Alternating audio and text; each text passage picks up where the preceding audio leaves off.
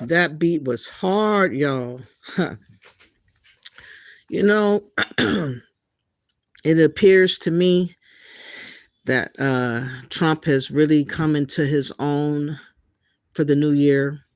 He is truly like letting it be known plain and clear without any misunderstanding where he stands moving forward with everything that he does or proposes to do. I did find him on an airplane giving an interview. I guess it's called Air Force One. And he just spelled it all out for the world to understand what he's doing. And he did not mince any words or bat an eye or nothing. So I want to show this first. And then I want to get into the fact that the Democrats are really trying to make Trump out to be the worst person ever. But the people are elated that they take what Trump did as a liberation of what happened or was going on over there in Venezuela and the causes for people to leave Venezuela. And I wanted to showcase voices of people that really broke it down from my understanding, because, you know, I don't typically look into other countries to know what is going on with them or anything, because I'm not there. I really don't, you know, care to, you know, consider it. But since this is happening and they're over here as well in America and they're just showcasing their truth, I feel like they should have an avenue to express themselves. And I'm going to do that so that we understand why the Democrats are full of shit, because they're basically without credibility. And they're trying to make more of an issue about the situation over there in Venezuela than the people are even trying to do. And they're being called out. They're basically being called out. How are you doing, Rare Bleat Nick and my dad? How are you doing? Thank you for being here. I appreciate seeing you. Please hit the like button if you could. I would greatly appreciate it. Yeah, let's first start off. This is going to be shocking to some. I did kind of review most of this video, and I'm telling you, it is going to be very shocking because of how bold he expressed himself. So just brace yourself, but take notice of what he says. And then right from there, we're going to go to the Venezuelan people to understand what they really feel like and how this is a special moment to them. It feels like the way they're trying to describe it, but let's go. Yeah, a little bit different. We have some good people. We have Senator Lindsey Graham. Hello, everybody. We have Howard Lutnick, Commerce. We have Steve Miller. We have a lot of people. We have Aaron. We have a lot of people. Go ahead. Hi, Mr. President. Have you spoken with any of the U.S. service members who were injured during that operation in Venezuela? Yes, we have calls into them. I'm going to speak. They're all in good shape. Can you detail what watching that was like when all of this played out in Venezuela and what Maduro was doing that moment? Well, I knew the possible danger. I mean, it was a very dangerous operation. It was amazing that we had a few injured, but all are in good shape right now. But I knew there was great danger. You got off a helicopter. The helicopters were being shot out. They got on the ground. They were amazing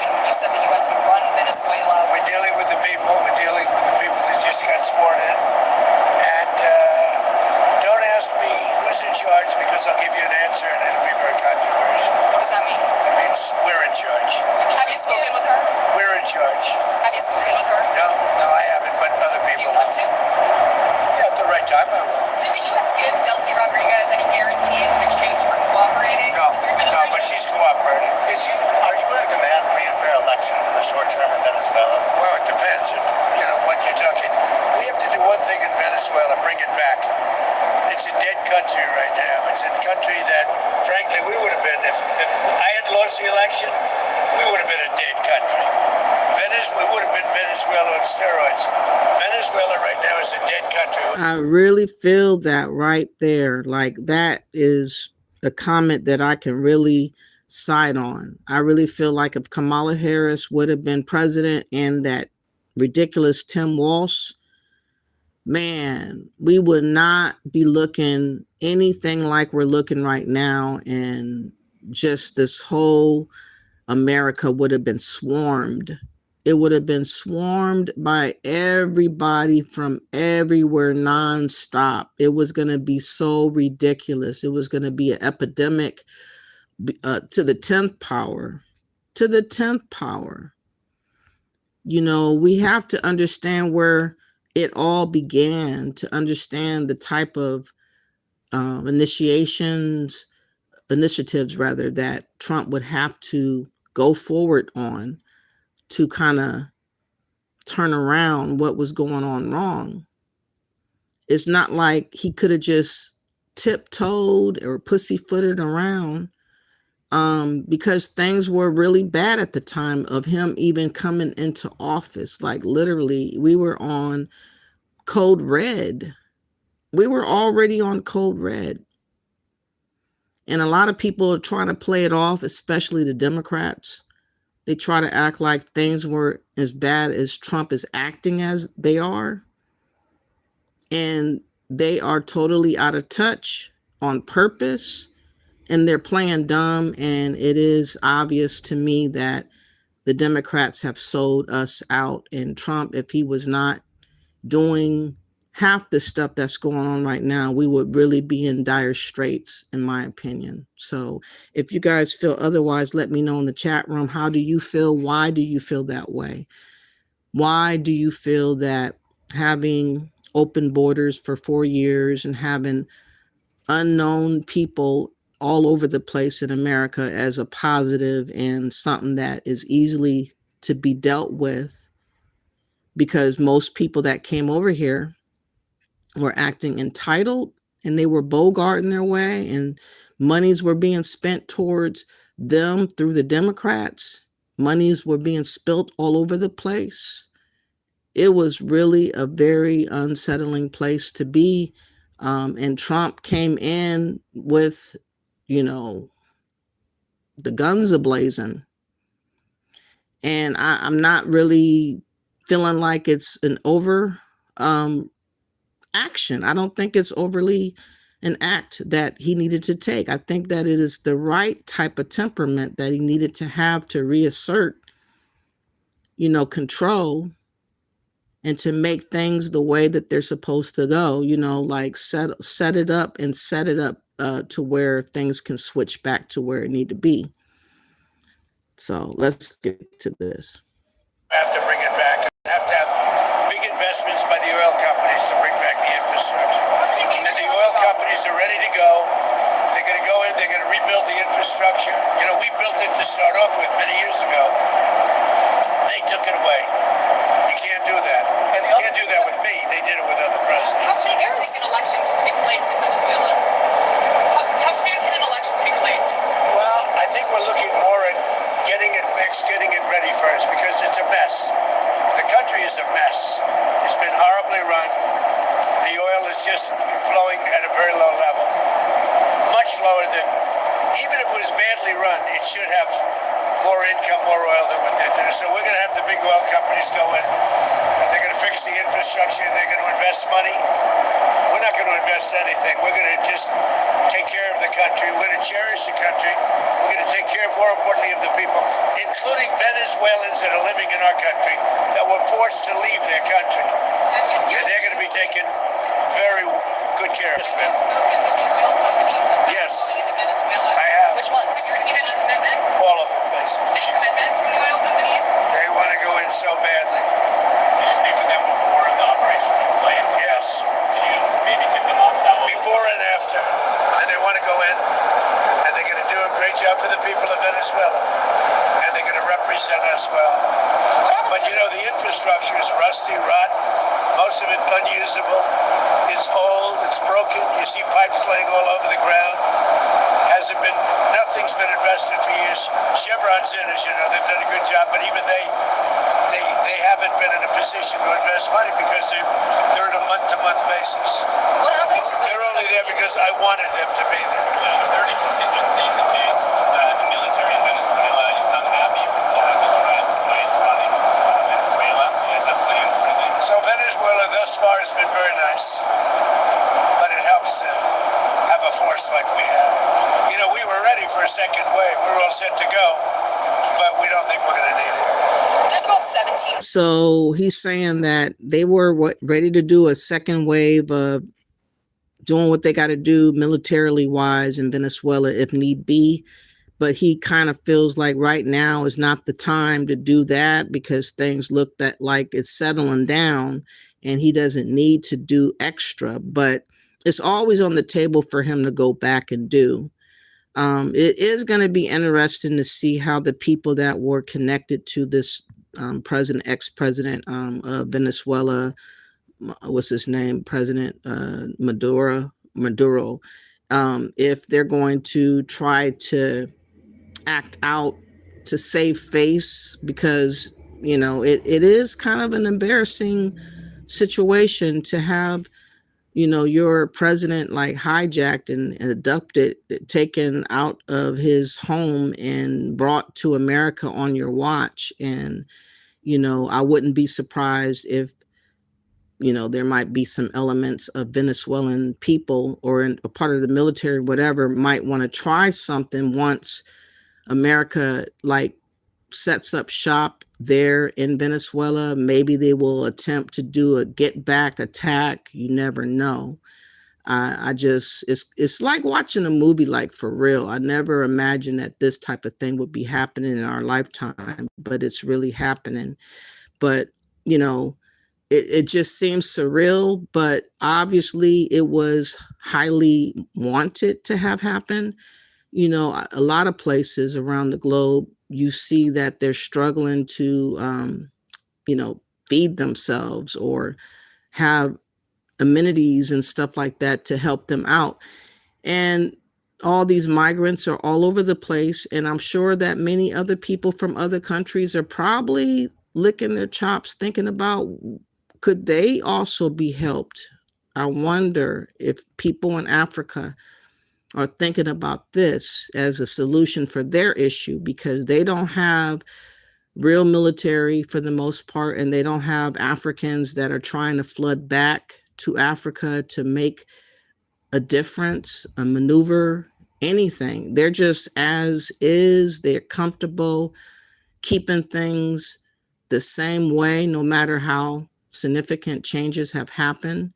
And I'm sure that the common people on the ground are looking around like, hey, if Venezuela going to get their shit together with Trump, why can't we want that for our situation too? I wonder if that's going to start coming out with people making videos about wanting their dictator or their president to be taken out or taken into custody or whatever like that. That remains to be seen. But let's get back to this. Billion worth of oil reserves in Venezuela. Is that going to be? You mean trillion? And is that going to be Did you something? say billion or trillion? I said billion. You said 17 billion? It's much more than that. Okay, so what is going to happen to those reserves? Well, we're going to run everything. We're going to run it, fix it. We'll have elections at the right time. The main thing you have to fix, it's a broken country. There's no money. There's inflation. Like we would have had, if I didn't win this election, we would have been Venezuela on steroids. Lindsay would know that. You might say something on that because we were talking before. We would have had a doubling up of very bad things that cost us a lot of money, like welfare, frankly. Can you imagine if America would have been switched into Venezuela Part 2? Like, he is basically saying that we were on the verge of pretty much entering into that way of life or life situation because of all of them coming over here and no control mechanisms and no don't know who is who and where they are. And of course, the Democrats weren't trying to do nothing about the conditions of all these migrants everywhere. So it was inevitable that it was going to get a lot worse if you keep having them come over and set up shop. So he's letting it be known that that was a possibility. And I think that that is a very good reason to respond and go to the source of where the issue is and stop the flood of ridiculousness on the end of Venezuela. And then you can manage what's going on in America better specifically. I think that's kind of how Trump is looking at this right now. We wouldn't have had jobs, and instead of having $18 trillion in, we would have had at least $5 to $10 trillion leaving the country. So our costs would have gone up, and all of the money that's, we're setting a record. It's long broken.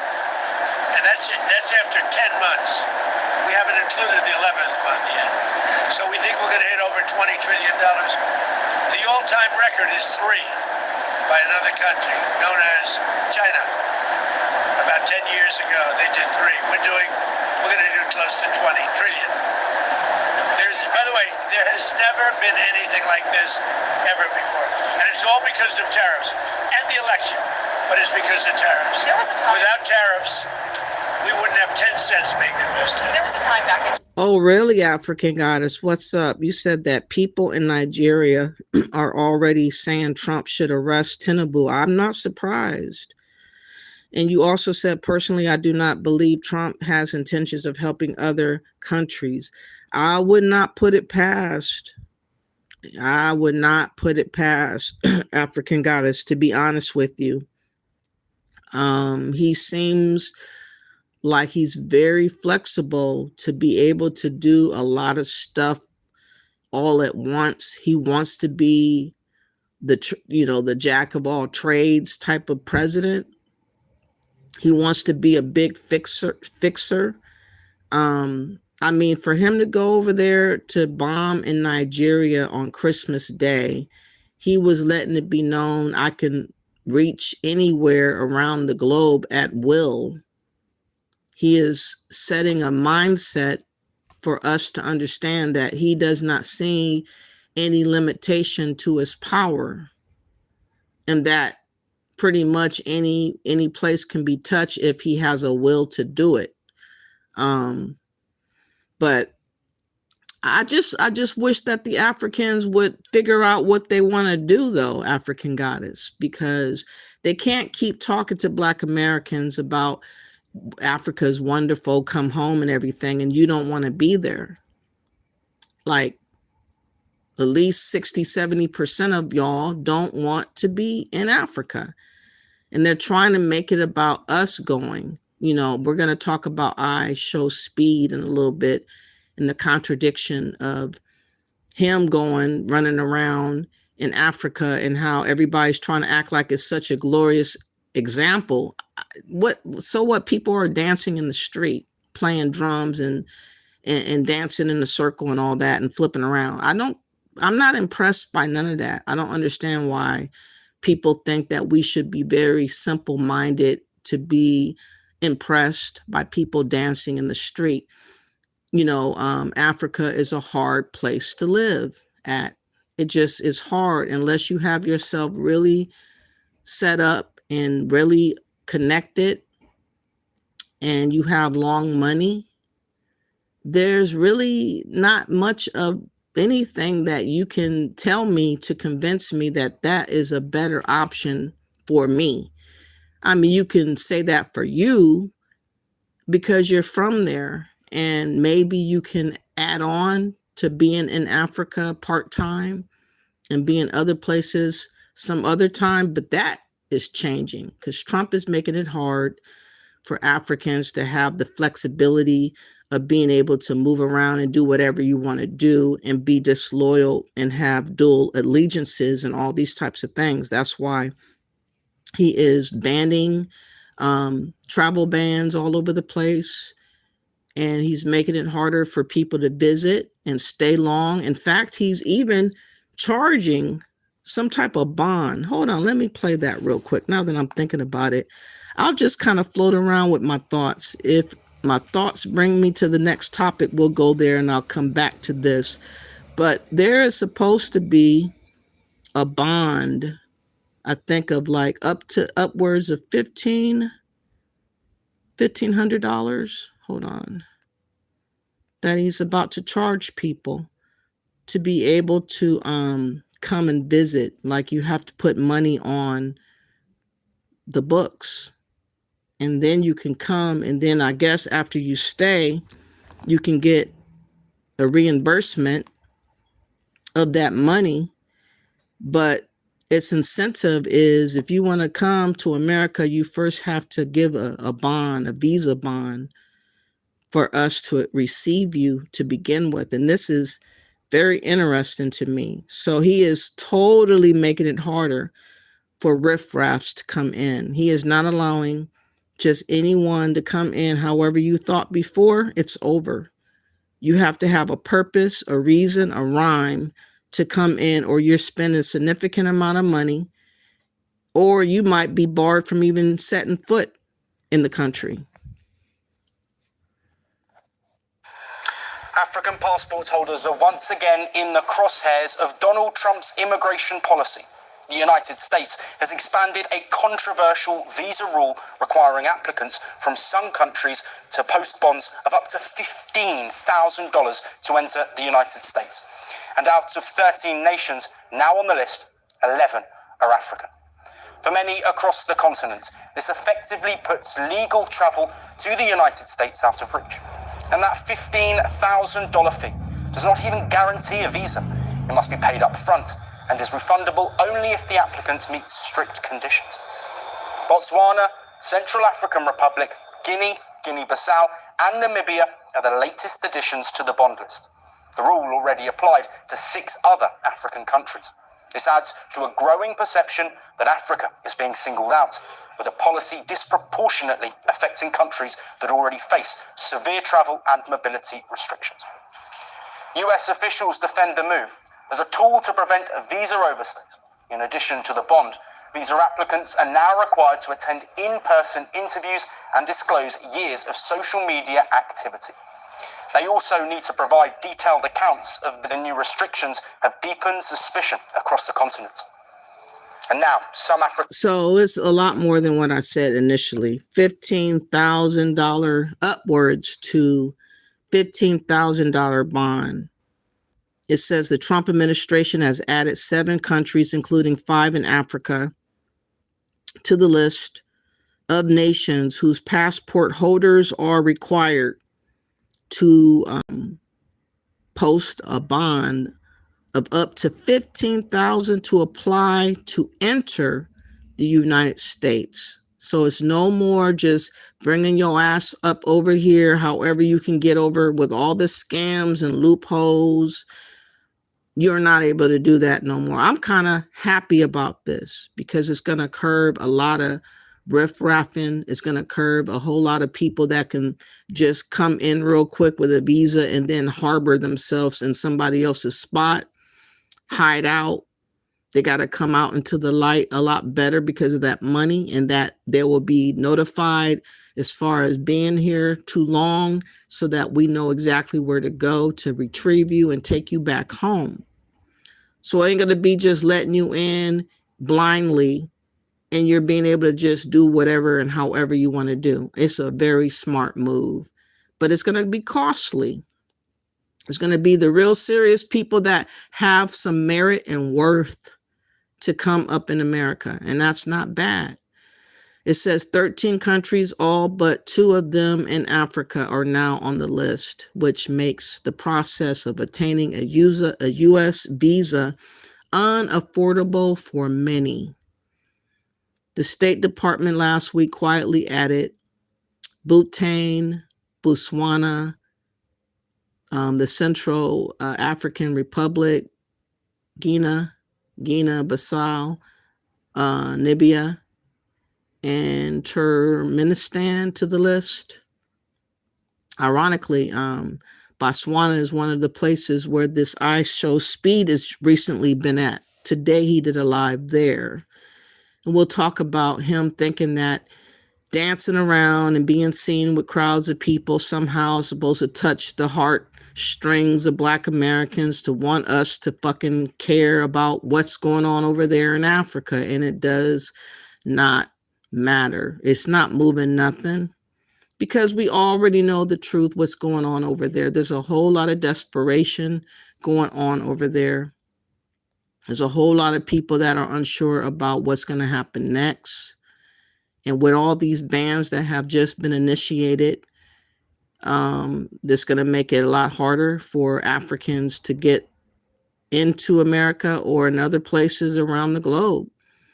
Nigerians are totally being shut out a lot of places. Everywhere you look around, Nigerians are being barred and banned.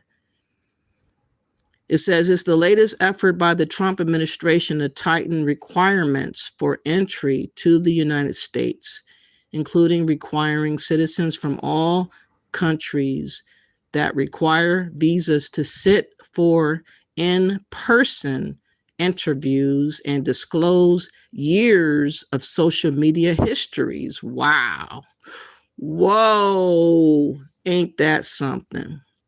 So all y'all that been on social media talking reckless about America, talking reckless about Donald Trump, talking reckless about Black Americans, you all have to disclose years of social media histories. Wow. And that's kind of good, because you have a lot of people that's into these Islamic extremist cells like Boko Haram or ISIS, Al-Shabaab, all these others that are out here. If you have any associations with them, of course, they're going to want to know about that. They're going to want to know if you hate America. They're going to want to know if you are talking crazy to various people. And a lot of y'all been talking crazy to Black Americans, and that is a big blow right there. Oh my God, that is a pimp move if I ain't never seen it. Wow. U.S. officials have defended the bonds, which can range from $5,000 up to $15,000, maintaining they are effective in ensuring that citizens of targeted countries do not overstay their visa. Yes, like training people to respect our land. Because before, anyone could just get in real quick with a visa and then they would go ghost. They would go ghost. They would just never be seen or heard of again. And they would just reappear like years later in some situation, criminally wise, or, in a car getting pulled over by cops or whatever like that. And then they were found out to be here for 10 years or whatever kind of time that they've been over their stay. And that's what a lot of people have been banking on for the longest time, taking advantage of America. Just imagine the millions and millions of people that have had a lifeline of doing that type of activity over here in America. Nobody imagined that they would ever be found out or tripped upon. Nobody imagined that. Nobody would pay any mind, because it's never been an issue ever before. And all of a sudden, like it was poof, Puff the Magic Dragon, Donald Trump showed up and said it is a problem. It's been a problem.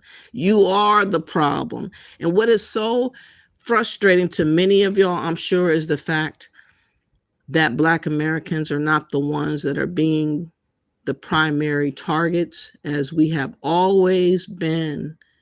We have been the target for the duration of life here in America. And for this whole year, for the first time, we have not been the target. And I know that is why a lot of people are trying to scramble about and try to make us be involved in Africa somehow with propaganda. So that Ishowspeed situation is bogus. Ain't nobody going over there in large numbers, especially now. So it was really pointless for Ishowspeed to be all on YouTube or whatever social media, showcasing himself all over the place in Africa. Who cares? We don't care. He says payment of the bond does not guarantee a visa will be granted. Oh, but the amount will be refunded if the visa is denied or when a visa holder demonstrates they have complied with the terms of visa. The new countries covered by the requirement join Mauritania, Sao Tome and Principe, Tanzania, Gambia, Malawi, Zambia, which were all placed on the list in August and October of last year. I'm not going to lie, that is not a bad idea to do, especially with everything that's been going on for so long. I don't think that people that are not from this soil have any rights to just expect to have access to America without any type of standard or restriction or something that you have to pass, like, or figure out what you're supposed to showcase. You have. Yeah, that's a good idea. You said, I think he wants to maintain control of resources and prevent countries trading with China, Russia without using the USD. You think he went in like that? That's a good idea. That's a good thought. You know, he is thinking on a lot of dimensions of thought. That's for sure. He is not taking it for granted as far as China and Russia. I'm sure. Okay, let me go back. But yeah, upwards to $15,000. Dang. Oh, you know what? Breaking news. It says, hold on, what is this? All right. What is that? Venezuela declares state of national emergency, armed, prepared to repel foreign aggression. According to this, January 5th, 2026, the government of Venezuela has declared a state of emergency that applies to the entire territory of the country. This decision was made after a large-scale U.S. attack on Caracas and other regions, which led to the capture of President Nicolas Maduro. Info Defensia reports. Defense Minister Vladimir Padrino Lopez issued a statement on behalf of the Army, confirming full support for the government decree. He emphasized that the Army remains united and cohesive in the face of external aggression. In an address on the state television, he called Maduro's seizure a cowardly kidnapping. A cowardly kidnapping. He added that this happened after the cold-blooded murder of a part of the Presidential Guard. The Bolivian National Armed Forces called on citizens to remain calm and avoid internal conflicts. The military leadership emphasized that the main task now is to ensure stability and order in the country. Sounds like a challenge to me. I'm pretty sure that when Trump gets wind of this, it's not going to sit pretty on what he's on. But it goes on to read that according to the official data, the U.S. attacks covered not only in Caracas, but also the states of Miranda, Araquia, and La Guaira. Both military and civilian targets were damaged, which led to the declaration of a state of emergency. The decree of the Commonwealth of Venezuela activates Article 338 of the Venezuela Constitution This allows the government to temporarily restrict certain freedoms, including movement and assembly, but at the same time guarantees the preservation of basic rights of citizens. Well, that sounds like a contradiction. Previously, U.S. Secretary of State Marco Rubio said that the main instrument of pressure remains the military quarantine blockade of oil exports. According to him, the sanctions and control over tankers will continue until Caracas opens the state oil company to foreign investment, especially American. U.S. officials have stated that they do not rule out further deployment of troops in Venezuela if it is in American interest. Rubio emphasized that the large-scale deployment of the fleet in the Caribbean will continue to block the regime's revenues. The U.S. Navy official also said that since the operation in Venezuela, there have been no significant changes in the composition of the U.S. naval forces in the region. Okay, so they feel that this is a state of a national emergency, and they are, in their opinion, prepared to repel foreign aggression. They are prepared to repel foreign aggression. I'm not quite sure if I am believing in that at all. How you doing, AI Smart Cities? You said mandatory immigrants and children should be enlisted in the military to work off their debt. Okay. Well, I mean, if they're going home, I think a lot of them should figure out how to go home. I don't think it's smart for us to be trusting everybody to come into the military, to be honest. Who else does that? I don't think there's too many people that allow people from all over the place to join in their military and trust them and think that they're never ever going to switch up and change their intention or maneuvering or how they're going to be in the service. I think that is some type of bad situation that would happen behind that. I wish that they would not allow people that come from other countries at a certain age to enter into the service. I would imagine if they were kids, if they've been in America since they were like 6 years old or something. But if they came 20, 30 years old and you would enlist them into the service in the military, they have other mindset at that point. They are having allegiances to where they were born. Why would you give to chance for trusting somebody in the military like that? I just don't think that's smart to do. You said, what's a mandatory immigrant? Yeah, what is a mandatory immigrant? Yeah, told you it was about resources, particularly oil. I'm not doubting that. That's for sure. I'm definitely not doubting that. But he goes on. I'm about to play the rest of what Trump had to say. So I'm pretty sure that he will get wind of this. Hold on.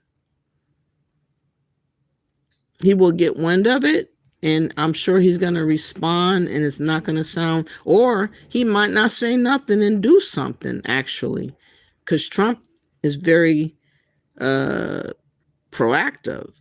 He ain't going to talk much. He's going to do a lot. He ain't going to say too much. So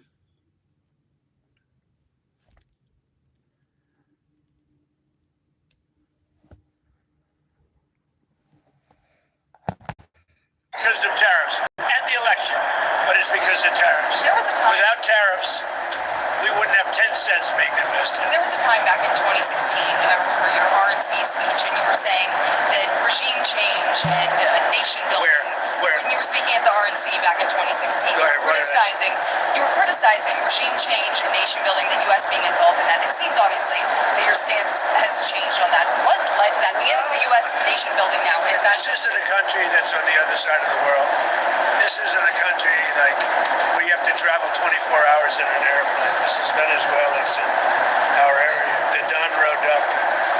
So is that what you would say, that we're in the business of nation building now? We're in the business of having countries around us that are viable and successful, and where the oil is allowed to freely come out because that's good. It gets the prices down. That's good for our country. Now, we have a very sick neighbor. It's not a neighbor, but it's close to a neighbor, and that's Venezuela. It's very sick. Colombia is very sick too, run by a sick man who likes making cocaine and selling it to the United States, and he's not going to be doing it very long, let me tell you. What does that mean? He's not going to be doing it very long. He's not doing it very long. He has cocaine mills and cocaine factories. He's not going to be doing it very So there long. will be an operation by the U.S. It sounds good to me. Secretary Yeah. Rubio mentioned. You know why? Because they kill a lot of people. Yeah. Secretary Rubio mentioned Cuba yesterday in his remarks. Does the U.S. have a plan to do something? Well, Cuba always survived because of Venezuela. Now they won't have that money coming in. They won't have the income coming in. You know, a lot of Cubans were killed yesterday. You know that. A lot of Cubans were killed. Do you know who any The bodyguards. No, they're looking, but there was a lot of death on the other side. No death on our side, but there was a lot of death on the other side, unfortunately. But a lot of Cubans were killed yesterday, trying to protect him. There's been protesters killed in Iran. You said we were locked and loaded, ready to go. What is the line there for when the U.S. is going to get involved in those We'll protests? take a look. We're watching it very closely. If they start killing people like they have in the past, I think they're going to get hit very hard by the United Can I States. just add That's- something? So when he first got elected in January, we met, biggest comeback ever. We talked about Is that really? I didn't feel it was a comeback, actually. so Because the first one was... the bottom line is we talked about a drug caliphate in our backyard. We had Venezuela, we have Cuba, we have Colombia in our backyard. And these three countries have been condemned ever since I've been in politics. Joe Biden put a $25 billion bounty on Maduro's head. Chris Smith, the day he got inaugurated, said, I hope Trump will hold Maduro's feet to the fire. You did. So what has he done? He's going to clear our backyard of a drug caliphate. Countries run by narco-terrorist dictators who murder, rape, send drugs into our country to kill thousands of our citizens. To my Democratic friends, you should be celebrating this. When bin Laden went down, I was the first to applaud President Obama. This was one of the most sophisticated military operations in the history of the country. What they were able to do was amazing. They knew we were coming. We had a good part of the Navy, and they were able to capture this man alive. No military in the world could have done it. And as to this commander-in-chief, he did something people talked about doing. You just wait for Cuba. Cuba is a communist dictatorship that's killed priests and nuns. They preyed on their own people. Their days are numbered. We're going to wake up one day, I hope in 26, in our backyard, we're going to have allies in these countries doing business with America, not narco-terrorist dictators killing Americans. This is a big frigging day. And everybody in the world is thinking differently than they were just a few days ago because of what you did. By the way, you mentioned something that's interesting. Lindsay mentioned bin Laden. I wrote about bin Laden 1 year before the attack at the World Trade Center. And I said, you got to go after bin Laden. It was in my book. And very few people want to say that, but it was in my book. You know that. We've actually talked about it.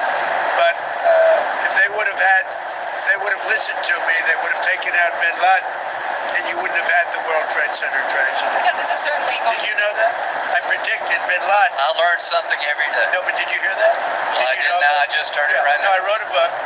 It was 1 year before the attack that the book came out, and it talked about, there's a whole page, a whole section dedicated to a guy named bin Laden who's a bad guy who you have to take out. So I'll get the book. But right after the election, he told me, I'm going to clean up our backyard. Now, this was before he took office. This is one of the president's priorities, is to make sure that people in our backyard, narco-terrorist states, will not continue to kill Americans without the number of people that will be alive today because Venezuela will be in different hands is going to be tens of thousands. This is something to be celebrated, whether you like him or not. Not just Venezuela. It's what's coming out of Venezuela in the form of ocean-going and Gulf-going and sea-going boats. Every time we knock out a boat, and we've done a lot of them, we did 3 over the last few days, they're very rare now. You don't see too many of them. But drugs by sea are... Man, let me see what you guys have to say real quick. I have to do increments of what he's saying because he's saying stuff so hardcore that I don't want it to like blow you guys' mind because it is a lot. And for people that are like highly sensitive and talking about, oh, humanity, and I don't know, people are really clueless or don't want to face reality as it is. They want to pretend like everything is superficial because it sounds good. And to hear Trump all the way through, it really makes him very extreme in the minds of many people. But we're going to break it up. I'll go back to that in a minute. But let me see what you guys have to say real quick. AI Smart City says, in our families, we all got at least 3 relatives fought for the military. Thank you all for everybody's services, because, for us to have our freedoms the way that we do, to be able to talk freely, to be able to be who you are or who you want to be, you have the freedom to do that here. You can't do that in so many other places. You will be unalived or you will be imprisoned for sure. And the military ensures that we keep those type of privileges and freedoms that people envy that we have. And I honor all military people because it's not easy to put your life on the line daily and freely, a willful sacrifice. It's, pretty much for people that you don't even know, to give up your life potentially to help other people that you do not know, and you're loyal to a cause that's bigger than you. Not everybody can say that, but a lot of people are benefiting off of that sacrifice. And I salute all the military people that are in the military for sure. AI Smart City says it should be mandatory that immigrants who have been here in the Civil Act bill was passed, that their offspring should be drafted into the military or be deported. Whoa. Wow. I never thought of it like that. You're more extreme than what I would be. I guess that does make sense though, but I don't know about that. But that is an idea, that's for sure. You just trying to make sure that they have allegiance to this country. You want to make sure that there is no sleeper cell among us. I understand what you're trying to do. Like if they are incorporated into the system for sure, and they are willing to fight for our country, then you know that they can't be traitors of us and backstab us eventually. Because you know what I'm finding? There are so many people that are immigrants that are in power now. Look at that mayor in New York right now, Zorhan, whatever his name is, and how he's running around. And plenty others are in power, and they have big ideas about socialism and communism and all this other stuff. They did not do the sacrifice, but they're willing to experiment with their ideologies here in America. And if they fail, oh well. They don't care about what could happen behind their failure because they don't have nothing to lose. And that's why I have a problem with immigrants becoming mayors or governors or presidents. I feel like if you're not of the soil at least 100 years or more, I would be very, very careful, especially if you've been here for less than 50 years, to be in any position of power. I think that you should at least be here 2, 3, or more in generations before you are given that, because I just think it's not good to just fork over power to people that can just backstab you real quick. I don't know why people allow that to happen.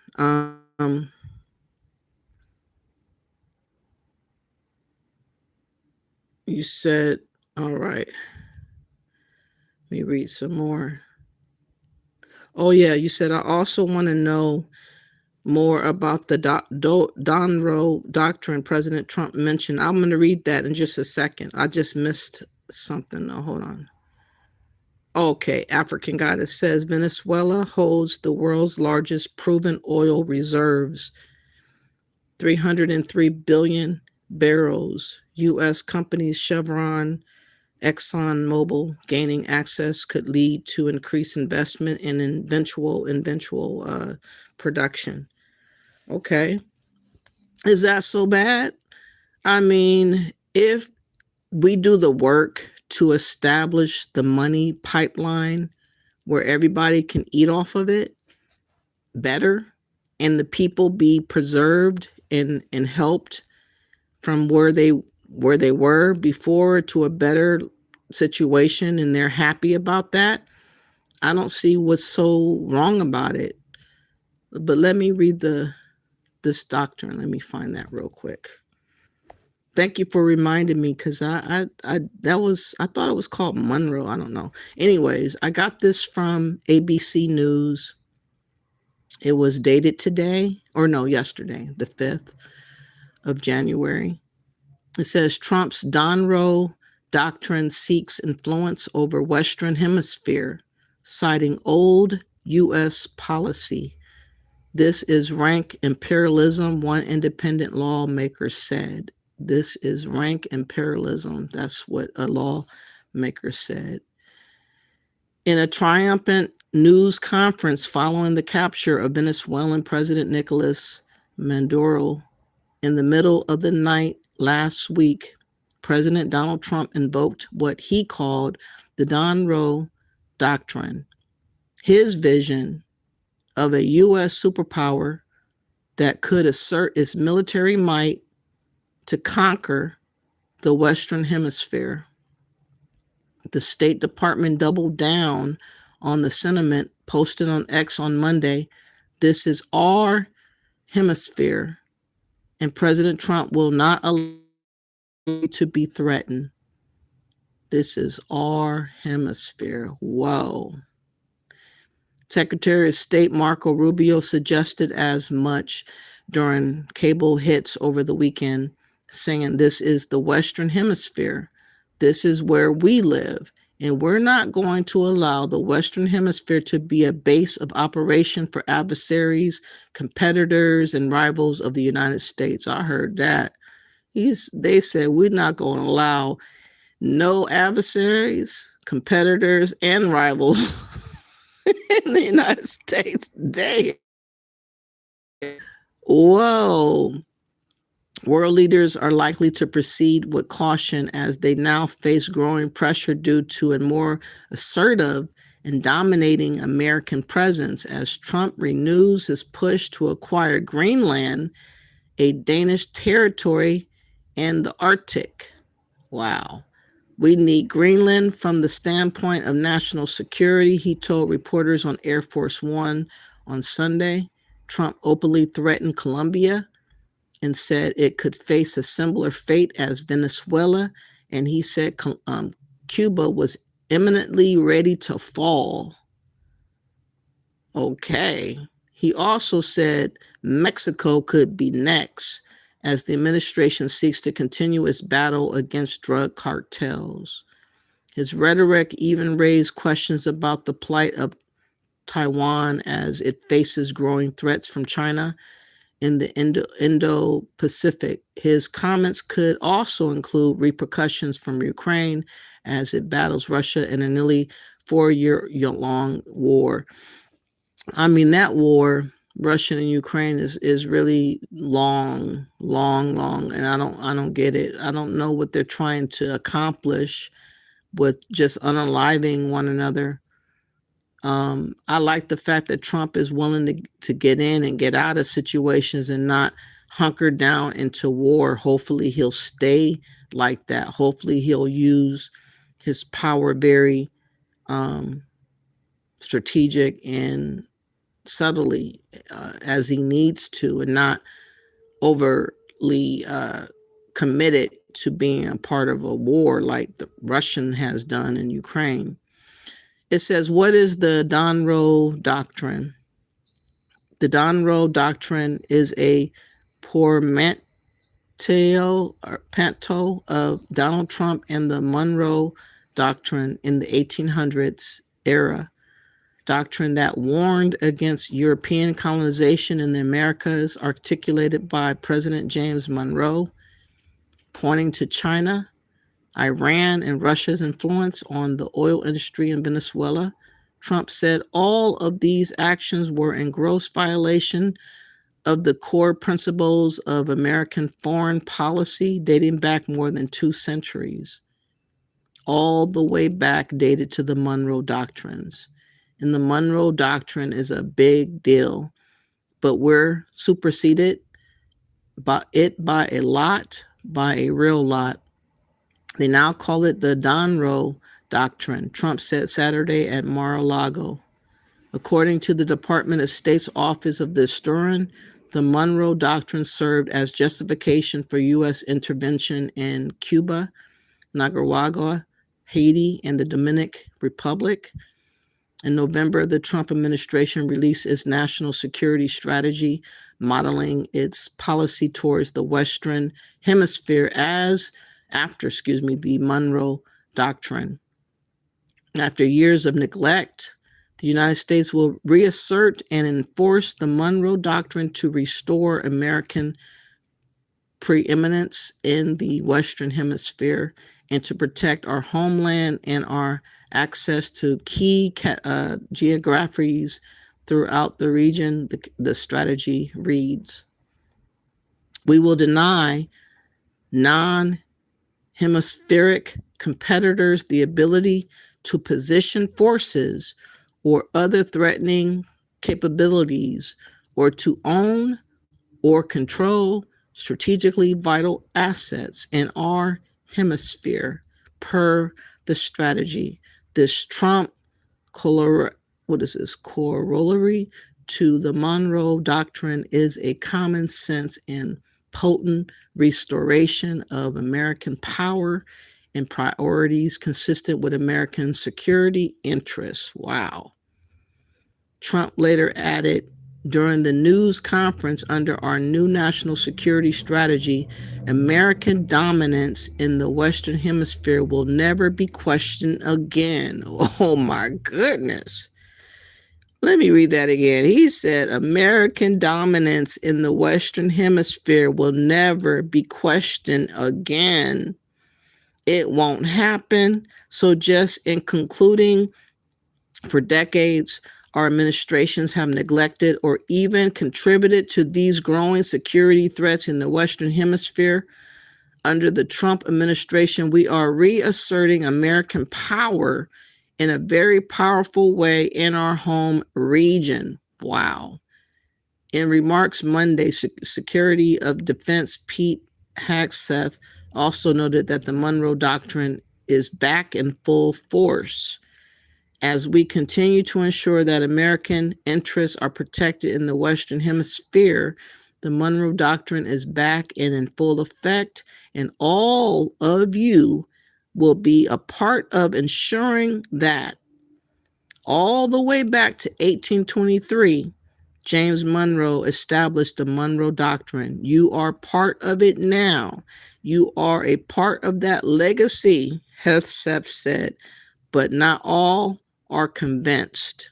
In a blistering statement, Independent Senator Bernie Sanders of Vermont decried the administration's brazen violation of international law, in capturing Maduro and suggested that this is a horrific logic of force that Putin used to justify his brutal attack on Ukraine. Trump and his administration have often said they want to revive the Monroe Doctrine, claiming the United States has the right to dominate the affairs of the hemisphere. Oh my goodness. They have spoken openly about controlling Venezuelans' oil reserves, the largest in the world. This is rank imperialism. It recalls the darkest chapters of U.S. interventions in Latin America, which have left a terrible legacy. It will and should be condemned by the democratic world, Sanders said. That's a lot. European leaders eye Washington warily. World leaders largely condemn Maduro's capture as a breach of international law, and experts have said it could have a chilling effect because of the message it sends that the U.S. no longer views international law as a binding constraint on its power. Denmark's leader warned on Monday that Trump's threats should be taken seriously after he repeated his desire to annex Greenland. Firstly, I believe that the American president should be taken seriously when he says that he wants Greenland. But I also want to make it clear that if the United States chooses to attack another NATO country militarily, then everything stops. That is, including our NATO, and thus the security that have been provided since the end of the Second World War. It's a tongue twister, World War. Of course, we will not accept a situation where we and Greenland are threatened in this way, Danish Prime Minister Mette Frederiksen said. Many analysts of the Trump administration's renewed national security strategy, which is now more aligned with the Monroe Doctrine, has said the approach is short-sighted and runs the risk of creating long-term backlash that could ultimately undermine U.S. interests and cooperation across the Americas, according to Adam Ritzlaff, founder and CEO of Pan American Strategic Advisor, a think tank focused on the Western Hemisphere. And that's the term, Pan American. Oh, shiznick. We constantly are bombarded with the term of Pan African. And the first time ever I have heard Pan American Strategic Advisors, a think tank focus on the Western Hemisphere. The Trump's administration's willingness to violate another state's sovereignty reinforces fears that Washington is increasingly open to reordering the international system along great power lines. Chris Herman and Asil Yadenisabis, senior fellows with the European Council on Foreign Relations said. Wow. From Greenland to Ukraine to Taiwan, European leaders must prepare for a strategic environment in which U.S. actions are less predictable, more unilateral, and increasingly shaped by domestic politics. Herman and Yadinabas said, adding that the U.S. pivot towards military interventionism in Latin America may also divert political attention and resources away from European security, while emboldening Moscow to pursue transactional arrangements with Washington over Ukrainian territory and resources. That's a lot. Okay, I'm going to try to read the rest of it since I went this far. Y'all might have lost me a little bit because I'm even a little bit lost. There's a lot been said. It's a lot been been inserted into this article. People's opinion about what they think Trump's doing, and they have an obvious bias to not want Trump to think the way that he's thinking with doing the Dunroe Doctrine. Whoever wrote this, apparently. All right, so from Greenland to Ukraine. Did I read that already? All right, I read that. And on Taiwan security, Herman and Adibus noted that while China is unlikely to replicate a similar military operation, Beijing may interpret Washington's actions as evidence of a more permissive global environment for corrosive tactics. Well, China is very, in my opinion, very sneakily and unpredictable. They play a long game, and it remains to be seen how they're going to respond. I don't know if we're really thinking about China, because they have been very, very quiet. But I think we should be looking to see what they're about to do. Is Africa going to be the next playground where a lot of this other maneuvering is going to happen? Because Africa is not protected. Africa is wide open, and China is over there all over the place. And I'm pretty sure that they want to make a stand and a statement themselves. So I wonder what that means to Africans and what that means to China in Africa. Because if they're being pushed out of the Western Hemisphere, China is going to want to go somewhere to make up for lost time and movement. And where else are they going to go but Africa? That's my opinion. You guys can believe whatever. Tell me what you guys think. If you believe that China getting frustrated by how Trump is moving, will they respond with a counter, with going to Africa to maneuver that way somehow? Or will they be bold enough to go to Taiwan and try to take over? Would they be bold enough and brass enough to say, hey, you did it, I can do it too? In recent days, China has dispatched air, naval, and rocket troops to conduct joint military drills around the island of Taiwan, a move Beijing called a stern warning against separatists and external interferences forces. Notably, the State Department issued a statement urging Beijing to exercise restraint and said China's military activities would increase tensions unnecessarily. Other experts maintain a return to the Monroe Doctrine could have a positive deterrence effect. They suggest the administration now has a unique opportunity to build upon its pressure campaign against Maduro to reestablish overwhelming U.S. strategic predominance in the Western Hemisphere by tactfully shaping a post-Maduro settlement that ensures extra hemispheric powers like China and Russia are excluded from meaningful influence in Caracas.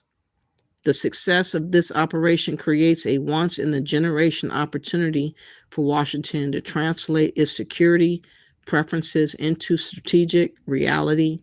Alexander B. Gray, a non-resident senior fellow with the Atlantic Council, said Gray served as deputy assistant to the president and chief of staff of the White House National Security Council during Trump's first term. That was a lot. The Dunroe Doctrine is no joke. It is asserting control and influence in the Western Hemisphere. Anyone near Trump intends to have a say-so in the matter.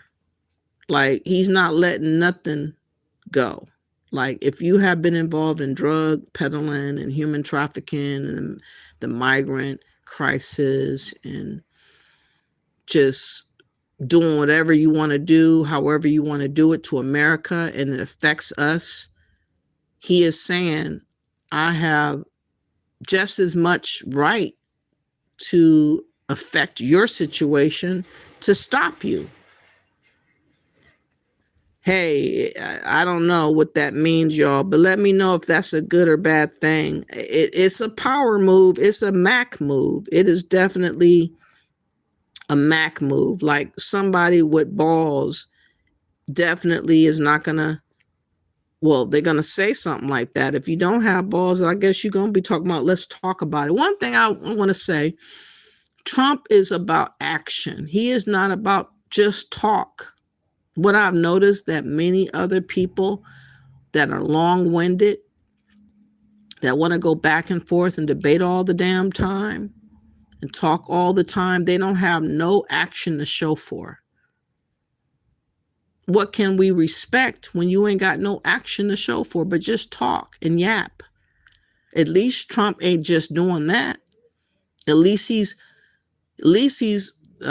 doing what the action calls for and talking about it to let us understand what he's doing and why he's doing it. It may not be the ultimate answer, the truth, because it's mixed. I think the answer is pretty mixed. I don't think it's just one thing that he's doing. It is a combination of things that he's doing all at once. I mean, it's pretty badass, man, if you ask me.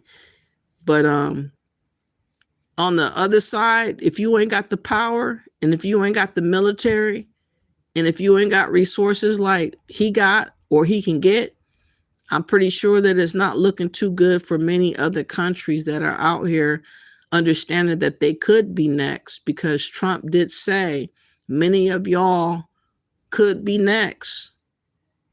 Wow. Let me see what you guys have to say, and then we'll go back to what he said. Exactly 100 years or more. That's what I feel.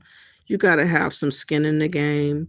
Not only that, if you got another place where you have allegiance to, a passport to, family in another country to, how in the world can you give them the keys to the city? How in the world could you give them the keys to power?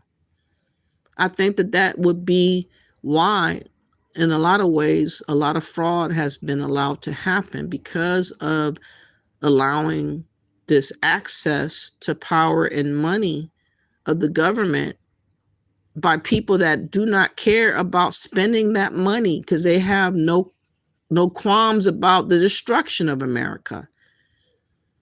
And he has to tighten every bolt. He has to go around tightening every bolt. He has to get rid of all the people that are not, their heart's not really in it.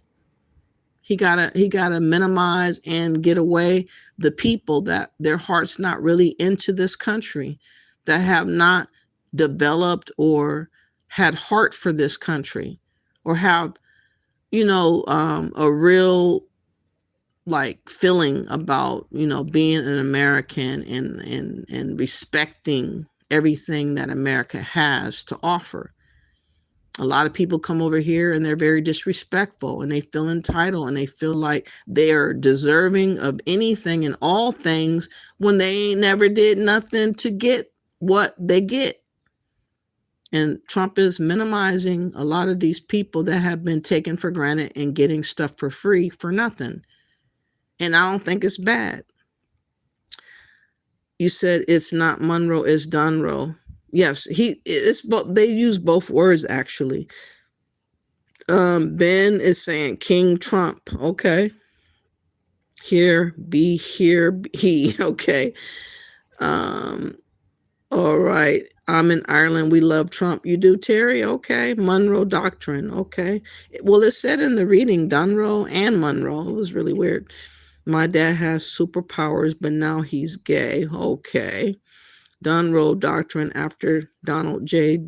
Trump the greatest U.S. president ever. He's starting to look like somebody that you cannot forget about. Definitely making history. I think the first, he wasn't as bad, but I think COVID really messed up his end, of course. That came from nowhere. He did not see that coming. There was nothing that he could do to really deal with something like that, that you didn't even understand how that disease or ailment was going to be like. But he has taken every opportunity to control every facet of everything in this presidency. And it's unusual because we've only seen presidents that have been told what to do. I think that maybe Trump is advised on what to do, but I think that he is willing to do a number of things that are that's not easy to do. That's not easy to do. So your dad's a power top? Oh, wow.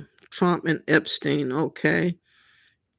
Apparently he is talking about going into Greenland now. Again, isn't there all sorts of minerals there? I don't know, but when I heard the people of Greenland, let me see if I can find that video.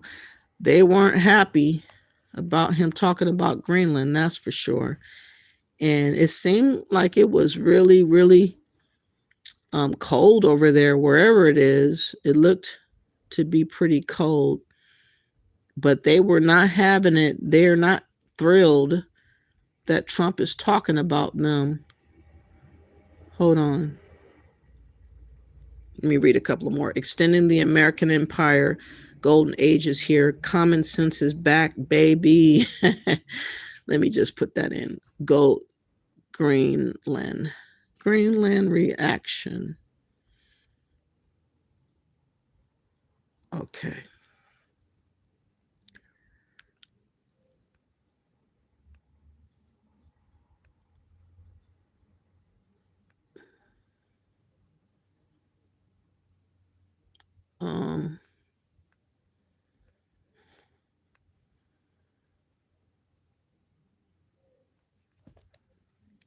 Saying NATO will collapse if the U.S. attacks Greenland. The warning coming as President Trump re-ups his desire to take over the island nation. Stephen Miller, a top aide to the president, telling CNN Greenland rightfully belonged to the U.S. and the Trump administration could seize it if it wanted. Denmark's prime minister saying NATO... I have another video where they really was talking about it, though. Hold on. But you know what? I've never been to Greenland. I've only heard the word maybe a few times in my life. And this is the first time that has really been talked about, to where I even remembered it. I was like, oh yeah, I remember hearing that place a long time ago, but it's never really talked about. But he made it very important to talk about. He made it very important to talk about. People are scared that Trump is getting too much power, but they weren't having no issue about Trump or Biden being a pushover. Like, I wish that people would just be balanced. Like, if you wanted to complain about Trump, that's one thing, but never to say nothing about Biden. And now you have all the words to talk about for Trump. It just makes me feel like you are not genuine, and you really don't care about America, because you're not balanced, not even slightly. That's what's wrong with Democrats. They're just haters of Trump. That's all they want us to be happy about, hating Trump. I can't get there. I cannot just hate Trump because this man is acting on actions and he's doing stuff that's never been done. But where we were was in a really bad place. I cannot ignore what I saw, what I was understanding, what was going on. I can't pretend like I can't go back and put the genie in the bottle. And a lot of y'all, especially Democrats, wants to pretend like everything was cool before Trump. Everything was good before Trump. Let you tell it. And it's like, how can you think this way? I'm so confused. Every time I have a good video that I want to show, somehow I don't find it. Anyways, let me read some more. You said extending the American or that and Canada. Yeah, he talked about Canada too. Yep, sister, amen. And still laughing about power top Terry. That was gold, Lord. U.S. and European oil companies developed Venezuela's oil fields and infrastructure in the 1930s. That's what I had heard. Terry also says Mudani gave Don all access. Big D said it live on TV. AI Smart City says, see them all oil tankers from Venezuela were heading to our ops to supply them. Oil tankers crossed the Gulf of America. Nah, homie, that's our shit now. He's the Don. Trump is not no damn joke. Kiss the ring. Okay, yep. They're trying to get close for any attack. Yeah, I think that we should not be trusting China. I know that they don't say much, but somebody that don't say nothing at all means that when they strike is going to be lethal. Because we don't know nothing about China. We don't know. All we know is that they are strategically moving here, moving there. They're everywhere, investing everywhere and building everywhere and getting their military. Sometimes they have police stations in Africa and other places. They are very, very scary in how they maneuver. They don't say nothing. They don't brag. They don't make announcements, but they're steadily doing a lot of stuff behind the scenes. And if you're not paying attention to them, one day they're going to outwit you all over the place. And in one swoop, they can just change stuff out of the blue. And I know that Trump knows that a person can maneuver like that. The Art of War. He wrote that, didn't he? And, you know, just the mindset of just being very quiet and being diplomatic, using money to get people to see things your way and build this and build that. And I mean, over time, you're amassing so much power, but you ain't said nothing about it. But Trump sees that shit. He sees that they've been lining up for a long time and they are about to do something. If you let them, they will. JFK would be proud, okay? And African Goddess says Trump may be good for USA, not sure about the rest of us watching to see what he does next. I'd rather have somebody with action and force than a wimp, than somebody that's scary and unsure or manipulated and controlled like Biden was, like Barack was. We didn't get nothing of any benefit to Americans when Obama was president. And I had to admit that when that happened. And when Biden happened, it was a disgrace. I was totally embarrassed to be an American. It was a disgrace to see how bad off America had become. And now Trump, in 1 year, y'all, 1 year, he has flipped this whole thing upside its head. He has totally flipped everything around. In 1 year. Think about that. Say what you like, but in 1 year's time, it took for him to do what he's doing. You said international law is a joke. Okay. Greenland has a direct route from Russia to USA security. That's what Trump said. Whom USA funds NATO, so not sure who will stand up to Trump. Yeah, that's a lot of money we've been spending. Terry says to restabilize the Venezuela people out of poverty, true oil America will make money, but also Venezuela. Sorry for my misspelling. I get it. Yeah, it's a even. That's how a relationship should be. You scratch my back, I scratch your back. I get rid of the bad people that are terrorizing you. I get rid of the inflation and the lack of security and the displacement of your people. I set you guys up in a prettier situation where you're more comfortable and accommodated. And then we get a little bit extra for our people over here to make our situation a little bit easier. That's how a relationship should be. A lot of people assume that America is supposed to just give without expecting anything and just be, we are the world and we all about humanity and everybody that are having issues, we're here to fix it. And we're not to expect anything in return. That's not a real relationship. That's not a real relationship. And most of the time when you have a relationship where you're always doing for somebody, they don't appreciate it. And then the first chance they get, they will backstab you and show you how they don't appreciate it. So it's best to get someone to respect you and what you're doing for them. And then you get something in return. And so it is a back and forth as a relationship should be. Period. Yeah, fell for the propaganda. No war, but class war. Okay. It's a chess game. Trump's Magnus Carlsen. I don't know who that is.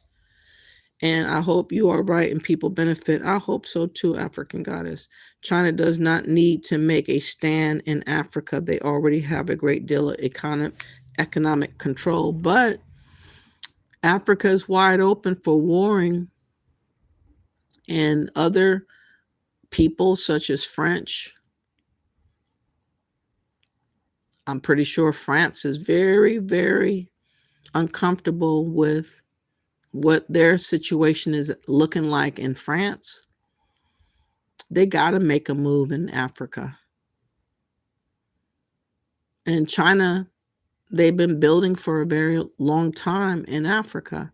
They've been making a lot of debt for Africans, a lot of debt that has to be paid back by Africa. This is why a lot of Africans are calling themselves talking to us as if we don't know what they're doing. They know, and I know, that many African places are in debt to China, the IMF, World Bank, and they're chumming up to us in hopes that we'll be a debt slave for them. And that's not a good way to have a relationship with anybody. I don't want to have a relationship with people that's trying to enslave me to debt. And you talking about brother and sister and putting your arm around me, and at the same time you trying to siphon anything that's connected to me. You know, if for y'all that don't know, the African Union, so-called, made a Region 6 attaching itself to so-called African Americans against our will, without our consent, claiming that our money is to be funneled to Africa to help build up Africa, claiming that we're to be beholden to Africans in Africa. And that's not going to work out, actually. That's not going to work. In fact, I believe eventually we're going to have to do a class action suit against the African Union. How dare they slap our name on any document claiming us? We're not property of Africans. I'm not a slave to any of y'all. It's rude for you to assume that you got it like that. If you got it like that, then get your other people that have migrated and fled Africa and retrieve them back. But you are skipping them people to see about Black Americans. You're not even asking for the Haitians to go to Africa. You're not talking to other Africans to go return to Africa. You're just bothering us. And that is so disrespectful.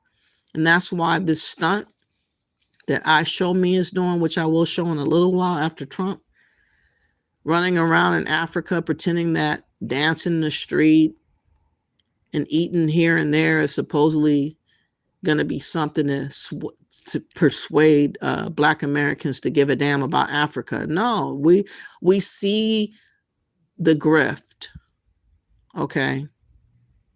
We all know that you guys believe that we are the sauce to help build your situation. But what you guys forget is that slavery, which is why we helped build America, was done by force. And if you guys intend to feel like you have this urge to force anything, you need to be forcing it on your people of your continent. The Africans on the continent don't want to be bound with the responsibility to do anything in Africa. They're trying to designate and volunteer Black Americans to care about their own plight. And it's not our plight to care. That's what Africans have to start understanding. I've been trying to be honest with y'all. I know many of y'all don't like me because I'm not worshiping Africa. I never have. I never will. I don't worship Africans. They've never done nothing for me to worship. I'm not putting anybody on a pedestal unless you're smart. But just because, no, I'm not doing all of that. I don't care to go to Africa because it's, in my opinion, unstable and unpredictable, and a bigger risk for Black Americans to attempt to do. And we have a lot to lose putting our trusting in Africa when there is no safety net for us over there. But many people still assume that we're supposed to be bedazzled with stupidity videos that we're never going to be bedazzled about. And I think that we should come together, Black Americans, and maybe write letters to Trump, also to the African Union, to the Black Caucus, maybe to a attorney general and other people, to alert them about our desire not to have no African, no Pan-African, no Black Caucus, no NAACP, no Pan-African. None of y'all have nothing to say about what Black Americans will or won't do. Worry about yourself, okay? Everybody has gotten together collectively to try to attach themselves to Black Americans, and I'm sick of y'all. I'm sick of all of y'all. And I'm going to expose y'all in just a minute. I'm just trying to be very diligent. I'm going to be on this video for as long as the video is going to run. We're going to get through a lot of stuff. I don't want it to just be about Trump solely, but it is about Trump too. But the fact of the matter is, people are expecting us as Black Americans to be bowing down to people that we don't know and we're not from. And most of us Black Americans are not going for the bullshit. And y'all gonna have to just wake up this year, or you're gonna get your feelings hurt. But let me go on with this, continue with this. All right, you said Libya is where they would strike if they went after Africa. Why do you think Libya? Oh, okay. You talking about the slave trade? Because they do have modern day slavery in Libya. I did videos about that before. Sheena, how you doing? Thank you, Sheena, for being here. I appreciate you. Terry says, I concur. African Goddess says, neither China or Russia did anything about Venezuela despite being close allies. Well, they were caught off guard, African Goddess. What can you do? What can you do when you have a president that went and kidnapped or hijacked or abducted or captured, whatever you want to call it, a president in the dead of night from his slumber and take his ass to America and his wife? What kind of response could you do that would make sense without giving way to your true intention? China is trying to play a long game, and they don't want to seem like anything. They don't want to give an impression on nothing. I don't like that at all. I don't trust that at all.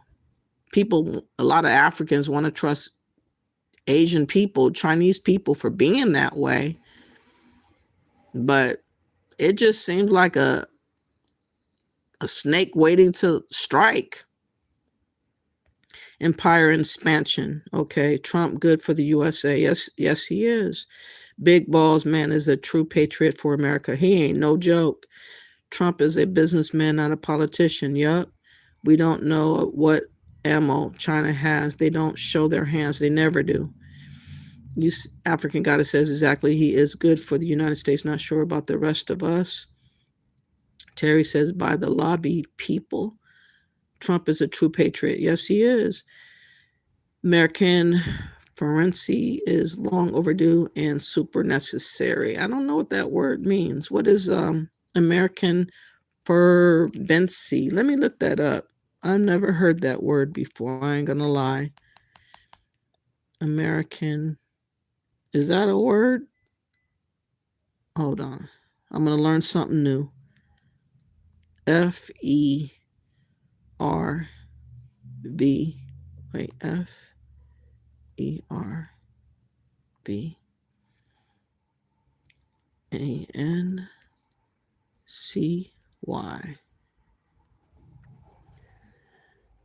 Okay, what does this mean?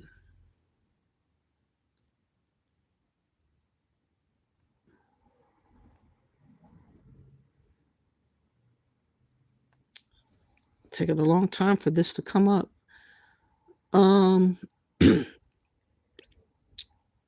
I ran across a really interesting quote on American culture, which was embedded in a discussion on jazz, but seems to apply quite well to American SF as well. Apparently, from 1961 to 1965, a British literary critic named A. Alvarez ran a show on BBC Radio where writers talked about the intellectual scene in the United States.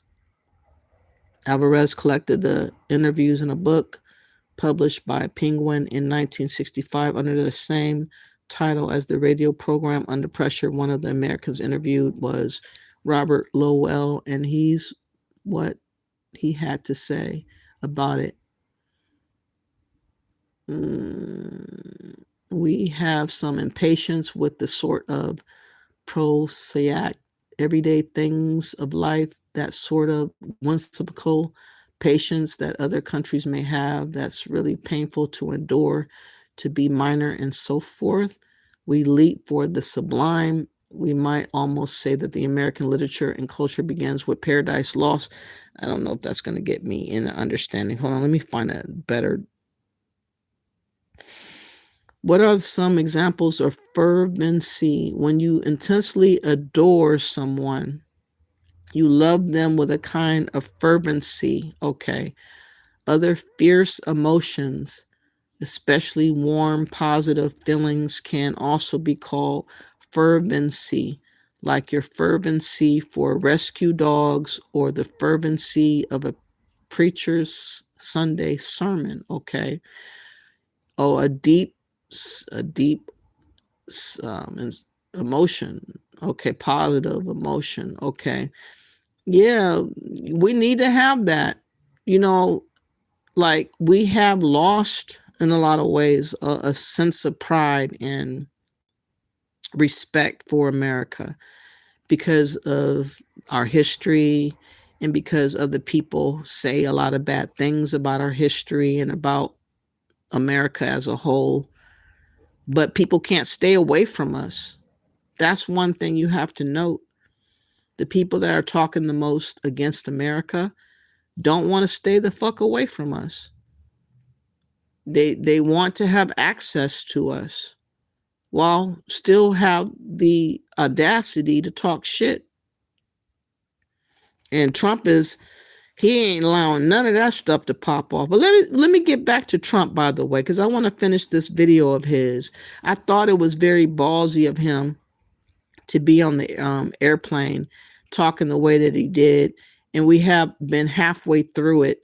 But I want to finish a great big portion of it. And then I'm going to talk about what you guys feel. Let me know how you feel in the chat room.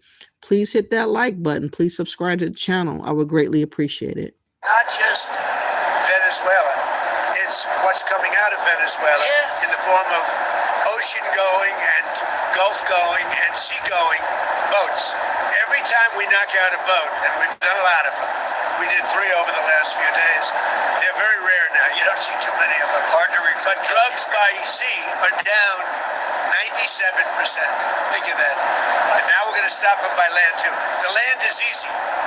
We had to do the sea before we did the land because it just works out. Yeah, you were just talking about the land, but it sounded like... And by the way, you have to do something with Mexico. Mexico has to get their act together because they're pouring through Mexico, and we're going to have to do something.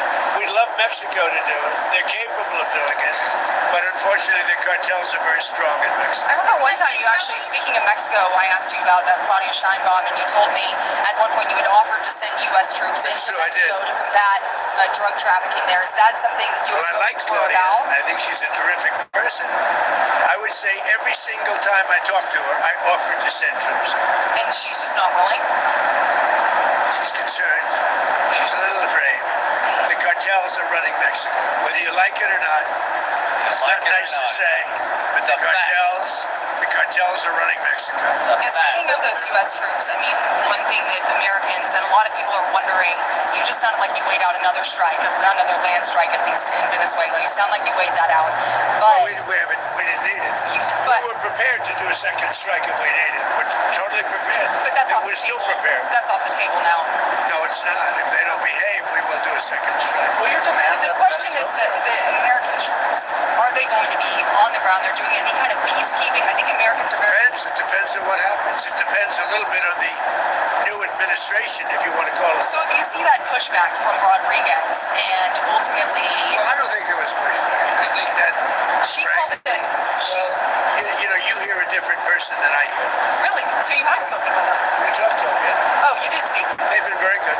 Because she called it kidnapping of Maduro. It's all right. It's not a bad term. Go ahead. No, are you going to demand that Delcy Rodriguez let opposition figures return or free any political prisoners?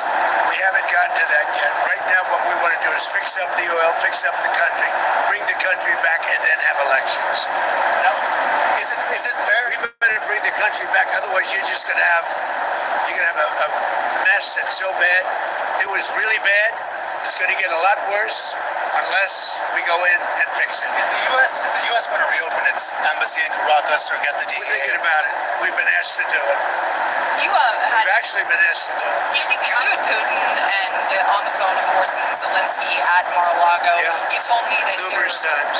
You told me that your New Year's resolution was peace on earth. Do you think that 2026, if you could set a deadline of when the Russia-Ukraine I don't do deadlines, but I would say that, like as an example, Thailand and Cambodia. Well, I was very proud of that. Wait a minute. And they started up again and they got it solved. Where does it I give myself 1/4 of a point for that. So now I'm 8 1/4 points because they started up Thailand and Cambodia and now it's okay. So where does it actually stand between Russia I think we'll have a deal at some point, hopefully in the not too distant. So I don't know if you saw the numbers just came out. 30,000 soldiers were killed this current month. And there was that intelligence. 30,000. 27,000 the month before. You and Senator Graham discussed additional Russia sanctions. We discuss it all the time. There's nothing else I talk to him. I don't consider him very exciting to talk to, except when we're talking about legislation. And we talk about legislation all the time. You think that's an exciting relationship? It's not. But we talk a lot about legislation, and we have great legislation coming. You want to tell? So the tariff bill.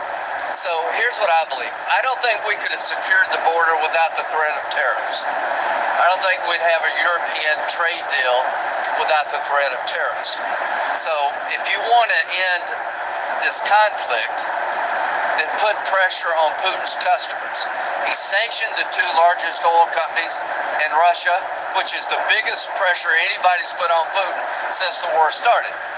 But we have 85 co-sponsors to give this president. It's hurting Russia very bad, the sanctions. Oh, yeah. So this bill would allow. And India also is pulling. Yes, sir. So you put a 25% tariff on India for buying Russian oil.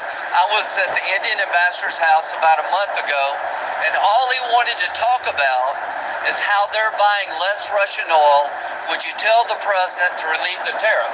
This stuff works. So I'm hoping we'll bring the bill up, and it's from 0 to 500. He picks the number. Nobody else does. But if you're buying cheap Russian oil, keeping Putin's war machine going, we're trying to give the president the ability to make that a hard choice by tariffs. I really do believe that what he did with India is the chief reason India is now buying substantially less Russian oil.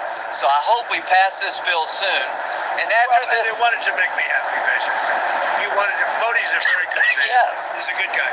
He knew I was not happy, and it was important to make me happy. They do trade, and we can raise tariffs on them very quickly, and it'll be people are very afraid bad of that. for them. All of that to say, you told me you were very thrilled. And I'll tell you something, the Russian economy is lousy, but what's really lousy is the Venezuelan economy. The Venezuelan economy is, I think, the worst economy I've ever seen. If you look at inflation, things are doubling every day. Stolen money. It's a disaster. We got to fix the country fast. President Trump, are there going to be any more? You said the oil companies are going to go in there. Are there any other companies that you've talked to about dealing with Venezuela? Maybe Mr. Lundin could talk about that. Are there any other corporations, entities outside? Any outside of the oil business. Like who? Well, the oil business, yes, but outside, yes. Howard, you want to They have steel, you have minerals, right? All the critical minerals. They have a great mining history that's gone rusty. So steel, aluminum, but minerals, I mean, this is all, it's a rich, it was once upon a time one of the great economies and cultures of the world, and it was destroyed, and now President Trump is going to fix it and bring it back for Venezuela. but it's not easy. It's really gone bad. Any rare earth? But it's got potential. What? Maybe any rare earth minerals? They have rare earth, but everybody has rare earth. Rare earth is not rare. What's rare is the processing. We got We're almost doing something. processing plants. That's right. There's no such thing as rare earth. The rare earth is everywhere. What isn't everywhere is the processing of rare earth, and we have a lot of places going up right now. One thing we haven't heard you specifically react to is the Minnesota fraud that we've seen play out. Well, it just doesn't get worse. I've reacted. It's almost not even believable. This very stupid, low IQ governor, he's a very stupid man, because, I had a campaign against him with JD. And he's a stupid man. And he's a corrupt politician. And the Somalians are ripping off our country to the tune of, looks like $19 billion, but that's only what they can find. So usually when you look at it 19, that would mean it could be 50. But the numbers are astronomical. Think of it. They have a dead country. They don't have government. They don't have anything. They don't have a military. All they do is run around shooting people and trying to capture ships. We don't let them take ships anymore. You know why? We use the same exact missile on them that we use on the drug carriers. And it's very effective. So, You notice there's nobody capturing ships anymore? Because as they head out to go capture the ship, and the ship doesn't want to fire back because it's very flammable stuff in many cases. And the insurance companies don't want, because they built $1 billion ship, and they don't want anybody firing rockets into the ship. But we're hitting them so hard, and it's very similar. Same missile system. It's called deadly accurate. And did you notice that ships aren't being taken anymore? The pirates are. That's right. I hadn't thought about The that. pirates aren't. Well, no. No Somali It's pirates. actually very easy. They head out. We say, guess what? There's pirates. Bing. That's the end of the pirates. The shipping business is coming back because, see, these are little things that we're doing, and I'm doing it not just for American ships. I'm doing it worldwide. is we don't want ships taken by Somalia pirates. But what they are doing is they're stealing money from the American taxpayer. And every one of them should be forced to leave this country, including Ilhan Omar, who's a total crook. And she's one of the leaders of it. Not the only, because she's not that smart. But think of it. $19 billion at least they've stolen from Minnesota and from the United States. It's actually more from the $19 billion he is alleging that the Somalian people have scammed. My goodness, if it is true, they need to get gone. They have abused the system. They're not here to be really an American. They're here to take over. And if it's the way in which he describes and it's proven, they got to get gone. I don't care where you go, but you got to go. Okay? United States, because Minnesota puts in, and we're not going to pay it anymore. We're going to have Waltz go pay. We're not going to pay them, and we're not going to pay California, and we're not going to pay Illinois with that big slob of a governor that they have that doesn't want to. You know, we brought down crime by 25%. He didn't do anything. He's not doing anything. But they want us to leave. He had a day where they had 17 murders not too long ago. 17 murders and 77 people shot. But 17 died. And then he talks about, we can handle it. He can't handle it. But we pull back and we'll go in at the appropriate time. But we're the ones that brought the crime down. We brought it down 20%. They didn't bring it down. Pritzker didn't bring it down. Same thing with Gavin Newsom. If we didn't go in to Los Angeles 7 months ago when they had the riots, even the police commission, the head of the police, said if we didn't have the federal government go in, we would have lost total control of the city of Los Angeles, and they would have had to cancel the Olympics. Think of that. Speaking of Los Angeles, the National Guard, you pulled out the National Guard out of Portland. We did. In Los Angeles. And you know what? You know that Portland, we got it down to almost no crime. You know that? But we pulled it out. We had a Supreme Court decision. We can go back. We're allowed to go back in. But we'll go back in when the crime starts. Look, the crime will soon start because they now know that we're out. And at the appropriate time, we'll go back in. And we may, if we're allowed to, the most powerful thing we haven't used, the Insurrection Act. You're considering using the insurrection? I've always considered it, but we haven't needed it anywhere. 48% of the presidents of this country have used it. Bush used it, I think, 22 times. Insurrection Act. We got to figure out what that means before I go further, because I don't know what that is. Hold on. Insurrection Act. He's throwing out a lot of stuff that was way back when. He's utilizing everything from way back when. Let me see.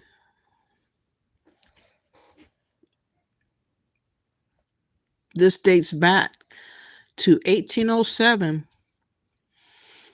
The Insurrection Act of 1807 is the U.S. federal law that empowers the President of the United States to nationally deploy the U.S. military and to federalize the National Guard units of the individual states in specific circumstances, such as the suppression of civil disorder, of insurrection, and of armed rebellion. Okay, let's see if I can get some more information. Hold on. Wow.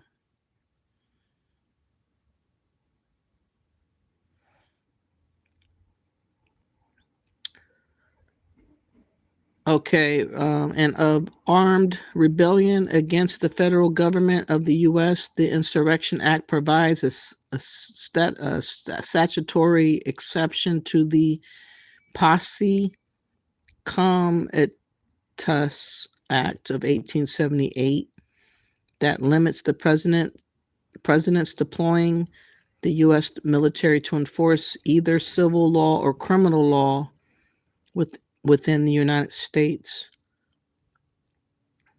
After invoking and before exercising the powers authorized under the Insurrection Act, Title 10 U.S.C. 254 requires the publication of a presidential proclamation whereby the U.S. President formally orders the dispersion of the peoples committing civil unrest or armed rebellion. The Defense Department guidelines define Homeland Defense as a constitutional exception to the restrictions of the Posse Comitatus Act.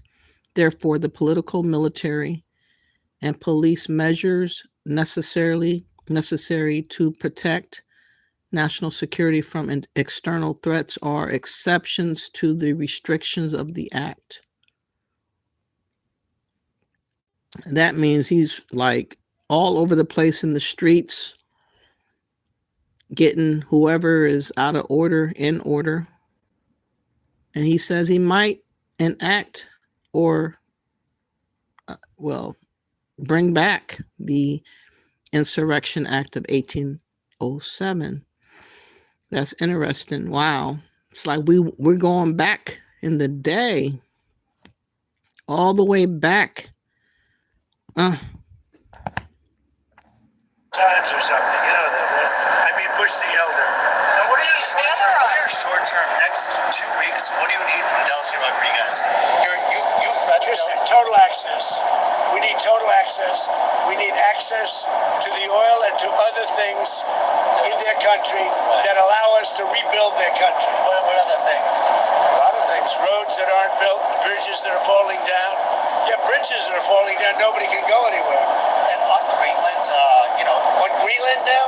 Yeah, well, on Greenland. How did we come up to Greenland? So, do you expect to take an action against Greenland? Well, I don't want to talk about Greenland. Let's talk about Venezuela, Russia, Ukraine. We'll worry about Greenland in about 2 months. Let's talk about Greenland in 20 days. On Venezuela, we talk so much about energy. By the way, I will say this about Greenland.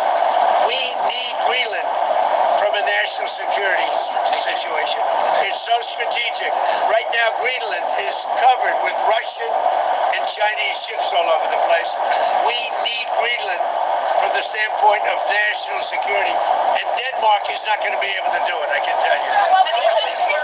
You know what Denmark did recently to boost up security in Greenland? They added one more dog sled. It's true. They thought that was a great move. What would the justification be for a claim to Greenland? I don't want to talk about Greenland now. I just say this. We need Greenland from the standpoint of national security. And the European Union needs us to have it. And they know that. I think there's some concern that the operation in Venezuela will affect your relationship with Xi Jinping in China. No, I don't think so. I have a very good relationship. We have the power of tariffs, and he has other powers on us. Are you still planning to travel to see him in April? Yeah, I'll be going in April. I think there's some confusion from Americans and maybe the community in the world when it comes to what you said about Rodriguez earlier today in a phone interview. You said that she would face the same fate, if not worse, than Maduro. But it sounds like you're talking to her on the phone and wanting to work with her. My people are And just the you same. are considering her in power. Can you just clarify where you stand on Delcy Rodriguez right now being in I don't power? have to tell you. I just say that she will face a situation probably worse than Maduro. Because, Maduro gave up immediately. So she could also He raised his hand, he gave up. And he did the right thing, but he gave up. So we were so effective, and it was so fast and violent. It was very violent. But we were so effective, he raised his hands, he gave up. What was the most violent moment I don't want to tell you.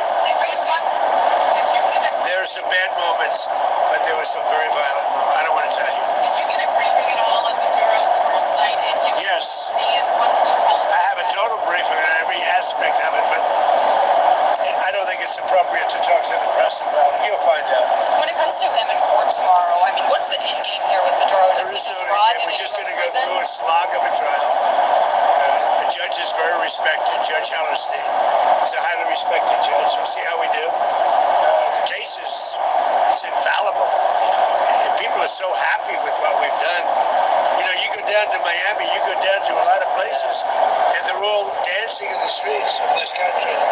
Yes, yes, yes, y'all. Let me play some of that. Let me play the reactions of the Venezuelans. I did find a couple of good people that really broke it down, because again, I don't know what it feels like to be in a country you don't want to be in where you were born. I don't know what it means to be scared out of being there and seeking refuge in a whole nother country because you're scared for your life, or you can't maintain in the country where you're from. There's so many other people today that have that storyline that, praise God, Black Americans have never ever had to face that situation. And I think that that is why a lot of people like target us so much, because of the jealousy of us being protected here in America. And they wish, in my opinion, that we would share in the festivities of what they're going through. And it's sad, because our ancestors enabled them to be able to come over here in the first place. But like I said, people that don't earn nothing, they get entitled, and they feel like whatever we get as Americans, they think that they should have as well, when they have never earned nothing and they don't mean anything to the history of America, and so forth and so on. That's why there's a push to try to claim Black Americans and try to minimize our Americanness, trying to liken us to being equivalent or similar to immigrants. And I reject and denounce that bullshit. We are not immigrants, and we are not visitors as you would hope we were. You are. Many of you immigrants are visitors, and you're mad that you are and we're not. And this is why everybody's trying to tell us to give a damn about Pan-Africanism and talking about Africa all over the place. And we're going to get to that topic in just a second after we get to this. This comes from LV Nation, and he has a very good guy that is a Venezuelan that is going to break down and show, well, not show, but tell us to make it like, he has a very vivid way of expressing himself. And this is one of the best explanations that I found on YouTube. So please hit that like button. Please share, subscribe. Thank you in advance. I know he was directing this at people like, just like Rachel Maddow, right? Again, white liberal women. And man, what he says here, you guys got to listen to this. Right directed at Rachel Maddow. This Marxists in the United States of America, they talk about socialism and they talk about communism. And a lot of these Democrats sitting down in the U.S. office, me as a Mexican, I can tell you, all these white privileged liberals, they have never lived in a third world class country. They have never lived what we have lived. They have never experienced narco-terrorism, dismembered bodies, decapitated heads, extortion, kidnappings, missing women and missing people, extraction of organs. They have never experienced what is a dictator in a regime transforming out of socialism. And in your political language, it is all the fault of the sanctions and the embargo. All of that. That's what you use.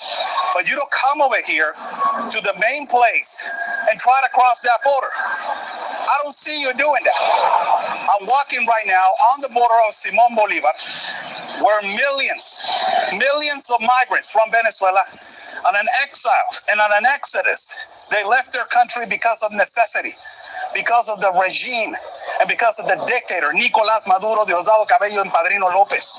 Because of those three, they control the factions like Cartel de los Soles, Tren de Aragua, and all the regimes. They have basically destroyed the peace of the Venezuelan people. All of you that you pandered to the narco regime of Nicolás Maduro, you have never walked the Darien Gap and suffered the consequences as the Venezuelan people have. But you advocate for a dictator, and you advocate for a guy that is basically punishing and torturing their own people. Right here, I'm standing In the middle of this bridge, where it's the limitations between Venezuela and Colombia, I'm going to go all the way to the limitation. So you will have the goal challenging you.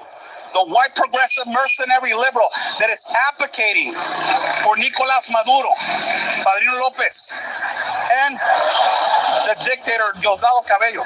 I'm challenging you to cross this line with your white privilege liberal agenda. I'm challenging you to come over here and have the balls to cross over here and see what happens to you with this dictator. Oh man, Oscar Blue, brother, I've had you on the show before. I'd love to have you on again to talk about all of this, because you have been just such a great example. Wow. Look, I'm gonna be honest with you, bro. I'm not sure if he's a dual citizen. I'm not sure. I know he lives in Mexico.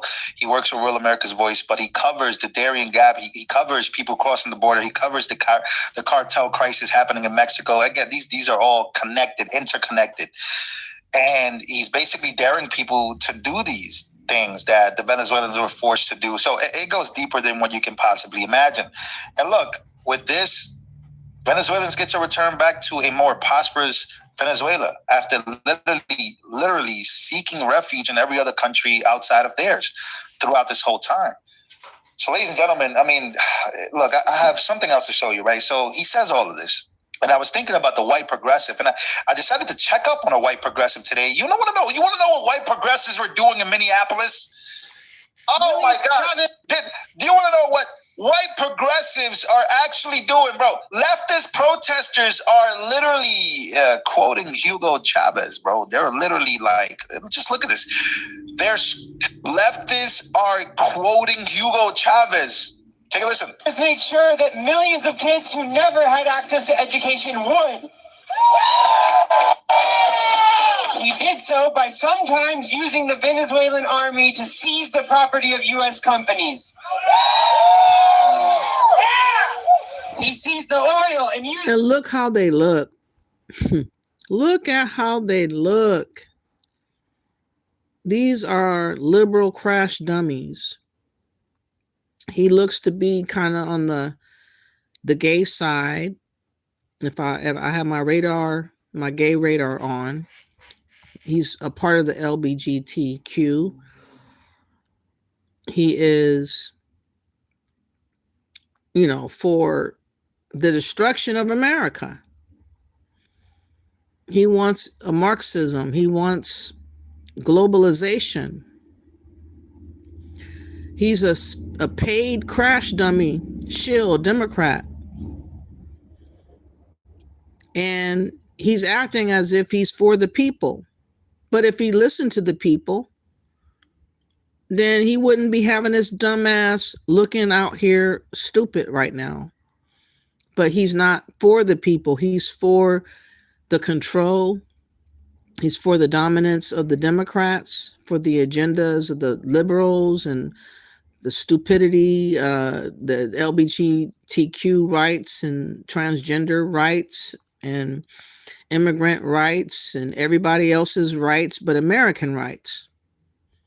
That's the side that him and the Democrats are on. Everybody else but Americans side.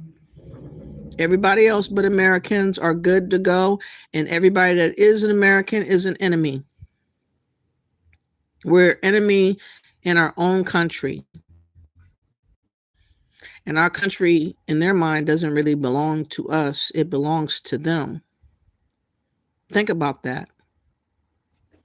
Got money for the Venezuelan oil, nationalized the oil to pay for social services.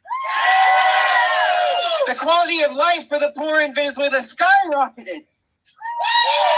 And today, the U.S. empire bombed his grave. They want to destroy the memory of the hero Hugo Chavez. Oh, snap.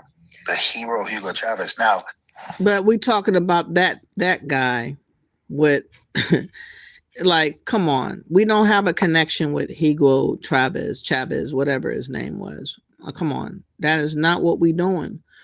I want to play one more Venezuelan person that's breaking it down, and then we'll go back and finalize what Trump had to say.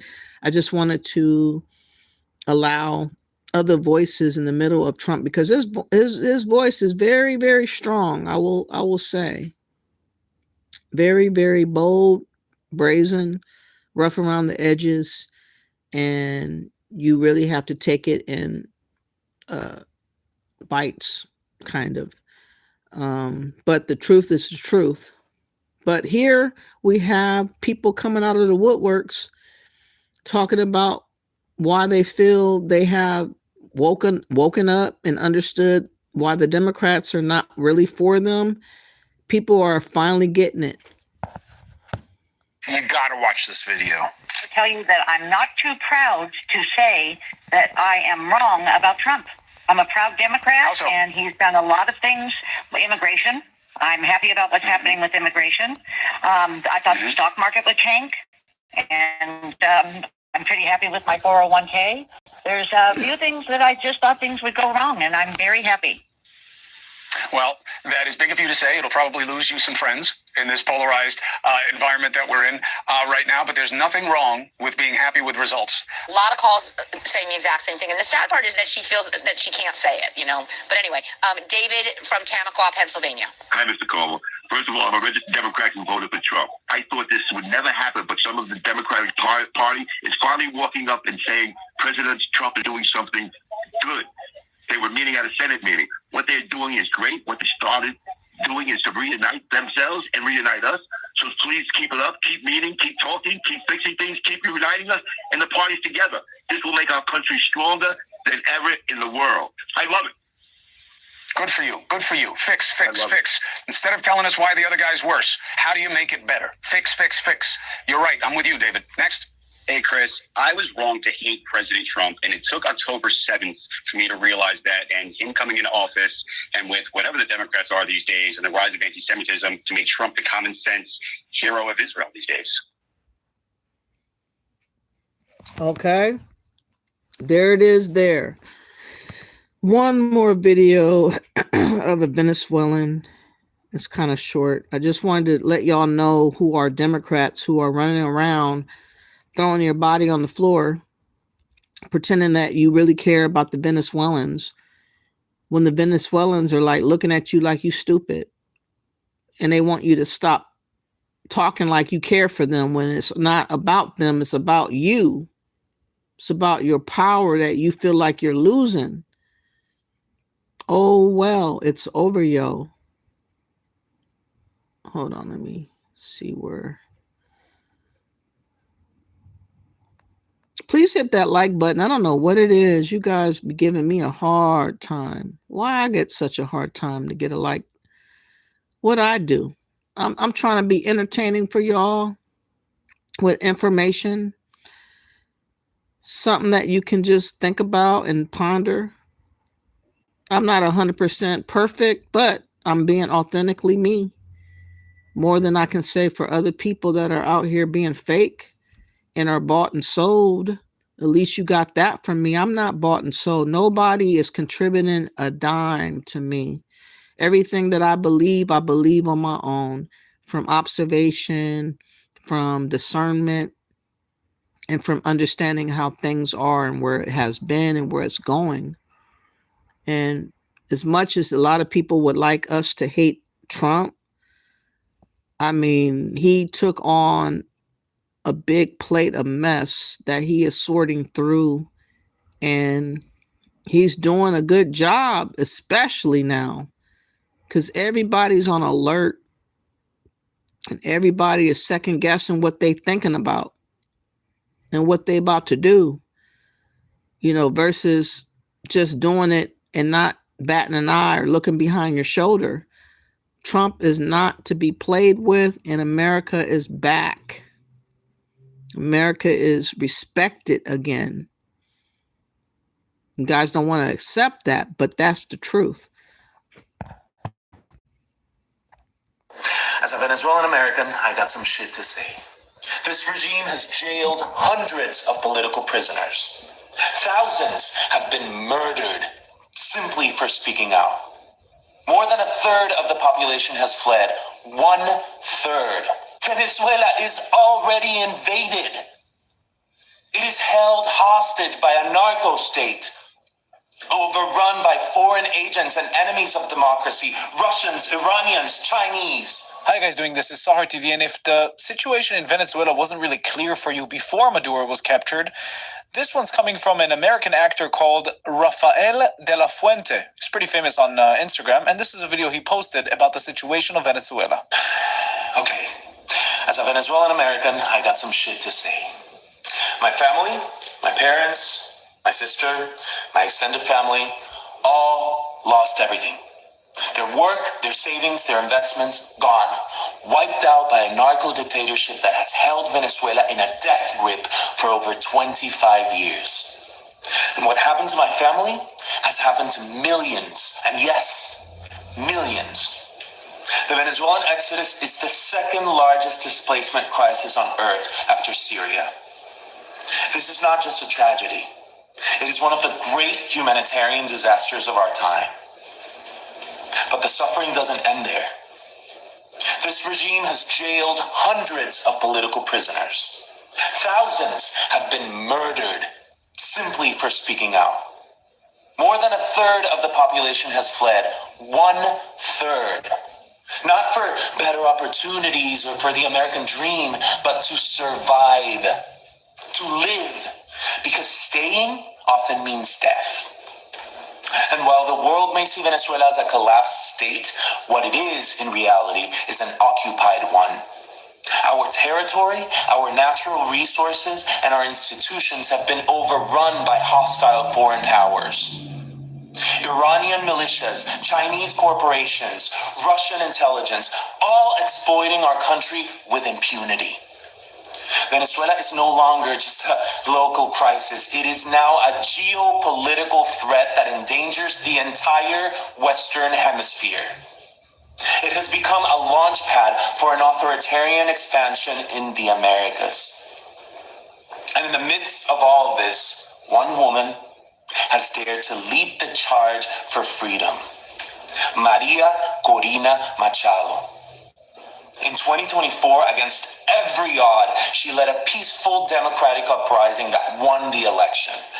Her team smuggled physical voting receipts out of the country, hard proof of victory that the regime tried to bury. Her courage has lit a fire in the hearts of millions of Venezuelans, desperate to believe that change is still possible. But now some have questioned her decision to dedicate her Nobel Prize to Donald Trump. Okay, I get that. But here's the truth. It was a brilliant strategic move in the global chessboard of politics. Maria Corina is no fool. She knows exactly the kind of man Trump is. She knows how much he campaigned for it, loudly and relentlessly, to win that very same prize. She knows how symbolic and personal that recognition is to him. And precisely because of that, she understood that this gesture might be the thing that keeps his attention focused on Venezuela at a time when U.S. presence and pressure in the Caribbean is rising. She didn't dedicate that award to flatter him. She did it to protect and preserve the one kind of power that could help shift the course of history. Because for her, this isn't about pride. It's not about optics. It's about freedom. And let's be very clear. Maria Corina is not asking for the U.S. to invade Venezuela. She's not campaigning for war. Venezuela is already invaded. It is held hostage by a narco state, overrun by foreign agents and enemies of democracy, Russians, Iranians, Chinese, all operating freely, weaponizing our land and resources to expand their influence across Latin America. What Maria Corina is calling for, what millions of Venezuelans are praying for, is the support of the only military on earth capable of countering that threat and helping to free our people. This is not imperialism. This is liberation. She's not playing partisan games. She's playing for Venezuela's life. Because this isn't theoretical, this isn't academic. This is life or death. So yes, it is time to honor her bravery, but more importantly, it is time for the world, especially the free world, to recognize what's at stake. The fight for Venezuela is a fight for freedom, for democracy, and for the stability of an entire continent. If we truly care about liberty, human dignity, and peace in the Americas, then Venezuela's fight must matter to all of us. Que viva Venezuela, que viva Maria Corina Machado. I can assure you that the Okay. So he is on board for Trump doing what he did because he feels like now Venezuela can start looking up.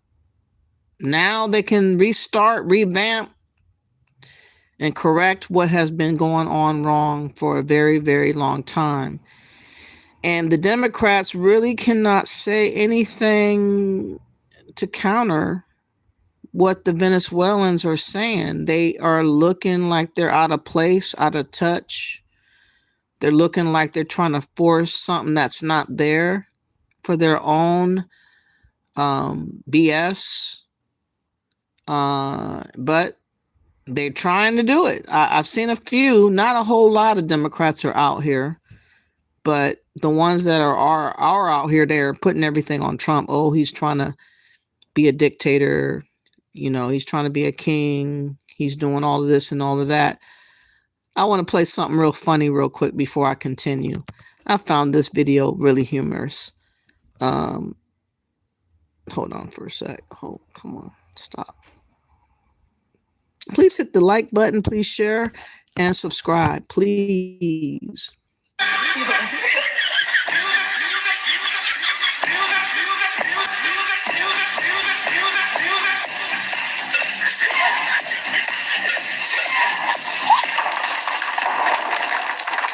Get on the floor now. You gotta laugh at that shit. Like, wow, what in the world? Woo, man, I think it took me a few days to really get my mind settled around what had happened. Oh man, like he's sleeping or something, and then somebody just come in from out the blue and you just washed away into an airplane and taken into custody and end up in New York City. Like, what? Man, we only see that kind of stuff in the movies, and we always thought that that shit was so made up. You know, like, oh, that could never happen. And you actually have it happen in front of your face. Wow, wow, wow. Okay, I wanted to play one more video before I go back to Trump to finish. You know, I did not find this video until today. But actually, there was this ex-president of Venezuela, Maduro. He was bragging and daring Trump to come for him. He was actually screaming and acting a fool, daring Trump to come and get him. And it actually happened. But now you know you can't be too sure about shit. You can't be too sure. Venga por mí. Aquí lo espero en Miraflores. No se tarde llegar, cobarde. U.S. Special Forces capture Venezuelan President Nicolas Maduro. Maduro's arrest comes months after his dare to Trump. Come get me, I'll wait here. How Maduro's dare went horribly wrong.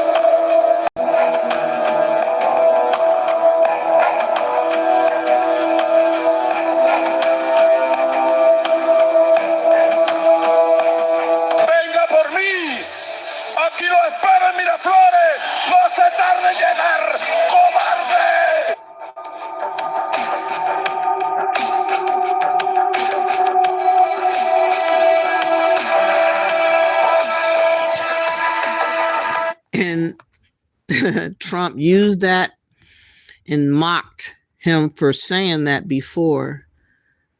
I think this was brought to X. Let me see. It says on December 3rd, U.S. Special Forces raided and captured Venezuelan President Maduro and his wife. The U.S. forces have brought the accused Venezuelan leader to New York, where he will face charges of drug trafficking. After his arrest, an old dare by Maduro to Trump is going viral on social media. Months before his arrest, the 63-year-old leader had dared U.S. President Donald Trump, had warned the U.S. president in August, and since then, his moves have been monitored. Wow. The White House on Sunday mocked Maduro in a video on X. The video showed a clip of Maduro taunting the U.S. and footage of the raid to capture him and his wife. Wow. See, you can't be playing around. No, no, no, no, no. So the last portion of the video of Trump I'm about to show, and we're about to transition to the next topic, which is the propaganda of Ishowspeed. What is his name? Ishowspeed. And his shenanigans, his bullshit.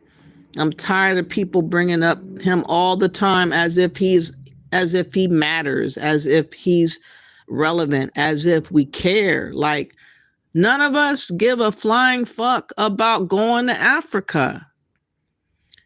Why don't you console the Africans that are being deported or being barred and banned from leaving Africa? Console them. That's what y'all need to go do.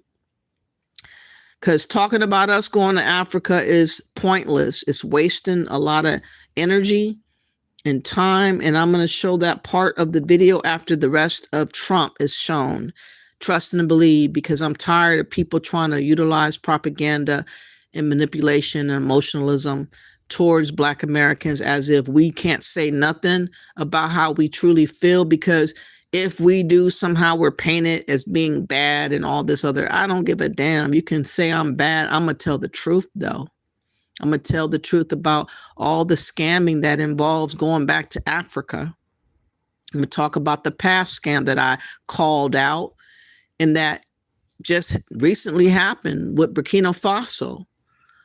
This Dr. Ericana with the so-called citizenship to Burkina Faso, that she got all this money from at least 1,000 so-called diasporas, mainly Black Americans, to contribute monies to getting a so-called citizenship that never was.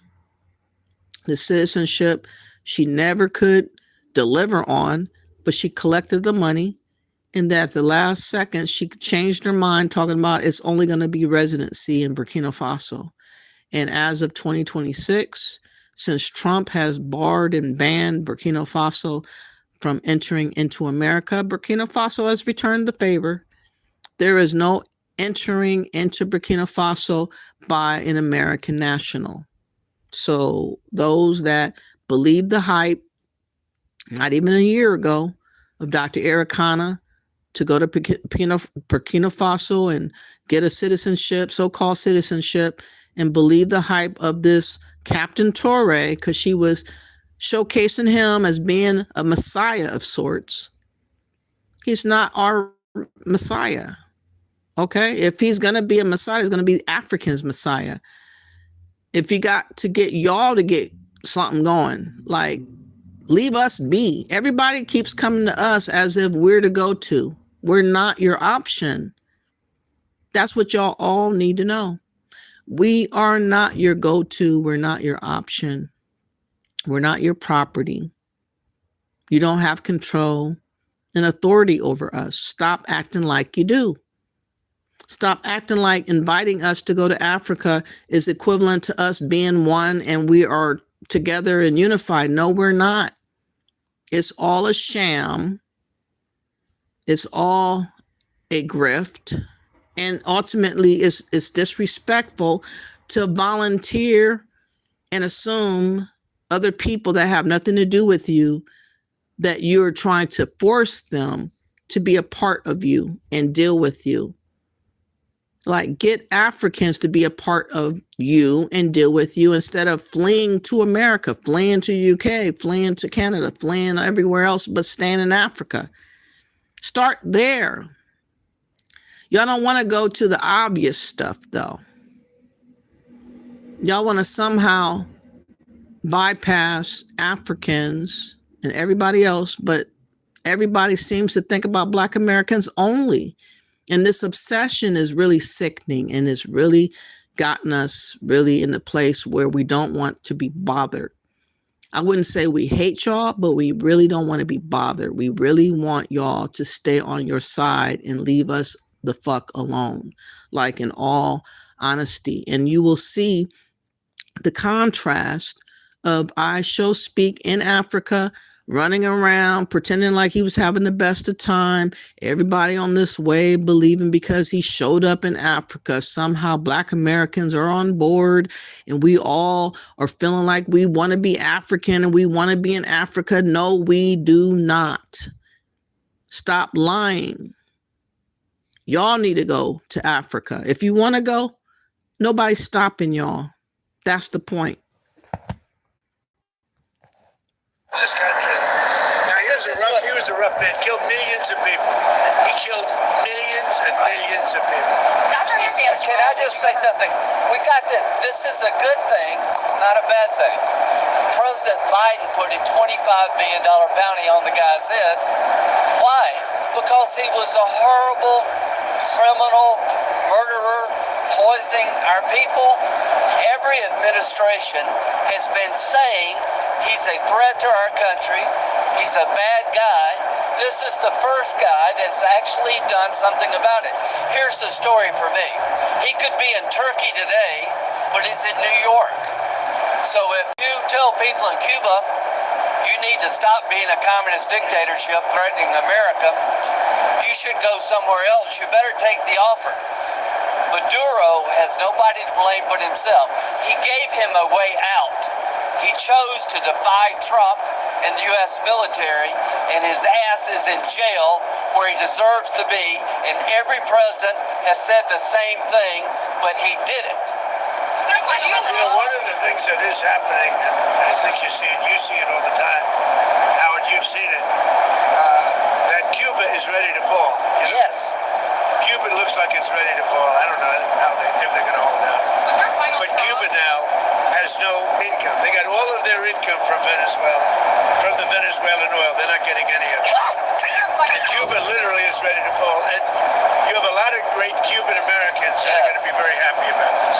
Marco Rubio has really had your ear, it seems, throughout this entire process. I know that Vice President Vance was just down the street when this whole operation was playing out, but would you say that Marco Rubio has your ear more than the Vice President right now? No, they both do. No. And JD's very smart, doing a great job. And so is Mark. No, both. It sounds like I would say equal. The go-to, and you were just talking about Cuba and what could come next there. Are you considering U.S. action in Cuba? We're not going. I think it's just going to fall. I don't think we need any action. It looks like it's going down. It's going down for the count. You ever watch a fight? Yeah. They go down for Damn, he's saying going down for the count. My goodness. He did not say it's going down for the count. Well, he's basically saying that, you know, they're kind of connected indirectly and directly. And because Venezuela is not, you know, in power of Maduro, then they're going to be missing out on a lot of stuff that they have been accustomed to being about and being connected to, and that potentially Cuba could fall. It's going to be interesting to see if it's going to be a dominoes effect.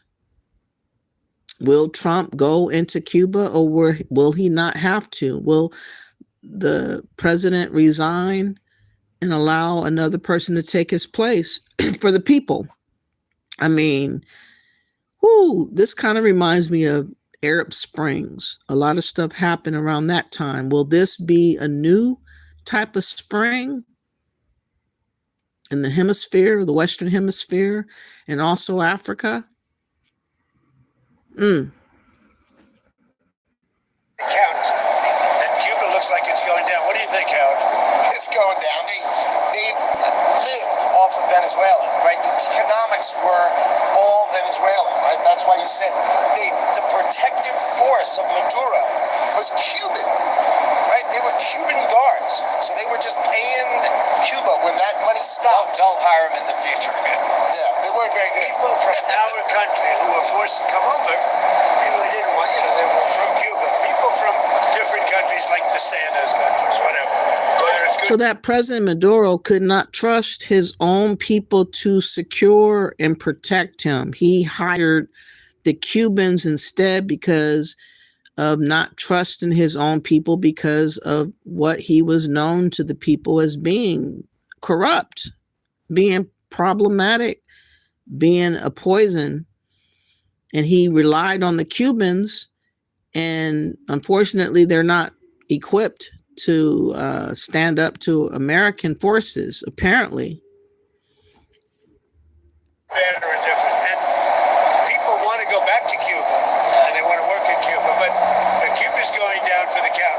Thank you very much, everybody. Mr. President, is Elon Musk back in the fold? You had dinner with him last night at Mar-a-Lago.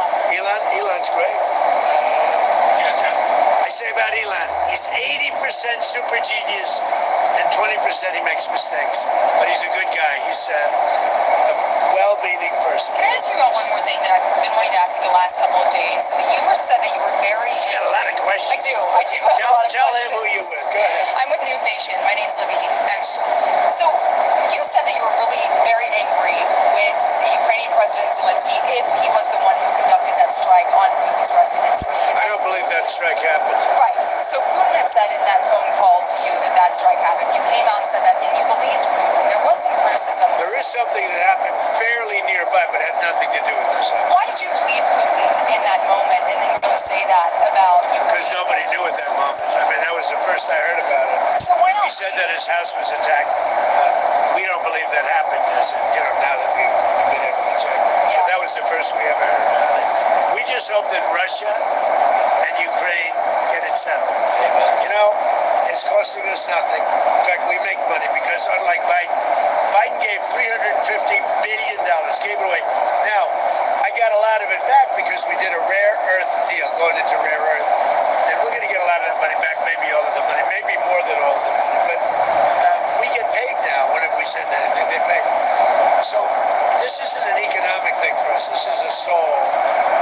This is a situation where on average 25,000 souls, 25,000 soldiers mostly, and some people from Kiev and different cities, but a very small number by comparison. But 25,000 to 30,000 soldiers are being killed every single month. And they're not from America, they're from Russia, and they're from Ukraine. And if I can get it stopped, I'd like to get it stopped. And I think we will. Thank you very much, everybody. You've talked about returning some control to American companies. Did that play at all into your decision to capture Maduro? No. What really played is the fact that he sent millions of people into our country from prisons and from mental institutions and drug dealers and every drug addict in that country, in his country, was sent into our country. Think of that. Every single drug addict from Maduro's country, which isn't really his country, and it's certainly not his country anymore.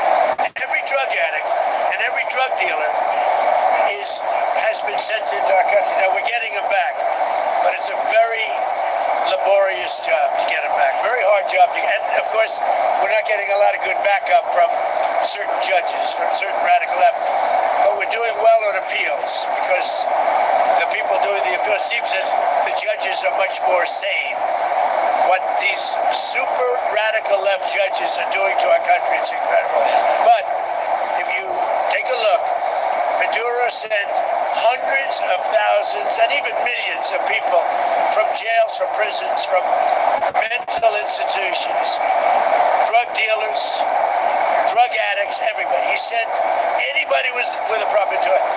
It could never countries have done the same, but nothing like Maduro's done. You talked about ending American foreign intervention. What changed your mind with Venezuela? What kind of grew your interest in it?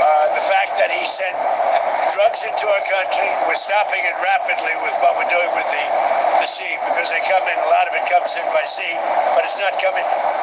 The drugs coming in, as I said before, by sea are down 97%. You should be saying, thank you very much, President Trump, great job. Now they can't get anybody to pilot those boats. You know, it's 97%. I'm trying to figure out who are the other 3%.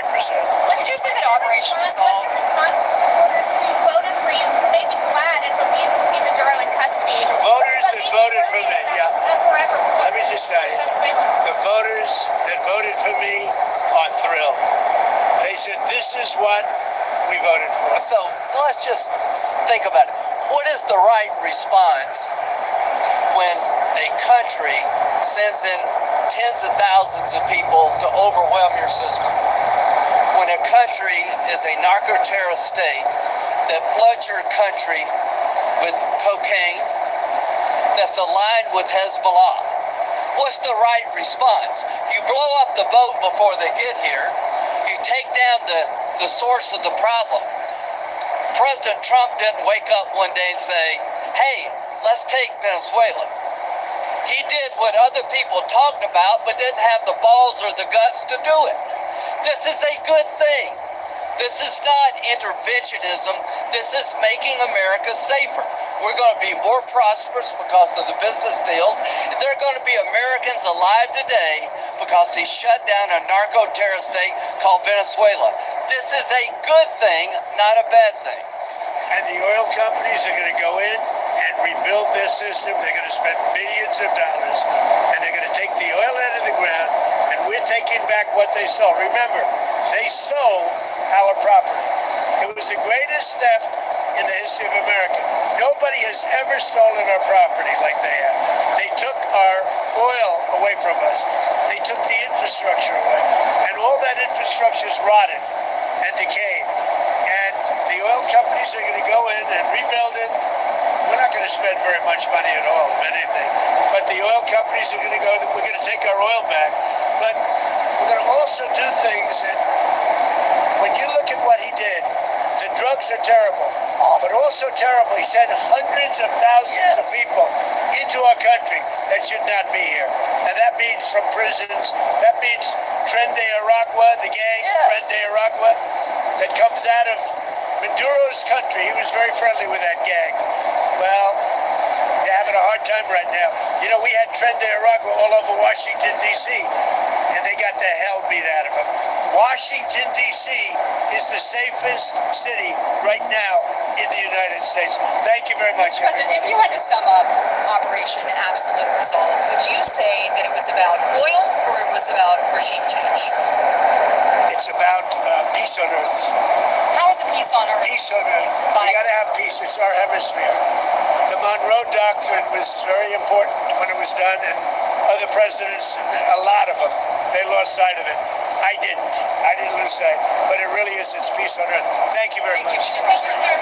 Wow. He just laid out his case right in front of us, right there.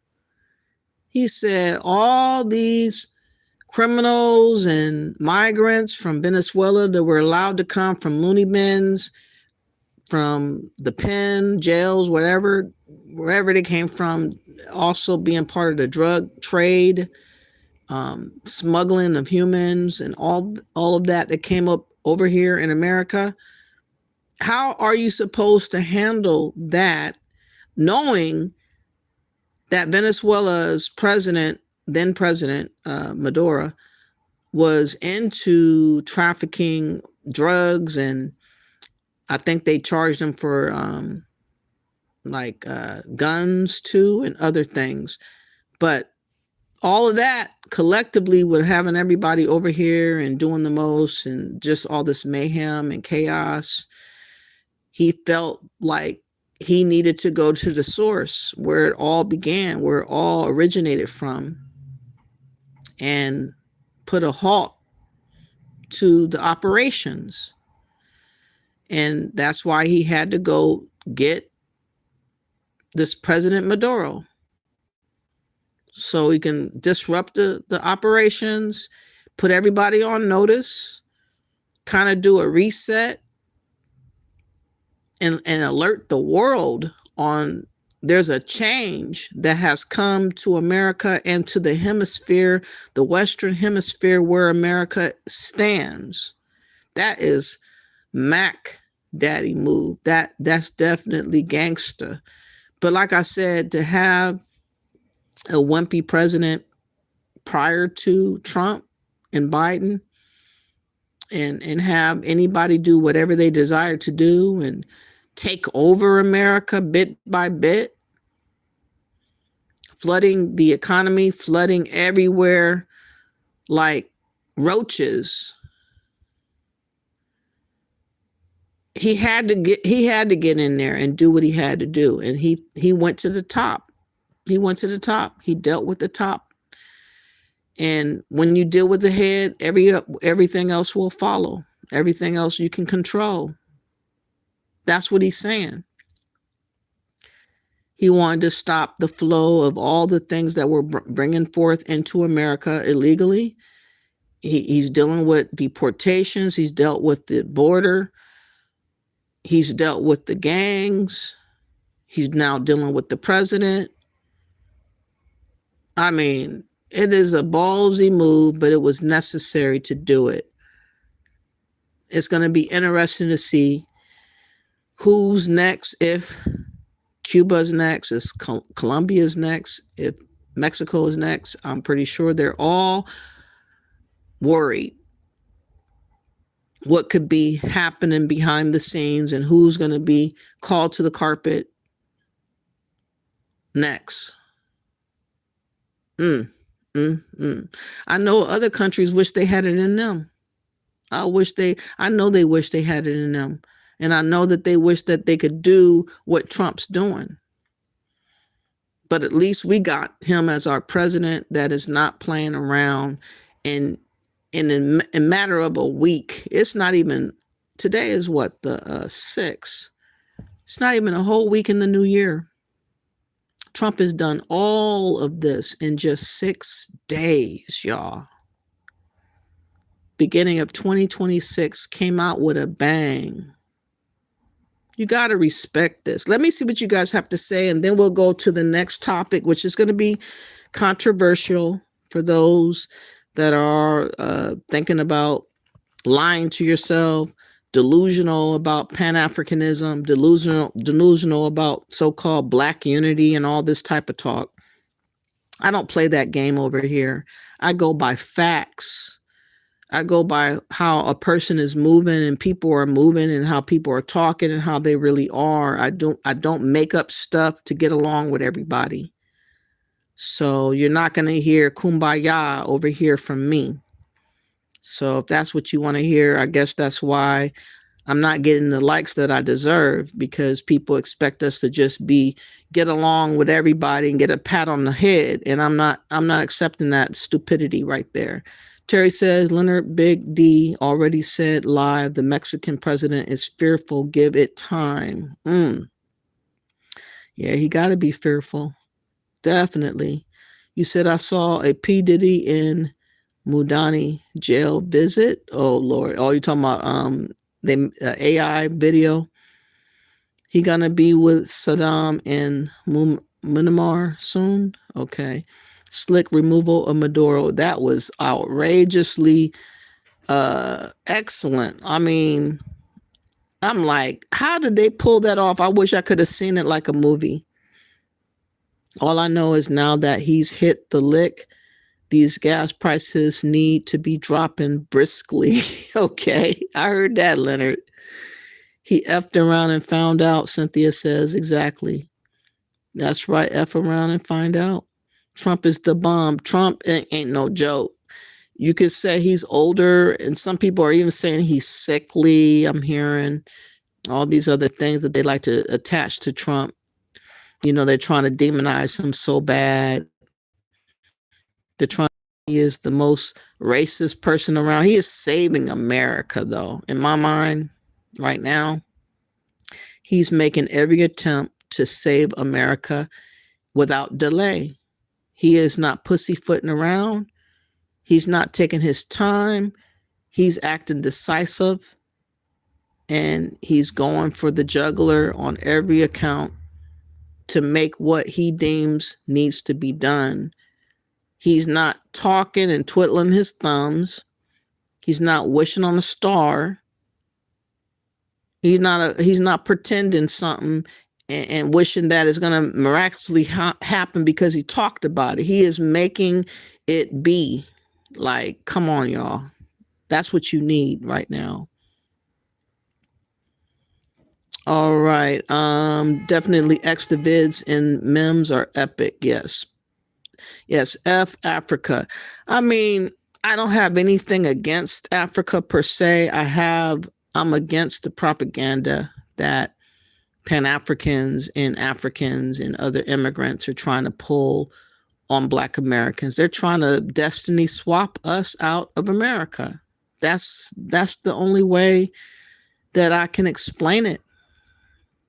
They're trying to destiny swap Black Americans out of our position as Americans and make us more similar to them as an immigrant against our will. They would like us to see ourselves as being stateless, and we're not. This is what they envision for us, though.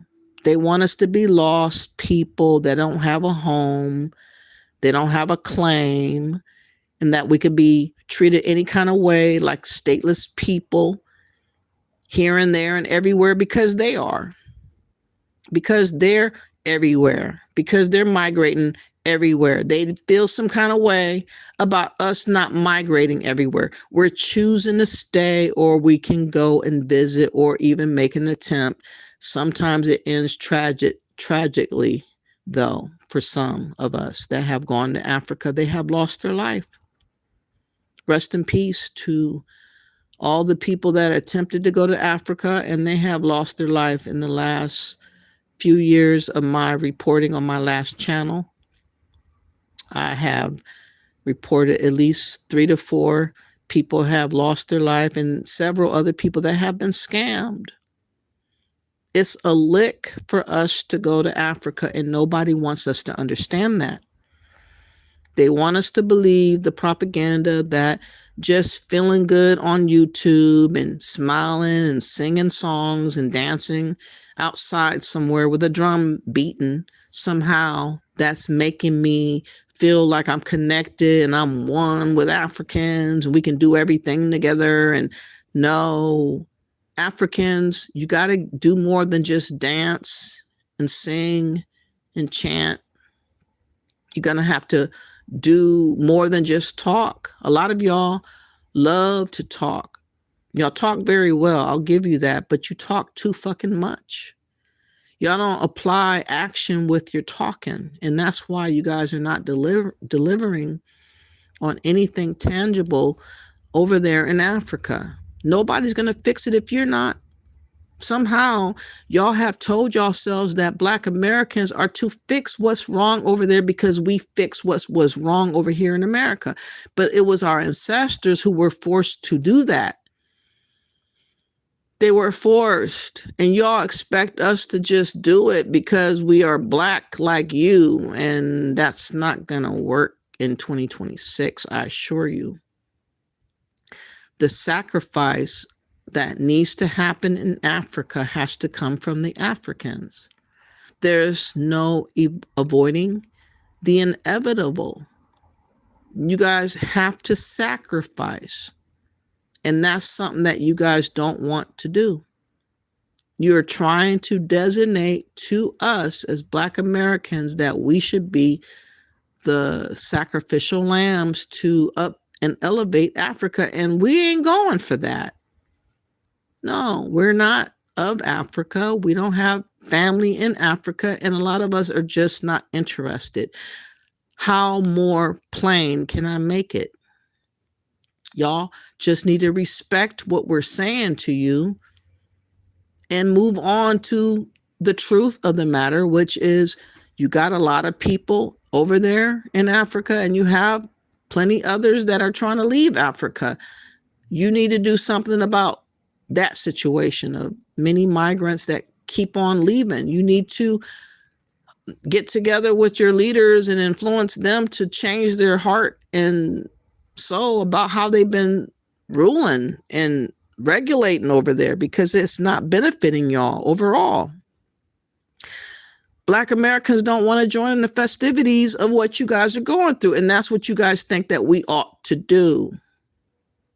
So we're going to get into that in just a second. I just want y'all to know there's a YouTuber by the name of Ishowspeed. What's his name again? Lord, I keep forgetting this damn name. Ishowspeed. And I believe it was propped up by a lot of white people, ironically, and Pan-Africans that decided to bring him out for the new year. And he is going to 20 different countries of Africa. And he has over 45 million viewers or subscribers on his channel. So he is a very big content creator. I ain't gonna knock him. The biggest I've seen. But even though he's a big YouTuber, so what? What's that got to do with me? This man is not even a Black American. He slipped up. Black African or Black Alpha Network discovered him speaking to some white folks one time about where he really is from. And he declared to this other person that he is really from Angola. He was born in Angola, and he lived somewhere else in Peru, I believe. And then he moved to America at the age of 6. But he's trying to trick us into believing that he is a Black American. He's running around trying to pretend like he's a Black American. And for some strange reason, he thinks that he's a so-called ambassador of Black Americans. Like anyone could just say that they're in control of us. And nobody designated him to be anything to us, but yet people love to just say whatever. But we are going to get into what he said in just a little bit. I'm going to read the rest of the comments, and this conversation is going to get deep. You guys might not want to hear it because, you know, I'm just a real woman, a realist, and I don't hold back on my opinion. I'm not politically correct. I'm not here to appease anybody. I take everything that I say literal and serious. In fact, my videos, if need be, if I had to go to court and sue somebody, a class case or whatever, to show my opinions as I am, I deem the video and everything that I state as being relevant to being a part of a case, is how serious I am. Because this propaganda that Pan-Africans and other people that is trying to be invasive onto Black Americans and impose their will onto us without our consent is happening all the time. In conversations and declarations and proclamations, people are making up regions and chapters, including our name on it, claiming us to be a part of something that we never signed up for. And that is a scammy spirit, obviously, scammers. And I don't want no part to do with the African Union, no part to do with no Pan-African, no part to do with Ghana, no part to do with anybody that has just attached themselves to me without my consent. I'm not interested in nothing you're offering. So take your tentacles off of us. Go find the people that's actually from where you're from and holler at them. That's what you guys all need to start doing. Holler at the people that's actually from your designated homeland. You skip over them to talk to me. And I'm telling you, I'm not interested in what you got to offer. So carry on. Terry says, well said, host, true lady. Thank you for that. Leonard says, I need my own planet at this point. Too many liars, murderers, and zesty dudes on this one. They definitely are, Leonard. And everybody is with so many other ill will intentions. And so many people have so many different ideologies and also disdain for Black Americans. And a lot of people feel like they should have some type of authority over us. They're running around acting as if they're our overlord, acting as if we are beholden to them as we're slaves today. How dare y'all come at us like that and expect me to respect you? Expect me to consider anything about you? Like, no, I want you to fuck gone. Anybody that has that energy to just volunteer me to something that I did not say I want to be a part of, you are denounced. You are rebuked. You are not accepted. I don't give a damn what you say. You're not related to me. Go find your real relations and leave me and mine the hell alone. You said I dibs on Jupiter, Leonard. Lord, best get in there quick and get the cigars, okay? This is another great production. Thank you. Y'all need to get y'all wine and alcohol because it's about to be turned up in a minute. Stealing from the people. Exactly, Sean. Trumpy's hiding the Cuban blunt behind the wall. Him and Lindsay blowing big weed.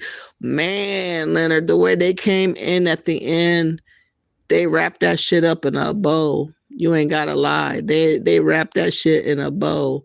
Trump's like, damn, quit asking me questions, little lady. I got some purple kush to attend to, Lord.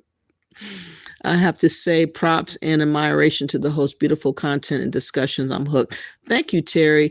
I know it's probably not it's not something you expect, but it's something that is needed because there are a lot of people that's speaking on our behalf. There's people that's popping up pretending to be a Black American. And when I say Black American, I'm referring to indigenous American Blacks or the original Black American that don't know no other country but America. We've been here for centuries. We are not immigrants to America.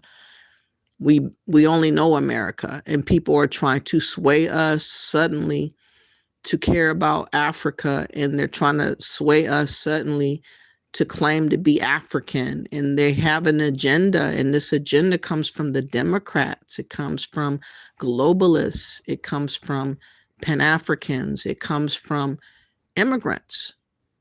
It comes from people that's trying to replace us from America and take our place, and they're telling us to go where they don't want to be. Again, they're telling us to go where they don't want to be. They're telling us to do what they refuse to do. They think that they should be telling us something. They think that they're supposed to be overlording over us. They think that they're supposed to have an authority over us, and they're trying to attach themselves so fervently to us in namesake by using that stupid term of African American. This term that Jesse Jackson came out with in 1988 was so detrimental to the psyche of Black Americans. It singularly screwed our brains up like that. You put African before American. How can you perceive yourself after that? That was nothing but confusion and a way for others to come and usurp the title and also conceal their identity behind us and dip in and out of our identity, which the Democrats have allowed immigrants to do. And we finally have figured it out in the last 6 to 8 years online when Africans told me to my face that they were also an African American. I said, well, I'm not an African American. I never called myself that. I've only been a Black American because there was no need for me to change my name because of a damn Jesse Jackson. There was no need for me to change my damn name because this bitch ass came from nowhere talking about we want to have pride in the name. Let's call ourselves African American. He never asked us. There was no vote. None of us wanted to change our fucking name, and it was just made so. So now all these immigrants are here in America scrambling to become me, trying to become an American, totally upset about what's happening with the birthright citizenship and all the other things that Trump's done and doing. And they think that since they can't do what they desire to do most of all, which is become me, which is the original American, they think that they can just pull me off my square and cause me to perceive myself as them so that we can swap places. And so they come with the stupidity of content creator Ishowspeed and others, coming with this falsehood of unity and kumbaya, and we all love one another, dancing around in the street. But when you look around in Africa and you see the trueness of what's going on over there, there's plenty other people that's going to be wanting to have happen to their country as what happened to Venezuela. You mark my words. Also, African Goddess already said Nigerians are saying, why not capture Tinubu? There's going to be plenty others. If they see the success of Venezuela happen in front of their faces, they're going to want Trump to do the exact thing over there in their homeland. But they do not, for some reason, want to leave us alone because they're so obsessed with our movement or our opinion. Whatever we do, they're there. Whatever we say, they're there. It's ridiculous, okay? You said, Lindsay, looking at her like you're effing up the party, lady. Scoot. Yes, Joe Biden was a mess, Terry Hayes.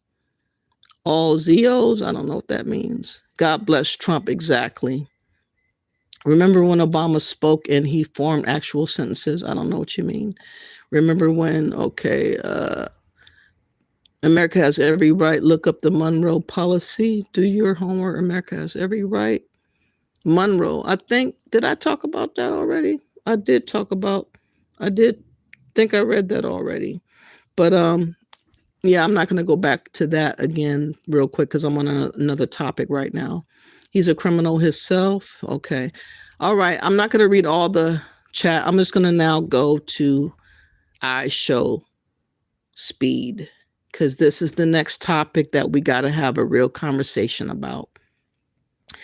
So he is in Africa. He's been there now. Let me look. He's been there now for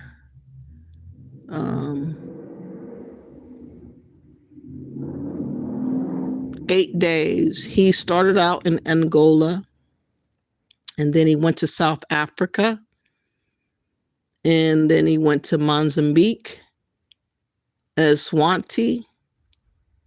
Then he went to Botswana. He's in Botswana now. Here is the short I want to show y'all real quick that he did 2 weeks ago. So they knew that they were going to try to make this a real big propaganda. This dude, I don't know much about. I did hear his name before, but I don't watch his videos. He's not on my level. He's 47.4 million subscribers. He is well known. So obviously he's going to reach a big crowd of people whenever he goes live. And people are trying to designate him as being a leader of Black Americans because he showed up in Africa. They're trying to claim he's an ambassador to Black Americans because he's being propped up by a lot of different people behind the scenes to make him so-called an ambassador. But none of us give a damn about Africa like that. Africans don't give a damn about Africa like that. Don't expect me to give a damn.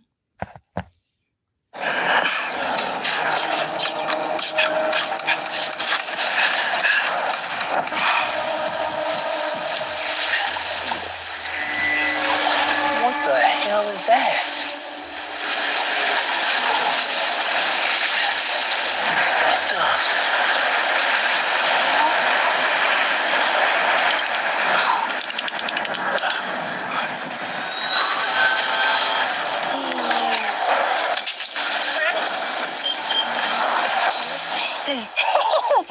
Oh my goodness!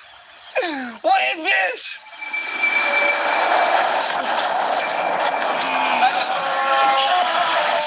Oh!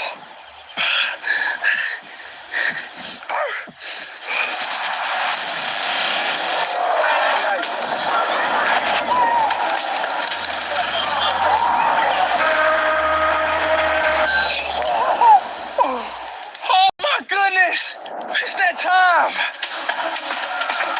Let's go!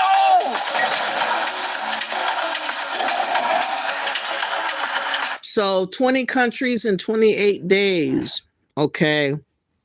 There's a lot of people that's promoting him. Obviously, this is a push for tourism. I said terrorism. Tourism. This is a push to, again, assert and impose their will onto. They're not talking about Haitians, y'all. Haitians supposedly going to lose their TPS in February. Why aren't they talking about the Haitians? They're not talking about the Africans that are being deported and the Africans that are migrating all over the place. They are marketing everything towards little old Black Americans. Everyone is so obsessed about what we think on and what our allegiances are to. I'll tell you the truth. We don't have allegiance to Africa. Okay? If we had family over there, if we shared customs and language over there and history over there, then we would. But we don't. It is so simple to understand why we won't. But people get on YouTube talking about Pan-African talk and they fake around talking about unity where it's not realized nowhere in Africa. But somehow because they talk about it, it's supposed to be the real thing. And like I said, talk is cheap. We all know the word of that. Talking is cheap. Reality is reality. But let's look at some of the shit that he showed while he was on his trip to just show you what they try to showcase. And they really put a big production on in hopes to really showcase it being in such a good light. But we're not buying it. It's too late, y'all. We know the truth. Come on.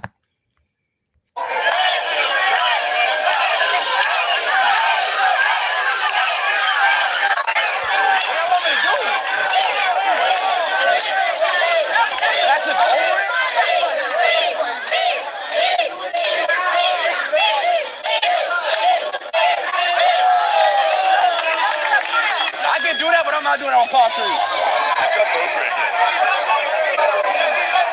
I'm not doing that on concrete.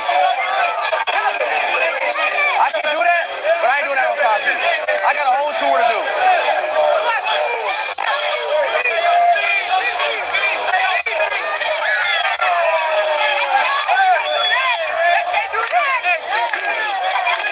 Oh, God, I got another back. God damn, I'm forced to do backflips now.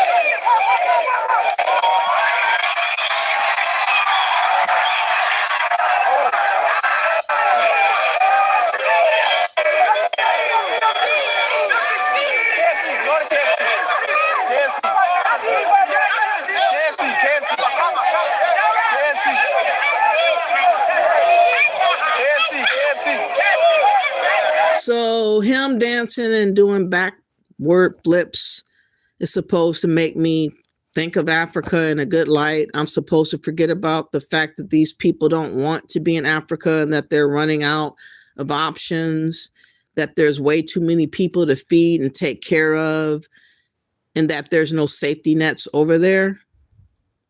We're supposed to just forget all of that because we've seen this nappy-headed fool doing a backward flip in Africa. They're trying to put on a production, but this shit is not going to land, especially when you bring in realism and you talk about what happened with Anthony Joshua in Nigeria, which I will in a little bit, and also talk about what happened with the so-called citizenship of Burkina Faso of Dr. Eric Kana, how people were scammed out of money, and all the scams and all the unalivings that happen in Africa. It's all a high risk for Black Americans to put and bet on Africa. And looking, at what I know, I would never, ever want to put myself in this position of trial and error and risk. It's not worth it. I'm okay in America. I'm home. Africa is not my home. I don't give a damn how many people say it's their home. Peace and joy to you, among you, for you, blessings and all of that. But it's not my home. I don't care how many people talk about how good it is and how good it looked and you touch the ground, kiss the ground and all. I don't care. It's not moving none of us. Because we know the truth. The jig is up. It's too late. I mean, Trump already has barred 30 African countries from entering in America. Don't you know that those Africans are pissed off most of all? I don't want to be sharing the festivities of this shit right here. They want to be in America where I am. But you can go ahead and play the part.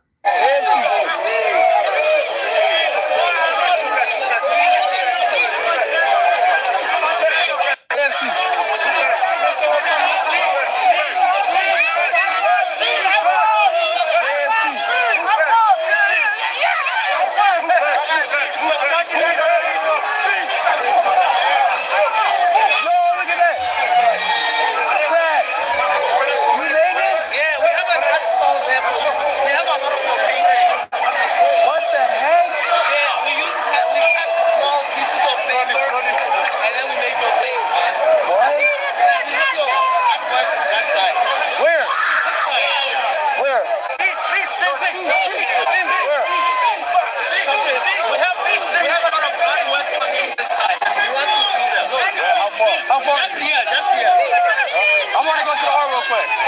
Where? Where? How far? Right here, in those same places.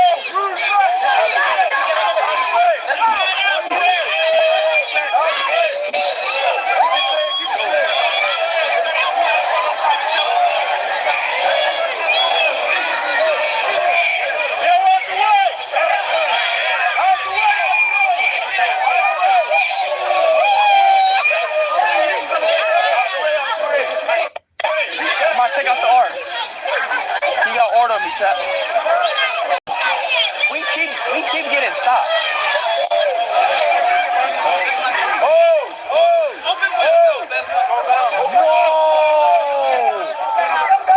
Y'all painted this? Yeah.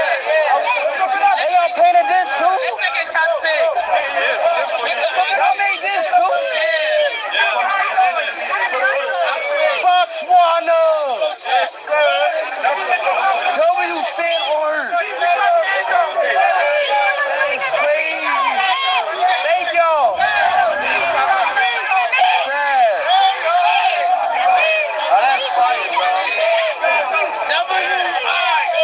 Can you say something? Hey, Batalena, dog. Batalena, dog. Batalena, dog. Batalena, dog.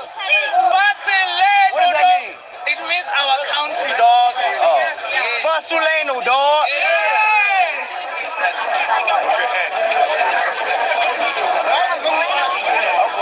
that's for you. It's for me.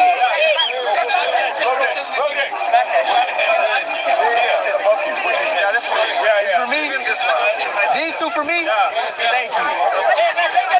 Hey, put this in the... Who we got to put in the car? Yeah, put that in the car. Even the spot. See, we bought you Nando's. Wait, let's take a picture first. Let's take a picture first. Hurry up, guys. Come on. Let's move in. Can you step back? Yeah. Guys, everybody step back. There's space behind you.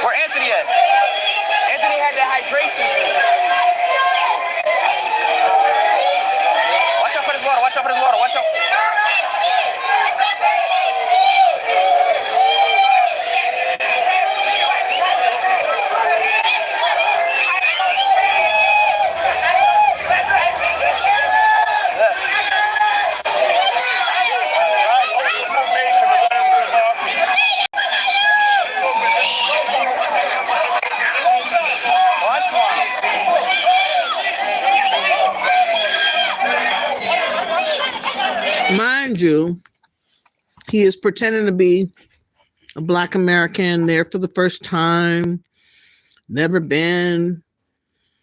Oh, Black American, look at me. I'm being received in such a way. Don't you want this reception? No. But interestingly enough, Black Alpha Network caught an older video of him where he told the truth on himself. Told the truth that he's actually an African. He is not Black American, but anyone can pretend to be Black American once you make it to America. That's why we have delineated, because of that fact. People are pretending to be a Black American and they're not. They have other ulterior motives to manipulate us, to control us, to destiny swap with us. All the games they're playing. But check out Black Alpha Network here. Shout out to him for exposing the truth about this dude before I go further. Just like Xavier Hamilton from Spain, or maybe in his case from Portugal. Y'all know when they get around the white folks, they start telling the truth. You know what I'm saying? Because that's who they love. That's who they love. That's the only people they respect. So that's really what he was doing, fam. This dude ain't from how. And remember, this is why you got to be cautious. You got to be cautious. Look right there again. Michigan, Detroit, and Ohio. Then how in the hell you ain't heard Michigan, Detroit, or Ohio in any of what he just said, family? How come? This is what you reading. This is what you see when you look it up. Then how come you ain't seeing nothing about that when he's talking? One more time. Watch how quick he said no. Nice to meet you. You straight, bro? Can I get a flavor? Good, my boy. Let's go. Nice to meet you. You straight, bro? Can I get a flavor quick? Yeah. Yes, sir. My Portuguese brothers. This Portuguese brother. Look at him, fam. He's smiling. You He's showing that grist nail. There it is. I love to see him, bro. See y'all. Yeah? Yeah. What do you mean? You're American, right? No. You're American, right? No. You're American, right? No. I'm from Portugal. I was born and raised in Portugal. I'm from Portugal. I was born and raised in Portugal. Where were you born? No, I was born in Angola, but when I was 2, I came to Portugal. Where were you born? No, I was born in Angola, but when I was 2, I came to Portugal as a kid. But do you speak? There you go, family. There you go. Born and raised outside of the USA. Fam, y'all knew we was gonna come with the damn receipts. Matter of fact, damn, now y'all know we was about to hit a grand slam. But let him tell it. He is posing because this is what he has written that Black Alpha was reading off earlier. Is claiming that Ishowspeed Darren Wilkins Jr. father's lineage includes roots in Michigan, where his father moved from, and potentially deeper connections to Ghana. Hello, we don't have a connection to Africa whatsoever. So him even saying that is suspect. And then it says, as Speed has claimed his family as Ghanaian royalty ties, though he was born in Ohio, so he claims.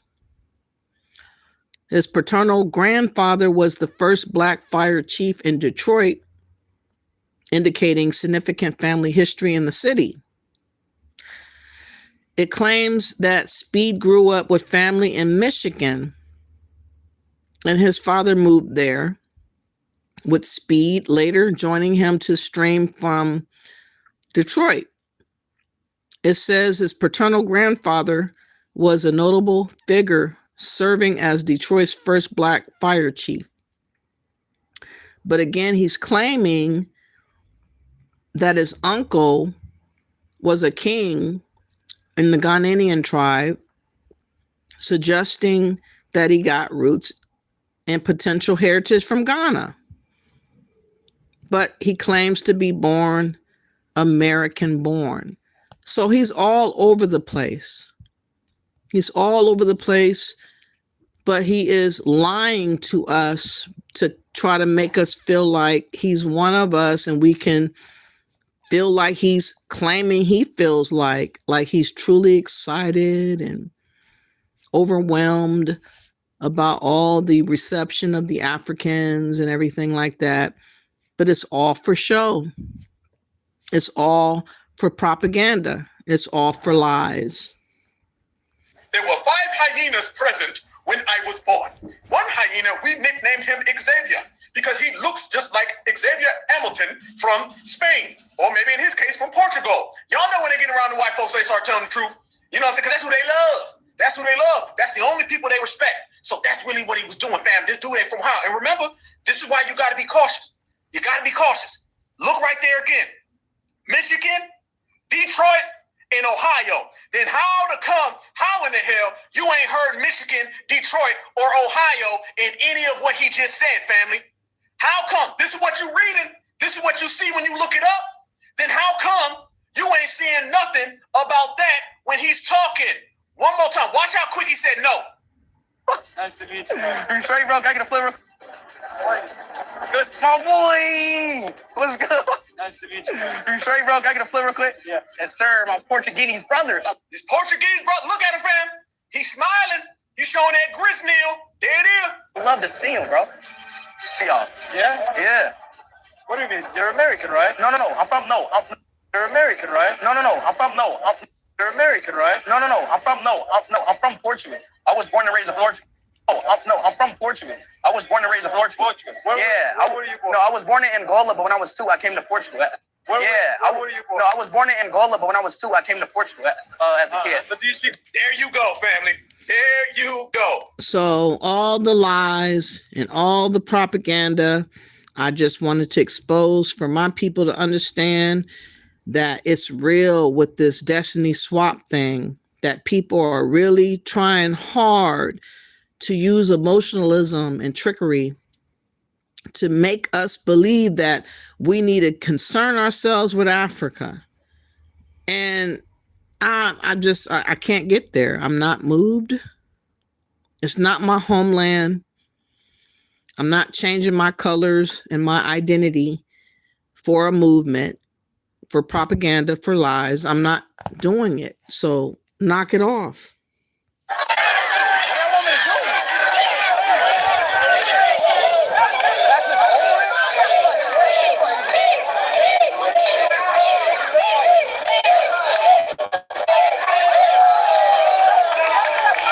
I can do that, but I'm not doing it on concrete.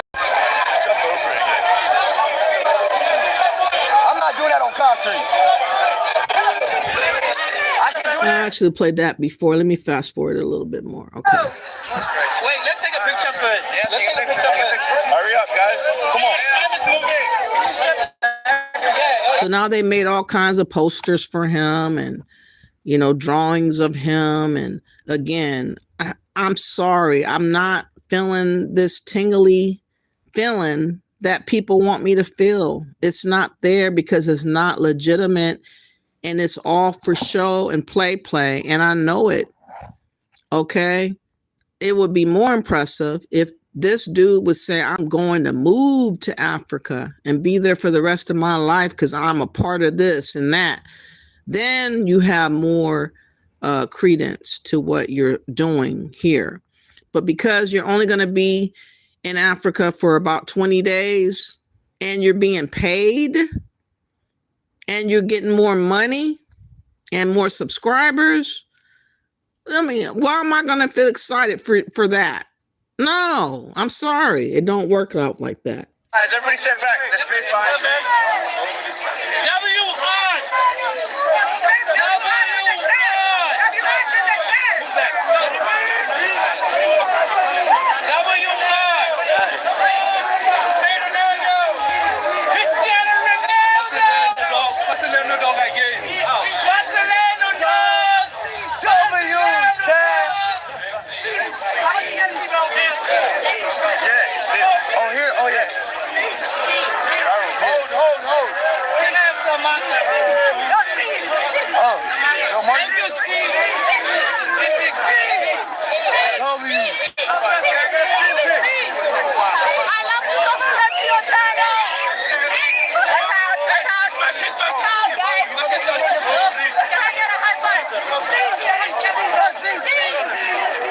Hey, don't touch the cameraman. Hey. Space.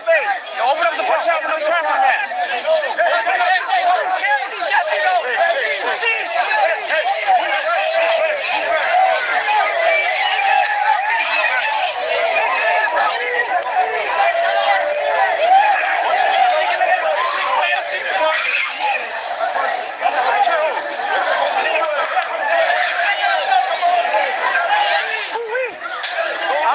Where Anthony at? He had that hydration drink. Where Anthony at? Anthony had that hydration drink. Watch out for this water. Watch out.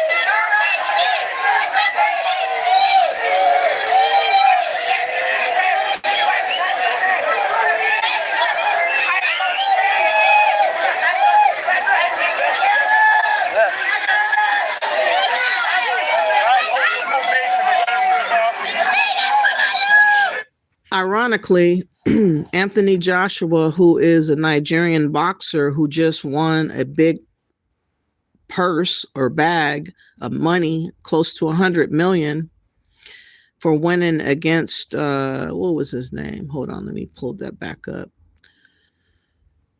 Who busted the jaw of this dude,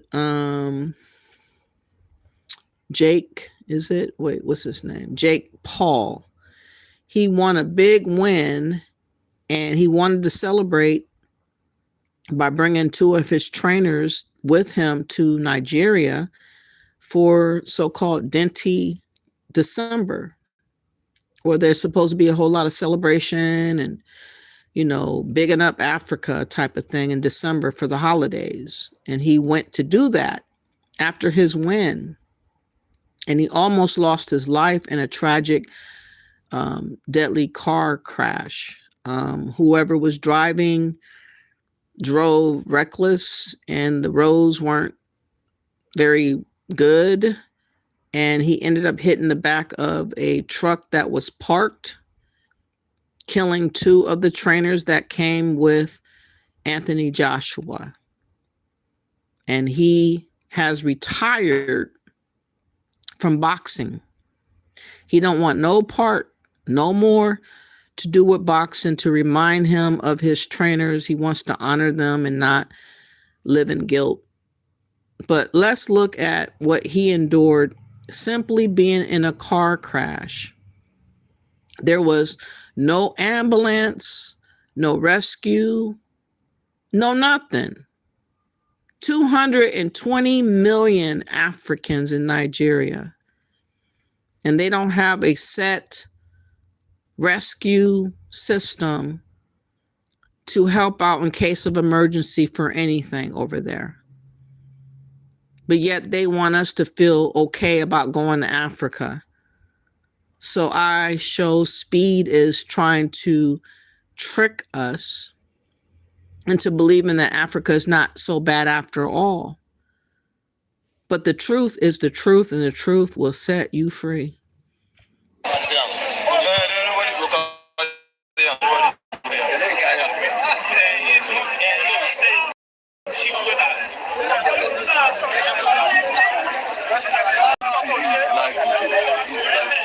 Anthony Joshua. Anthony. Yes, very important. Anthony Joshua.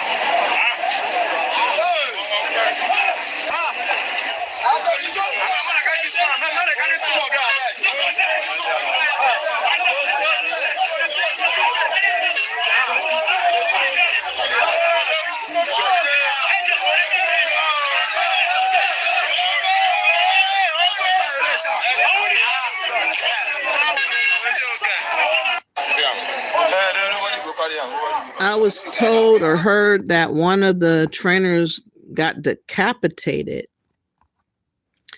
Man, and again, they didn't have the regular services. They had to have a police officer eventually come along and take him to the hospital. No organization, no order, no nothing. Yet Africans want us to celebrate Africa when they have nothing to celebrate.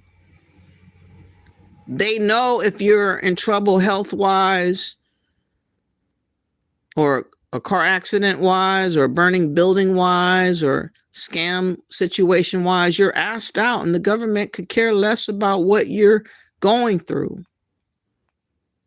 But they want to sell to us this notion of a paradise over there, because they're trying, hoping, and praying that we will swap places with them, that we would replace them in Africa and they will come to America in our stead, and they will become Americans, even though they don't want to recognize us as being Americans. They most certainly feel more like they're supposed to be crowned the label of being American. So it's all a grift. It's all a scam. When you really look at what's really going on over there in Africa, you can't say anything else but that. And people like me speaking this truth will get a lot of hate. A lot of people will assume that I hate myself because I'm speaking the truth. I'm supposed to just pretend and close my eyes and act like I don't know what I know and see what I see. I don't play that game, though, for them or nobody else. Supposedly, Anthony Joshua was so broken that he claimed he was never going to return to Nigeria again. He was born in Britain, but he said basically that he don't want to deal with Nigeria because they don't have their shit together, and he don't feel like he should put himself in harm's way no more after going through and witnessing what he witnessed about his two friends losing their life. And I don't blame him. But like, people are giving him the option of having this attitude, but they don't think that we as Black Americans should have this attitude when we don't have a connection to Africa whatsoever. They want to act like we should be obligated to Africa, but not the African. They have a twisted worldview of how they see themselves. And ironically, there was some drama before he went to Nigeria, after he won the fight. Because after he won the fight, Anthony Joshua had put up the Nigerian flag. And he is from Britain. So it was kind of a controversial move to put up the Nigerian flag when you are born and raised in Britain. But he was giving homage to his heritage of his parents and grandparents and all his other family members, which makes sense. I couldn't pull that off because I have nobody over there that represents me in real time. Yet people assume that I'm supposed to act like I do. It's so freaking weird.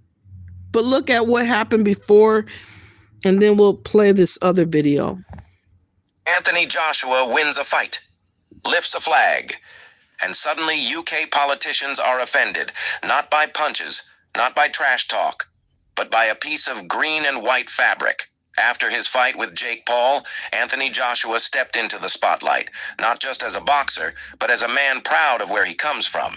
He didn't shout. He didn't make a speech. He simply raised the Nigerian flag. And that one action turned into a national conversation. Anthony Joshua is British by birth. He trained in the UK. The UK supported his rise to stardom, but his parents are Nigerian. His bloodline is Nigerian. His roots are Nigerian. So in his moment of victory, he chose to honor that side of himself. To many Nigerians, both at home and in the diaspora, that moment felt powerful. It felt like representation. It felt like pride.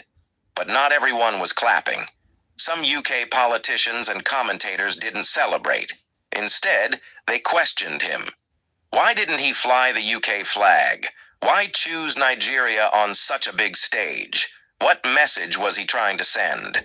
They framed it as a loyalty issue, as if identity must be one-sided, as if pride has a limit. And here's where things get interesting. Athletes constantly wave flags tied to their ancestry. Irish boxers do it. Jamaican athletes do it. Scottish athletes do it. It's usually praised as culture, as heritage, as personal expression. But when it's Africa, suddenly it becomes controversial. That's not coincidence. This moment hit deeper than sports. For many children of immigrants, this is a familiar struggle.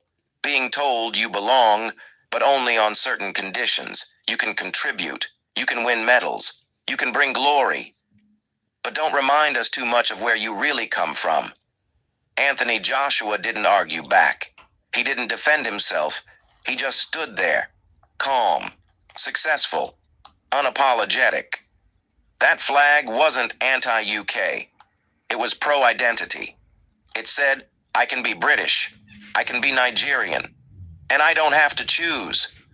And maybe that's what made some people And that's what he was showcasing before this accident. And unfortunately, he went to Nigeria after the win and got into this crazy car accident where two of his friends lost his life. And he vowed never to box again. He's saying that he doesn't want to box again because he doesn't want to be reminded of the horror of his friends losing their life in such a manner. But the Africans, they would like to conceal this truth about how inadequate Africa is and how much work needs to be done. And like I said, talking ain't gonna fix it. It takes work. It takes sacrifice. And unfortunately, the Africans are not willing to do it. But they think that they can designate to Black Americans that we are to do whatever they won't do. And I'm trying to get through you guys' skull. You don't have us as your option. We're not your option. You got to do your own sacrifice. British Olympic boxer Anthony Joshua has been involved in a fatal car crash on a notorious highway in Nigeria. In a shocking and tragic turn of events, world-renowned heavyweight boxer Anthony Joshua has spoken out after a fatal car crash in Nigeria that has shocked fans around the world. The British boxing star was involved in a serious collision on the Lagos-Ibadan Expressway, a major highway in southwestern Nigeria.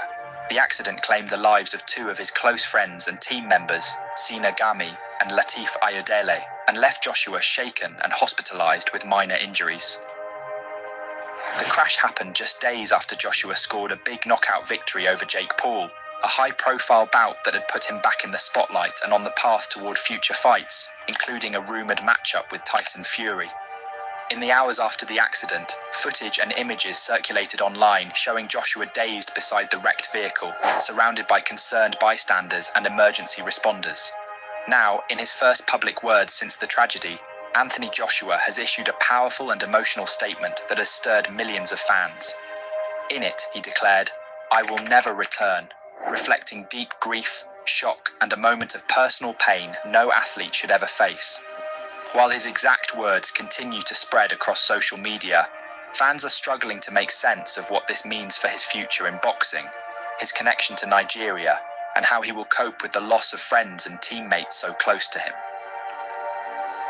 Now, this moment goes beyond sports. It is about loss, grief, identity, and the fragile nature of life, especially in places where road safety is a daily struggle and professional athletes are not immune to the realities millions of ordinary people face.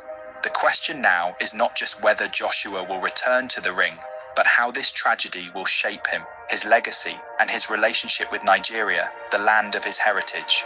In this video, we will explore what happened that day, who the victims were, how Joshua is coping, how fans and the boxing world have reacted, and what this could mean for his career and personal life. Let's dive in.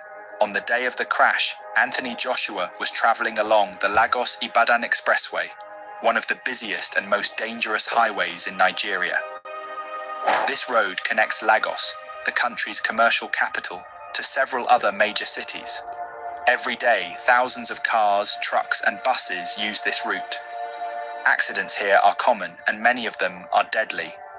According to reports, Joshua was riding in a convoy with members of his team. The journey was supposed to be routine.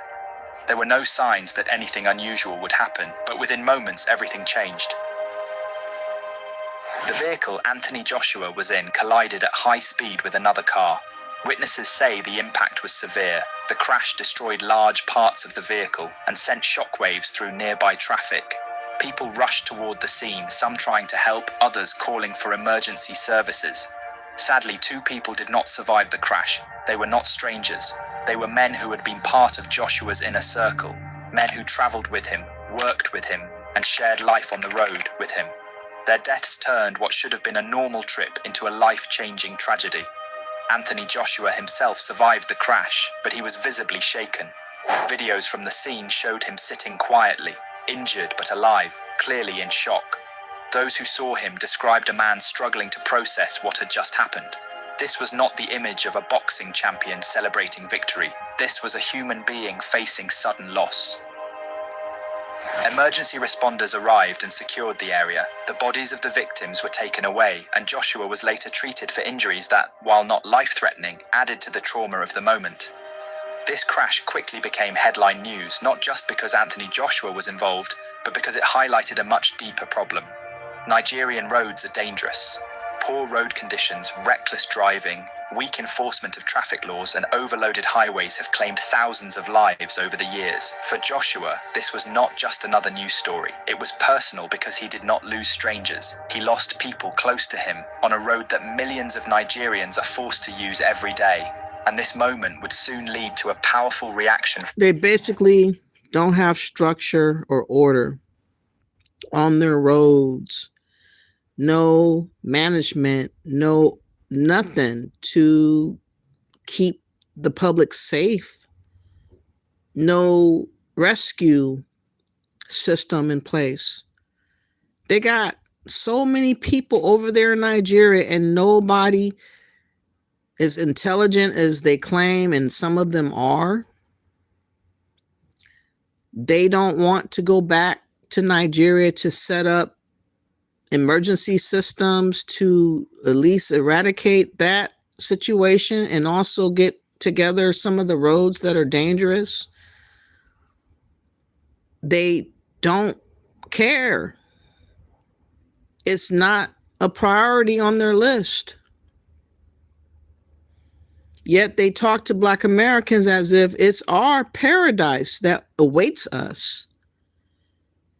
And when you have this tragedy, it just reaffirms the truth that they want to avoid with all cost, which is they're not willing to sacrifice to improve Africa. They feel like we got to do something. Black Americans have to get involved somehow to do what they refuse to do. In other words, they think that they should be superior over Black Americans. And that's the mindset that they've been having for a very, very long time. And they want to act like we don't know. We do know. Because if it was about fixing it and you have the expertise and the manpower, then you would just do what you got to do. You have more than enough in Africa. You don't need me to do anything. But because you have this superiority about yourself, you think you are better. You think you are supposed to lead. You think you're supposed to be listened to. You think you're supposed to be given orders. This is why all this attention and propaganda is solely brought to Black Americans, and I'm sick of it. I'm sick of it. Order your own folks around. You have no claim to us. We are not your property or people. Leave us out of your mess. But let me show you, as much as I have heard on YouTube, many of times Africans have declared Black Americans not real Americans. They have told us to our faces for years. And then when all these deportations start happening because of Trump, all of a sudden they're trying to get us to be on board to protest for them and be like body shields for them. And we're like, fuck no. You didn't believe we were American. You didn't have respect for us. But listen to this African who always got something to say about Black Americans, but he is claiming to be an American. They want our name. They want to be the new face of Black in America. Africans and other immigrants. They want to replace us. Yet tell us about unity and Pan-Africanism in the same breath. You can't make this shit up, y'all. I am an American through naturalization. Frank Zanou, the African, is lying, saying he is an American through naturalization. I am an American through naturalization. I can prove him to be an absolute liar. And they all are liars. Shout out to, he changed your name, USDOC, aka the Only Americans. Showcase the fact that this African who barely made it to America not that long ago, he is trying to assert himself as being the American, and he is not a real one. He is a U.S. citizen But he likes the claim of being called American versus being African, in other words. Yet they want to clown us about us not claiming to be African. Like, what do we get calling ourselves African, though? What benefit is it to us to call ourselves African? None. There is no benefit. To describe myself as being an immigrant? That's what you want me to do? You want me to describe myself as being a refugee, stateless, an immigrant, all the other things that you are trying to flee from. And we're not having that. And this is why y'all have to stop doing what y'all doing, or accept the fact that we're going to be very disrespectful about denouncing and rebuking you. You have to receive that. Now look at what is going on in Congo. Just a day ago, refugees from the DR are struggling to find missing loved ones in Burundi. They got all kinds of issues over here in Africa. I mean, they might have a couple of bright spots here and there, maybe Botswana and Namibia, I think, maybe Rwanda. Although Rwanda is kind of sketchy because of their interaction with the Congo. So that's kind of like questionable right now. But out of 54, you might have 2 or 3 okay places temporarily right now. But I wouldn't want to put and bank a whole lot on it personally. When we visited the Kishamare transit camp on the edge of the Rusizi River in Burundi, we found 8,000 Congolese refugees. They did not just flee their villages across the border in South Kivu. Some say they left a part of themselves behind. On arrival, we met women who lost their husbands, and others say they cannot find their children. It wasn't just one woman's story. It was dozens. So we've been speaking to several women here who say they are still looking for their relatives. They got separated as they fled. Kashindi says, unasema nini nani watoto wameenda wapi? My husband died during that escape. My 3 children are also missing. The children of my brother and my husband are also missing. Renewed fighting in eastern DRC has displaced 500,000 Congolese in and around Uvira in just weeks. They speak of being uprooted from their homes, moving from village to village in search of safety while fleeing armed groups and bombardment. Furahia Matumaini arrived in early December with her 2 children. Her husband and the rest of her children were killed in a bombing as they fled. She says she saw their bodies, but she couldn't find her 3-year-old daughter. Whoever might have seen her, please bring her here to Shishamere.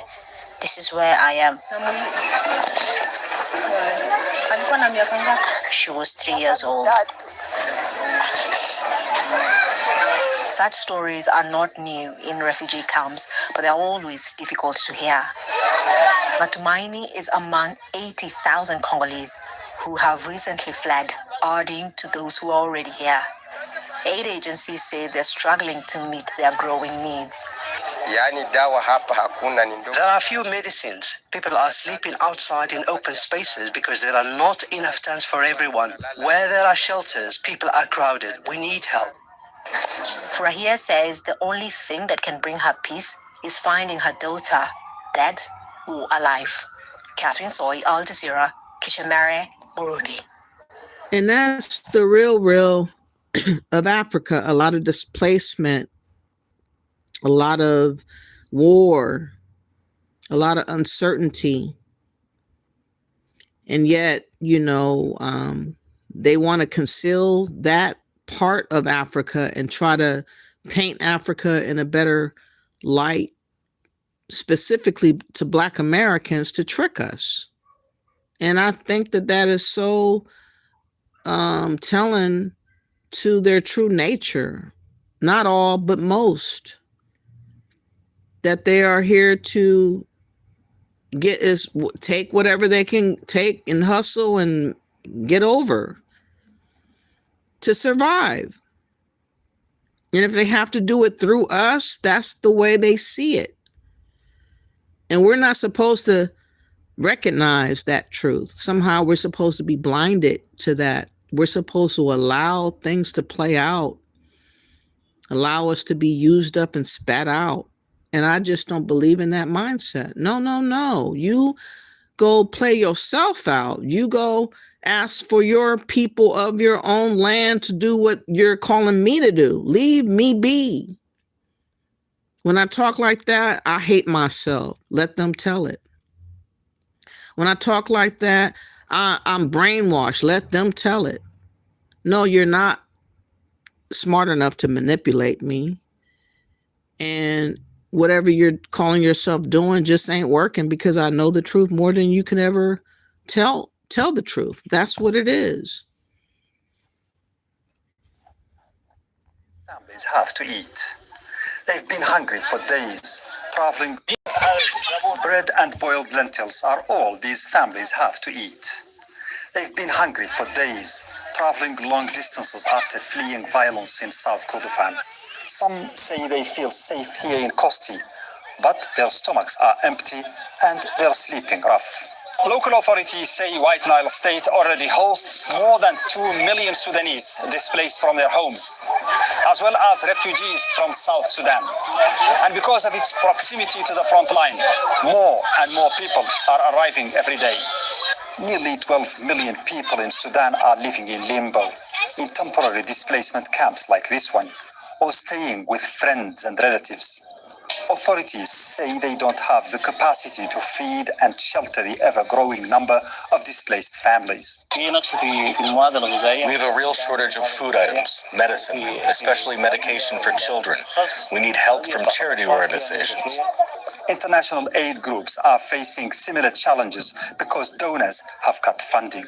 The United Nations says it's more than halving its appeal for 2026 to $23 billion after major reductions in support this year. Donors like the US, UK, and Germany contributed less in 2025, leaving the organization's $47 billion budget underfunded. The World Food Programme is having to make difficult choices.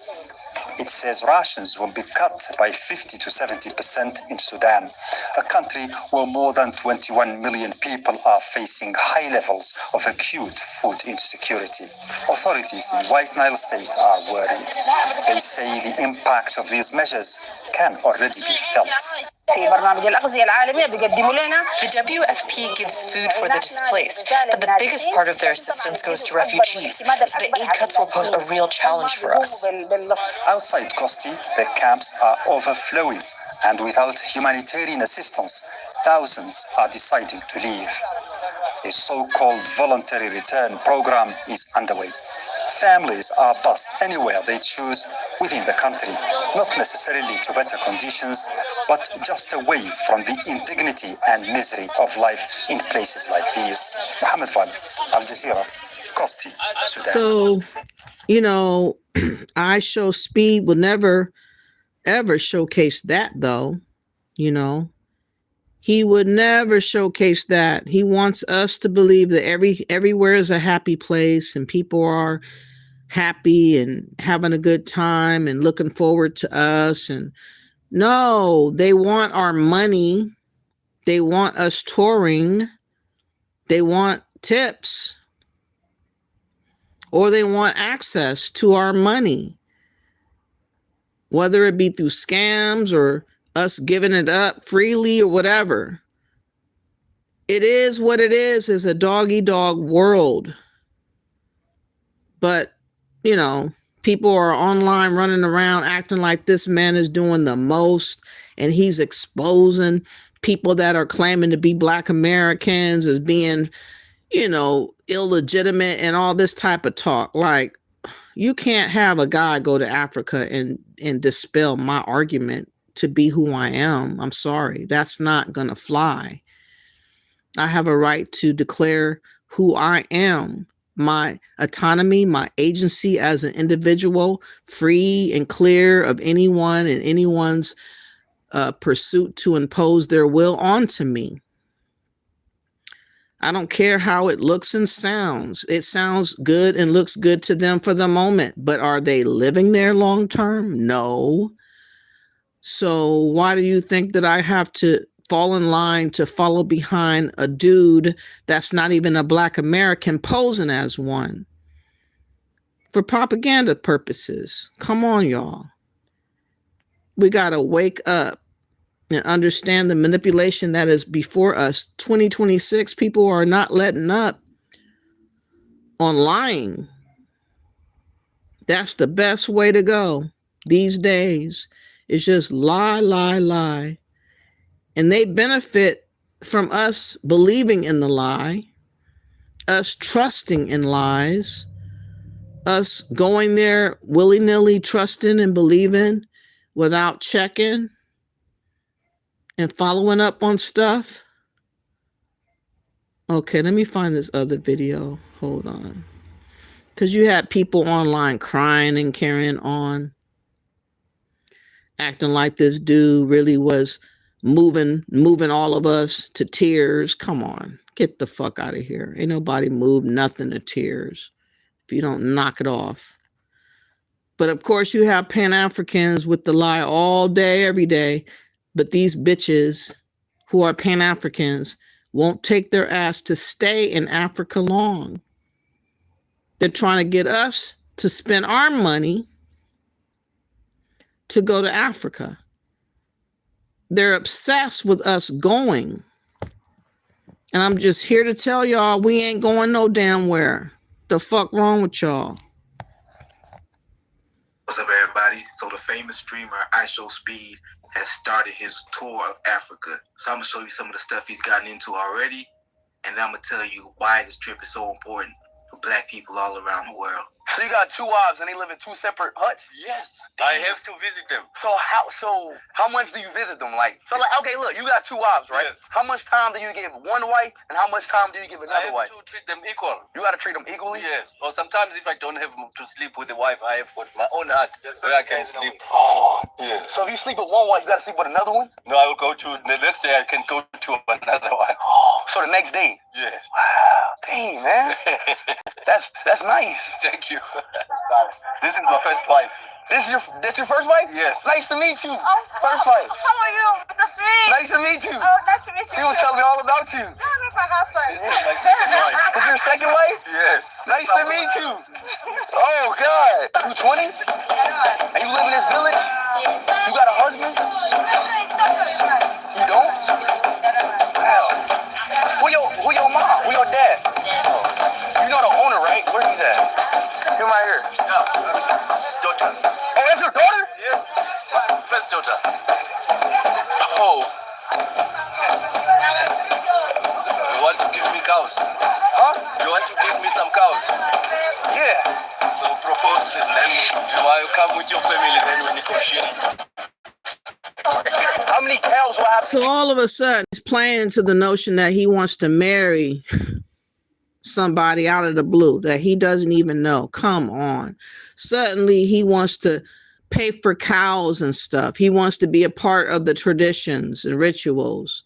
If you don't stop it, I'm so tired of these people playing in our faces, but this is what they do. They do this to try to trigger us. So I can marry her. 17. 17 cows? Yes. How much are we looking at? 17 cows. I'm not gonna lie, bro. Seeing the Ishowspeed Africa tour, that shit is making me want to go to Africa, bro. When Speed was in Europe, they was calling them monkeys. They was throwing them. You see how dumb he looks? Oh, me seeing them in Africa. I want to go. Look at how busted and disgusted he looked. He looked like he's a retardo. He got a helmet on his head. He got a ring in his nose. This man got a crooked ass nose. I guess so. Ain't nobody wants you in America. That's why your bitch ass want to go to Africa, because you are not the one in America. Okay? But again, they're using him to try to sway us to believe in Africa when Africa is not believed by the Africans. That's the truth. But here his ugly ass goes. And shit, they was saying all type of racist shit when he was in the Europe tour. He pop up in Africa and the people showing him up like he's family already, bruh. The propaganda is failing. It is crumbling before our very eyes. And then they want to call Africa uncivilized, bitch. I'm seeing the complete opposite.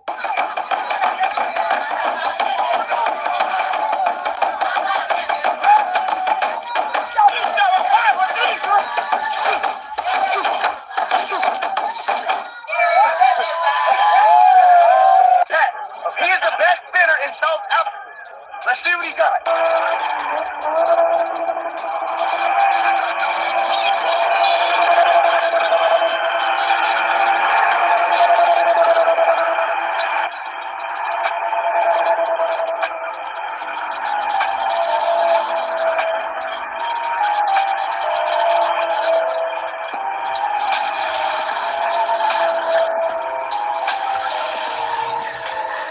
I'm sorry, but I am not impressed. Are you guys impressed? Let me know if you are impressed. Let me know. My goodness, that is not working out at all. You know, speaking of which, I did a big story about 2023. A woman from America, I think she was from the Caribbean, and she was in the Gambia. And her last video was in 2023 when she warned Black Americans about what was happening to her in the Gambia. She let it be known that she was being stalked and she was in fear of her life. And I was trying to figure out who could help her during that time, and nobody listened to outreach to her in time. She ended up dying, supposedly behind this disease that paralyzed her.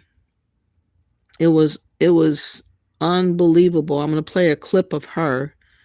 I just want y'all to understand that some people that go 2 to 3 years into being there, tragedy strikes. Tragedy strikes. And this is why we should not go off of what people tell us, because it's all for show. It's all for show. Today, I said, let me just go and try and do this to see if I can catch up with you all today. Okay, give me a second.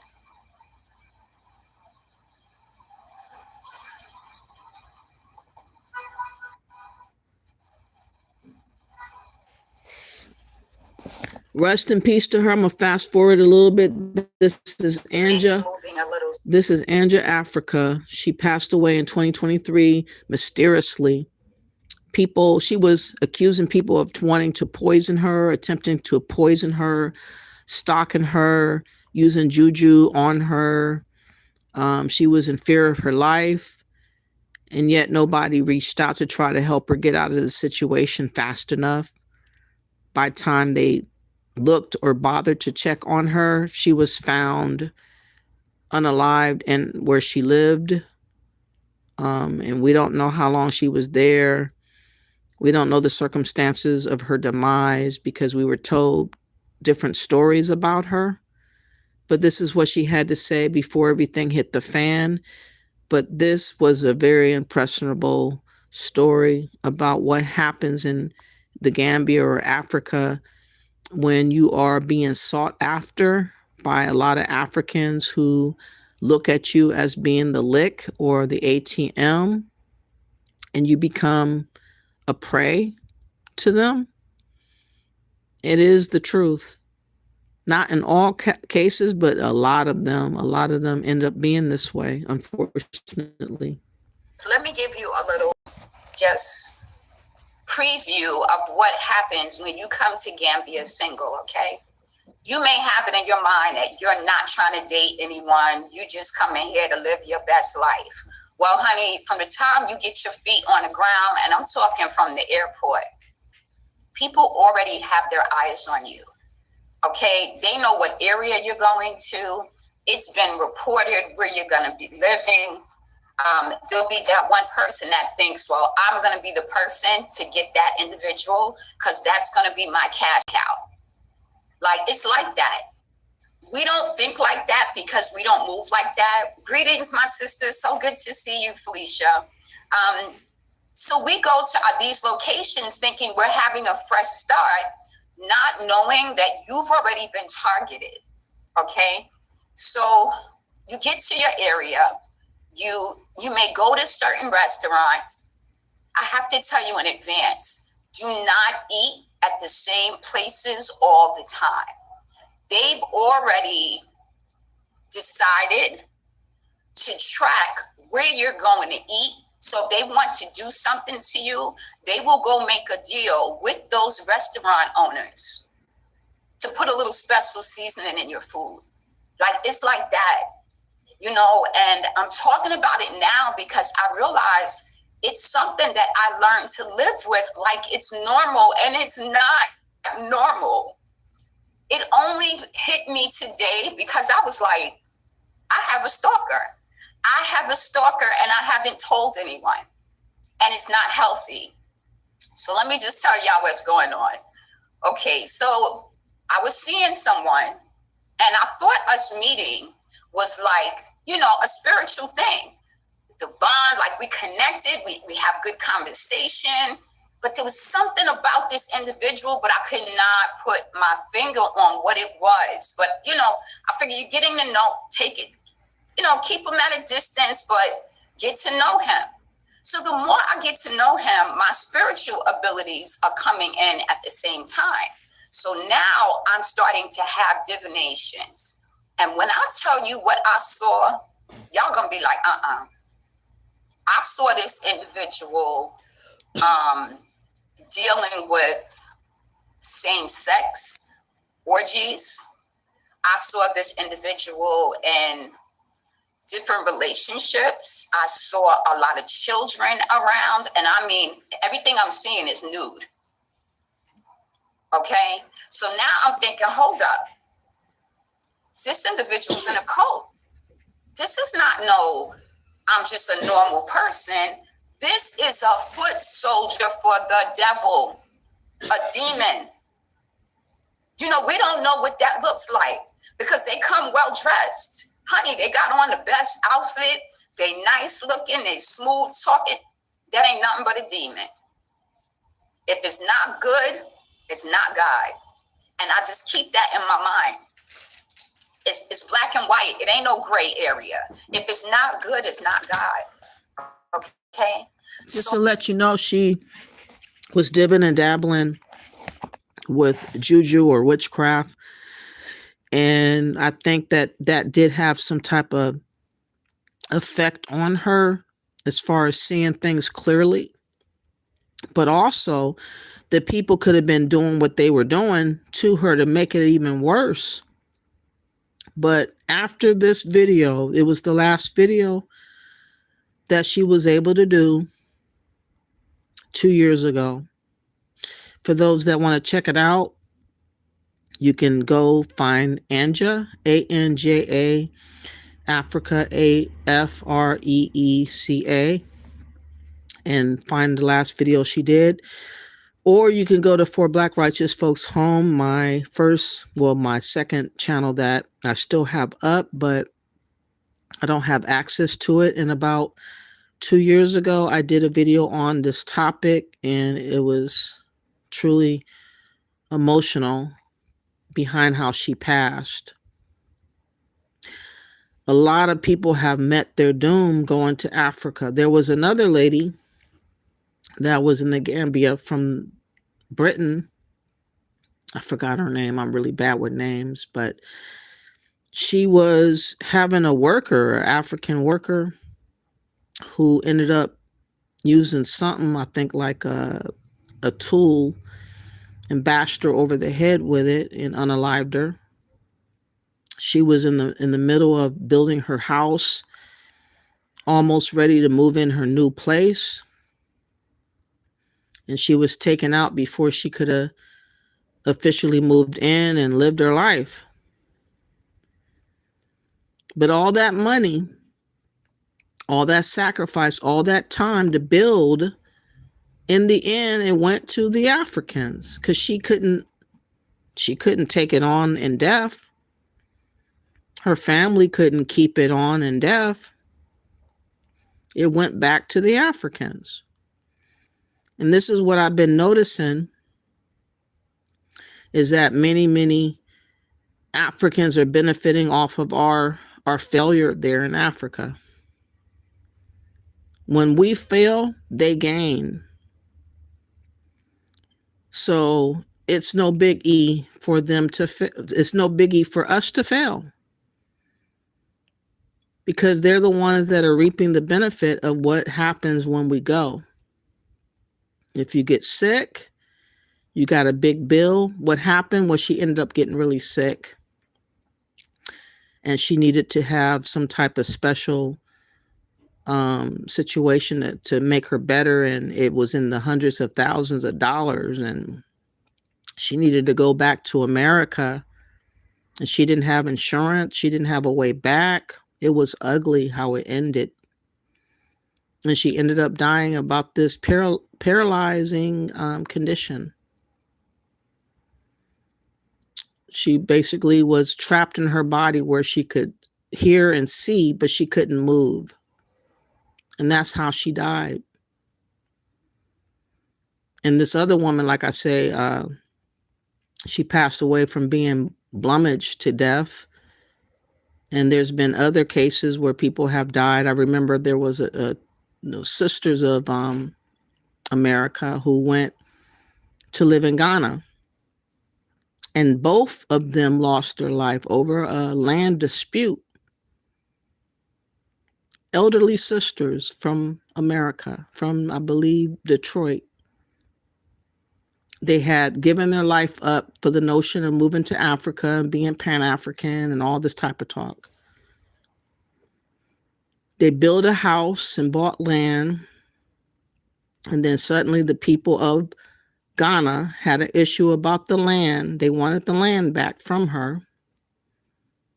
She went to court, fought over the case, and won the case, supposedly won, because when she got out of the court, she lost her life within days, maybe not even a whole day after winning the case. She lost her life and her sister's life.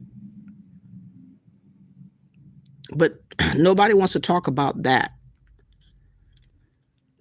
When they talk about Africa, they just want to talk about good times and food and fufu, playing drums and dancing around in a circle. And I think it's just so offensive. But not to forget, as I have told y'all a long time ago, for those that have watched me, Dr. Ericana, who was a past ambassador of the African Union, who was fired for being a fraudulent ambassador, she decided to try to scam Black Americans. And so she made up this lie about getting a citizenship in Burkina Faso based off of Captain Touré's reputation and popularity. She got people to believe that she had the way of getting access to this citizenship to be closer to this guy that she was putting on a pedestal as a messiah. And she convinced idiots to fork over money to pay her towards a citizenship she could never deliver on.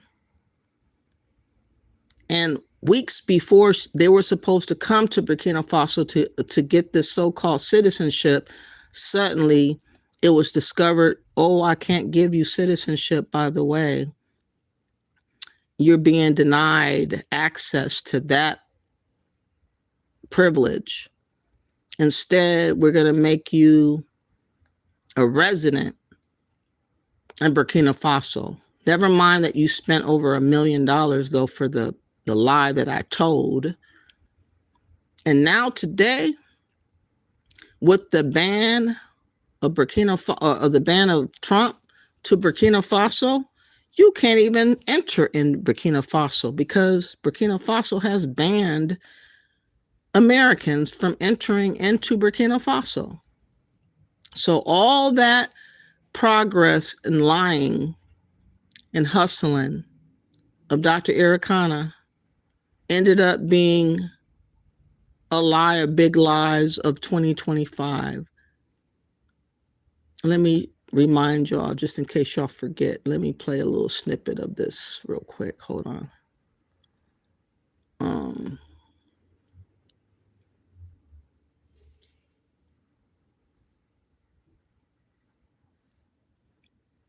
Hold on, that's not the right one.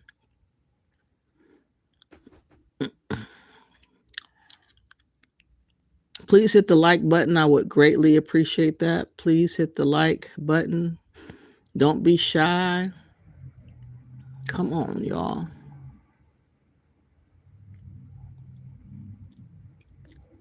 All right, let me play this other one real quick.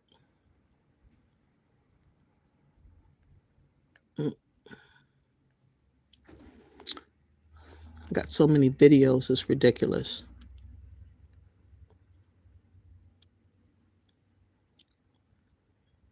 Okay, I'm gonna play this real quick.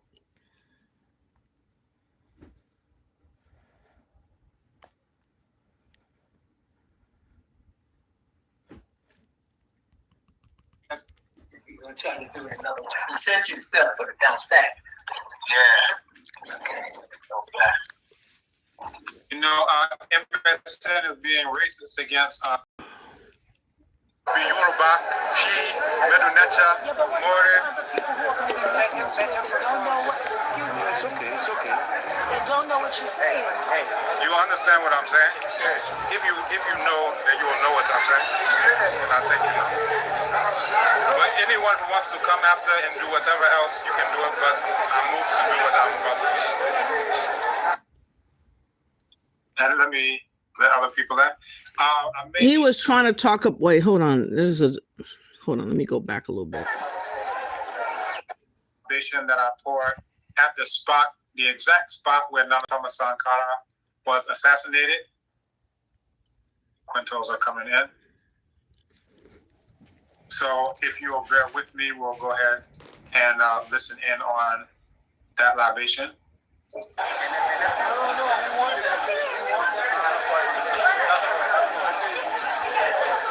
He was promoting this ADDI Burkina Faso Citizenship Initiative back in 3 months ago, but it never ended up being the way in which they planned it. So he was doing libations, and he was acting as if he was officiating this process and everything, but it never materialized in the end. But I'm just letting you know what they will do, claiming that they are in control, claiming that they have authority and the know-how to deliver on citizenship, when again, most of us don't give a flying F about doing or getting a citizenship in Africa because we're in the best country of the world. Why would I want to get a citizenship in a place that's struggling?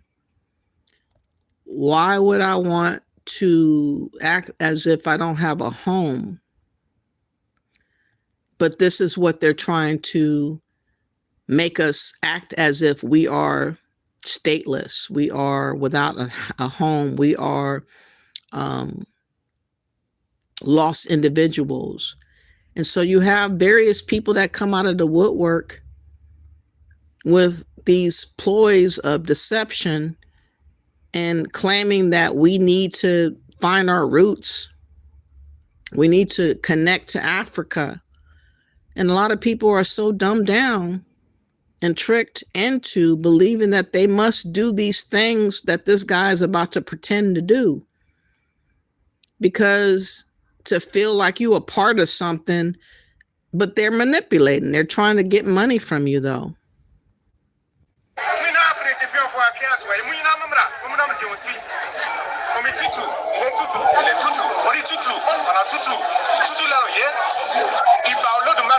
kaye.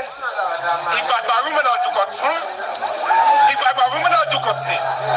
Iba barumela barapetu. Iba ifa akere finu sopo. Iba koda iba sheda. Iba arbalotu fe. Iba mebono de ramo. Iba ayera iwaju. Nana Thomas Sankara. Atum, Shu, Tefnut, Yem, Nut, Asar, Aset, Sete, Nebet Hut. Amen, Amenet, Nun, Nanet, Keke, He, Pata, Sia, Hu, Heka. Muna Freddy Fowl for a Pietro, and Muna Mumra. Now win it. Now win it. Now win it.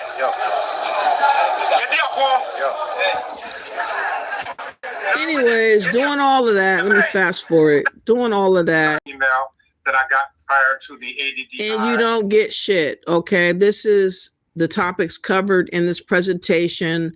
Background, ADDI, and the right of return. Context 2024 through 2025 engagement and claims. Primary law decree on the Code des Persons at de la Famille, what the decree actually says. Again, playing in our faces. This was all an orchestration utilizing the Captain Torre, this dude right here, and this witch bitch right there, try to get about 1,000 people to believe in the need of getting some type of citizenship in Burkina Faso. And the last week or two, it all fell to smithereens after she received the money. She had to come out and claim or tell them that she couldn't do a citizenship after all, that they changed their mind, and that she now has to give them residency in Burkina Faso to make up for taking their money. And now, today, in 2026, you can't even enter in Burkina Faso as an American. So everything she said was all for nothing. But you gave her $1 million of your money just to listen to her lie to you. And I've been talking about this woman for a number of years. I exposed her when she got fired in 2019. I'm trying to look for a better video where she's trying to describe. Well, let me see. I do have a video of someone showcasing her lie. Hold on. I'm going to just play this part real quick. It was 20 years in the making, but I did it. Purdue Global makes it to where you can't. I'm about. Hold on. These are people that dealt with Dr. Ericana, and they accused her of scamming, misleading, and misrepresentation. And this video was done 2 months ago by Go Black to Africa. And I want you to hear a particular woman to break it down, because she doesn't mince words or take a lot of time to explain it, so that I catch you guys up on what happened, okay? Show the facts, show the receipts, produce it for the people. You have the duty to produce to the people. If you say something and you claim there's a proclamation, then just show the people so that it put them at ease. We won't have to go through this. But there again, when you can't produce it, you stand looking guilty. Let me pass it back to Lizzie. What's happening? How are you? All right. There's a few points I want to add on to my brother Jason and Sister Taylor's synopsis here. Sure. Keep this in mind, that all of the persons who were initially going to go on this voyage to get citizenship, this activity. So what happened was, one of the members of that group put something in the group on or about September 18th, 19th, basically indicating that there was not going to be any citizenship. That's just to give you a synopsis. It was a long message that the brother had put in. So of course, initially, when everyone saw that, they were getting angry with him because they thought that he was sowing seeds of discord, which in actuality, the brother was not. The brother was spot on. So people began to contact ADDI leadership, the admin team, about what was posted in the WhatsApp group. And then all of a sudden, on September the 29th, there was an emergency meeting happening, okay? So I want to get this clear, how this thing was going to continue to permeate as a lie and as a fraudulent venture in this sense of citizenship, had no one ever came out on or about September the 18th, 19th with that information. Now, how this brother knew, he's not here to speak to how he knew, so we won't get into that, okay, with him posting this particular message. So that's one point. They were going to continue the fraud all the way up until people got into Bikino. And what we have deducted is they would have continued it. And once people got on ground, Go Black, they were going to say, okay, well, the government's not offering citizenship. They're going to give you permanent residency. That's what was going to happen. Because all of a sudden now you have this meeting. Now I want to backtrack just a little bit even before that. Another issue came up after the July 19th Zoom call, okay? That issue was about a $500 registration fee, okay? Out of nowhere, this $500 registration fee came up. Yes. Now, this fee, since March, and everyone had been submitting, and they've been sending all these emails, this fee never came up. It never came up until this particular Zoom call, all right? So they brought it up. There was a lot of, there was not a lot of clarity about this $500. It was very ambiguous. So on subsequent calls, they began to hammer this list about what was going to be needed for this. Basically, $150,000 party. People on the Zooms were saying, hey, we don't even want that crap. How about we use this money into the local economy, onto the people? Because one, you all keep saying, well, we need to donate books, laptops, medical supplies, blah, blah, blah, blah, blah. So people wanted that money to go there versus a freaking pool party and wearing berets and then saying, well, we're going to go meet the president of And don't you notice this money is always going towards Africa or something to build over there in Africa? Nothing to do with America ghettos, nothing to do with our poor people. Everything is being extracted from us towards an African in their pocket, in their database, in their projects or program or whatever, or trying to get citizenship. We always scrambling to be a part of something called Africa or African for the people that have low self-esteem or confusion about their identity. And they're the ones that are always tricked and manipulated, use manipulation and emotionalism to make you feel inadequate as an American, because you keep hearing them tell you, you ain't American. Those are the ones, Dr. Eric Kana and other Africans that are claiming to be Pan-African will tell you to your face, you are not an American. You're really an African, because they really want you to be an immigrant just like them.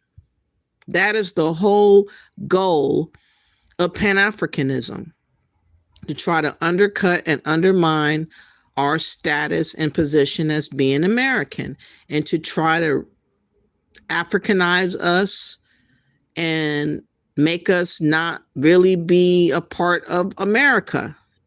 Even though we've been here for centuries, they're trying to do a switcheroo, and they're using your stupidity to help them with their trickery.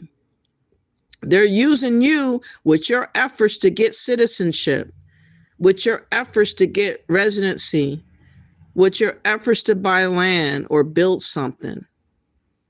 Everything you do, they're capitalizing off of it, and they're trying to make it seem like they are in charge or over you.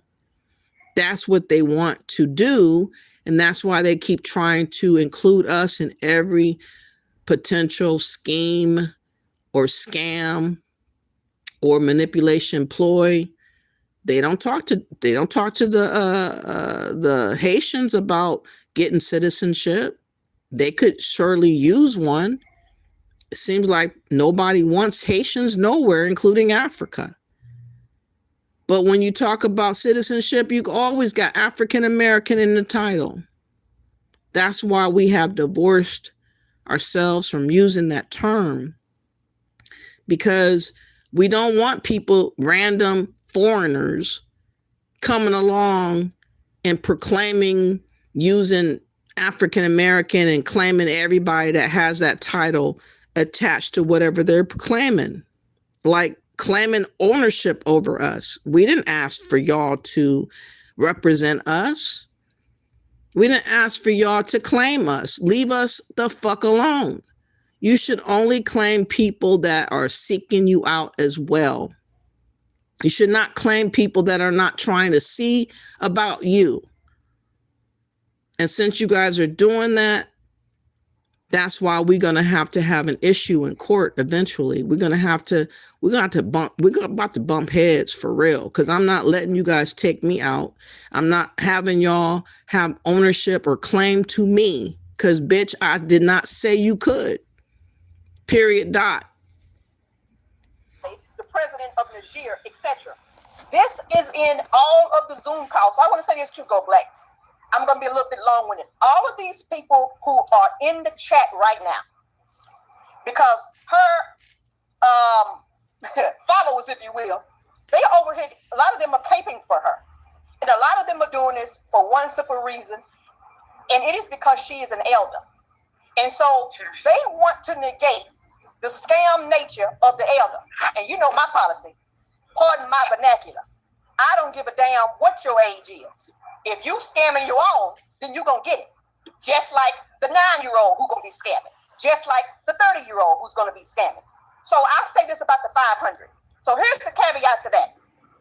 So now you got all this banter and chatter about this $500 in that same WhatsApp group where they got exposed. So people are asking for clarification and all this. They have another Zoom, pardon me, to try to clear up some of that. Again, people still did not want this party crap going on. That is not what our intent was. The intent was never that. So, while all of this is going on, she has people on her admin team that are very vile gutter snipes. And now you know I can talk crazy and I can cuss like a sailor, okay? The way Anthony, I'm saying his name, the way he speaks to people as if he basically has dominion over all black humans on planet Earth. It is ridiculous. And because but that's what they believe, and that's what y'all need to understand. She's describing somebody in the group of Dr. Ericana speaking as if he was in ownership over them that were a part of this group, because that's what they believe. These Africans that claim to be Pan-Africans are the ones believing that they have authority and ownership over us.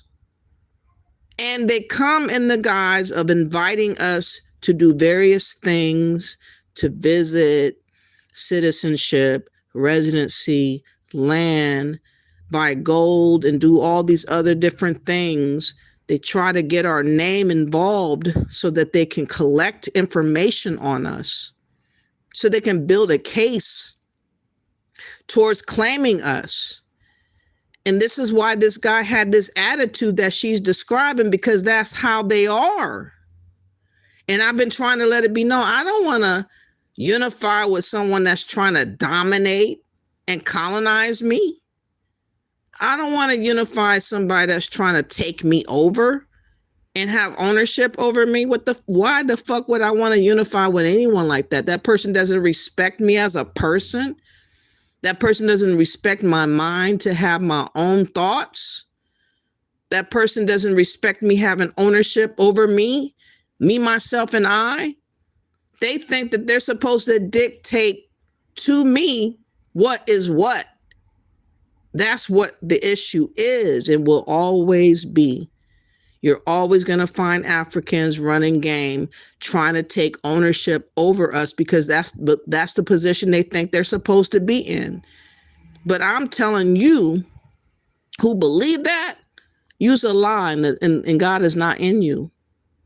You need to go find yourself and figure out your home country and your continent on what y'all collectively need to do over there instead of trying to boss around Black Americans. We are not your property and we're not your slave. But you guys are so consumed and obsessed over us. All you are seeing is how many ways you can get money from us. And until we wake up and show the truth on that, which I have been doing repeatedly, you always going to be treated like this woman was treated. Listen to what she just said. Let me take it back. Have a protocol in place when they have member meetings to get rid of this man or silence him. Nothing was ever done. He subsequently would get on continue Zoom meetings and continue to belittle people. Listen to crazy to people. And it's not only him, Benson as well. Hold on. That is not what our intent was. The intent was never that. So while all of this is going on, she has people on her admin team that are very vile gutter snipes. And now you know I can talk crazy and I can cuss like a sailor, okay?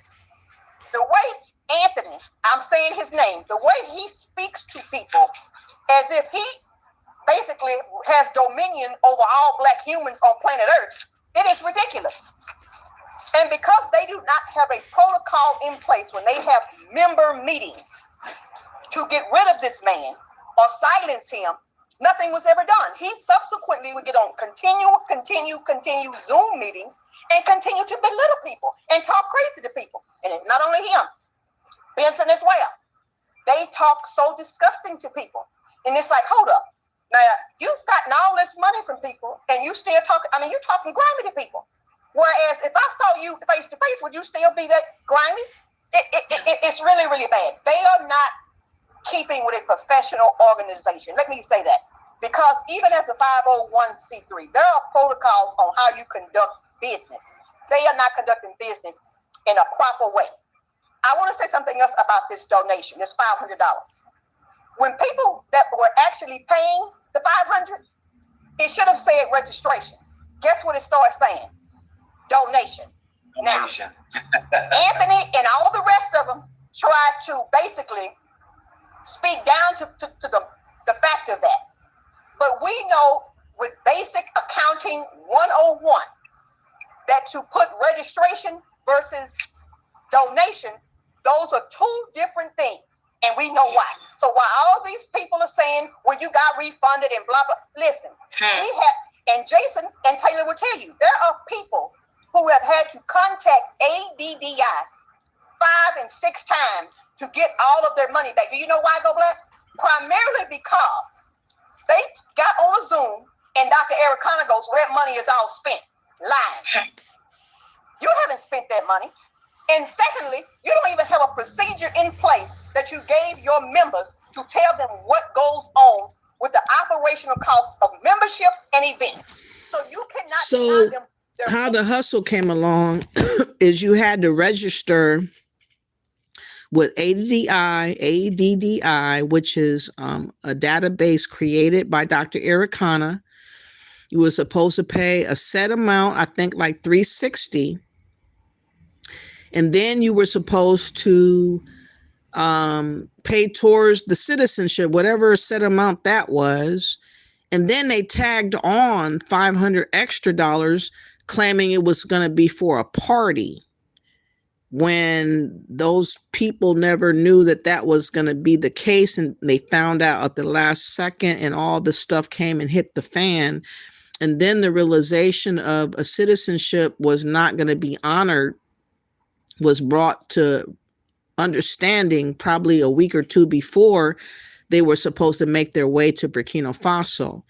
And so she scrambled and said, oh, I found out through the grapevine that we are no longer going to be able to get a so-called citizenship because they changed their mind. They want to make it a little bit harder for you to get a citizenship, so they're only going to grant you residency. And over $1 million was collected by Dr. Ericana for over 1,000 people that believed in her bullshit to begin with. I believe after the scam had occurred and they realized that they were duped and they weren't getting citizenship, there were about 500 or 400 people that disappeared after what happened. And she ended up only bringing with her 700 people to Burkina Faso after the scandal had happened. She brought them to Burkina Faso talking about, oh, we're going to be residents in Burkina Faso. Hey, what's up, service? We're still part of this country.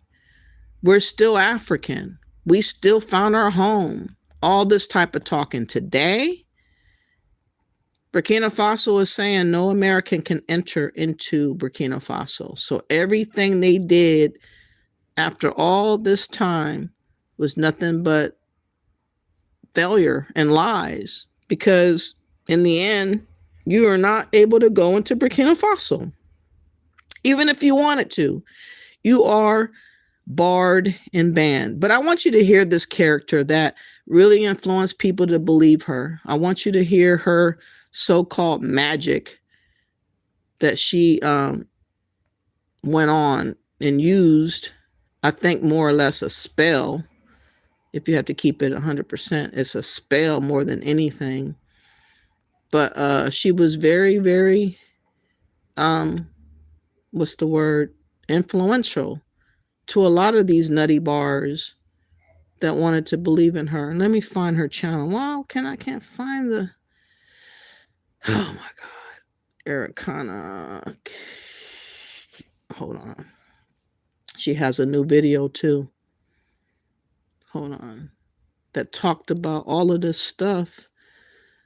Okay, so she made her way to this so-called Burkina Faso. And I want you guys to hear a little bit of all the shenanigan talk that she tells. And again, it's all about manipulating us to make us feel like we are not home. That's the catch. We're not home unless we take our ass to Africa. And they unleash all this dancing around, and as usual, as if that's supposed to be what convinces you that you need to belong over there in Africa. I don't get it. It's not moving nothing over here. I see through the bullshit. Like, y'all need to stop. Many cultures, but one heartbeat. Rhythm and dance is what keeps our people united. Burkina Faso, yeah, yeah. Across Africa, rhythm is more than sound. It's memory, identity, and a heartbeat that never breaks. On our journey, we were welcomed by the Golden Team, a dance troupe formed in 2017 by students of Joseph Kizerbo University. Their footsteps carry the spirit of the drum, and their movement reflects a culture that speaks without words. From the city squares to the IDP camps, we joined them in celebration. Many cultures, one rhythm, one family. Tonight, we honor the dancers who opened their hearts to us, and the traditions that remind us where we come from. Welcome to ADDI News Network, where the narrative is for us, by us. Tonight, we are following the Golden Team, the dance troupe who delivered Africa's heartbeat to us. Coucou les amis, j'espère que vous allez bien. Toujours Golden Team. Tout joue avec les Afro-Américains au Burkina Faso. Burkina Faso! Welcome!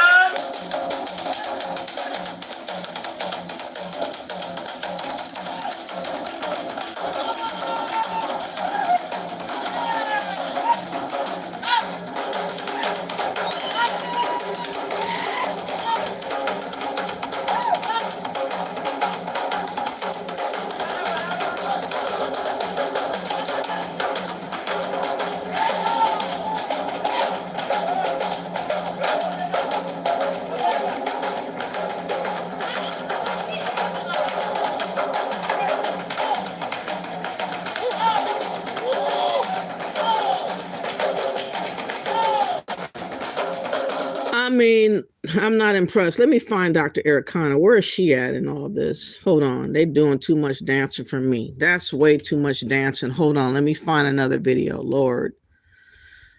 Ooh, wait. That's a lot of dancing. Hold on. Oh, here she is. Hold on.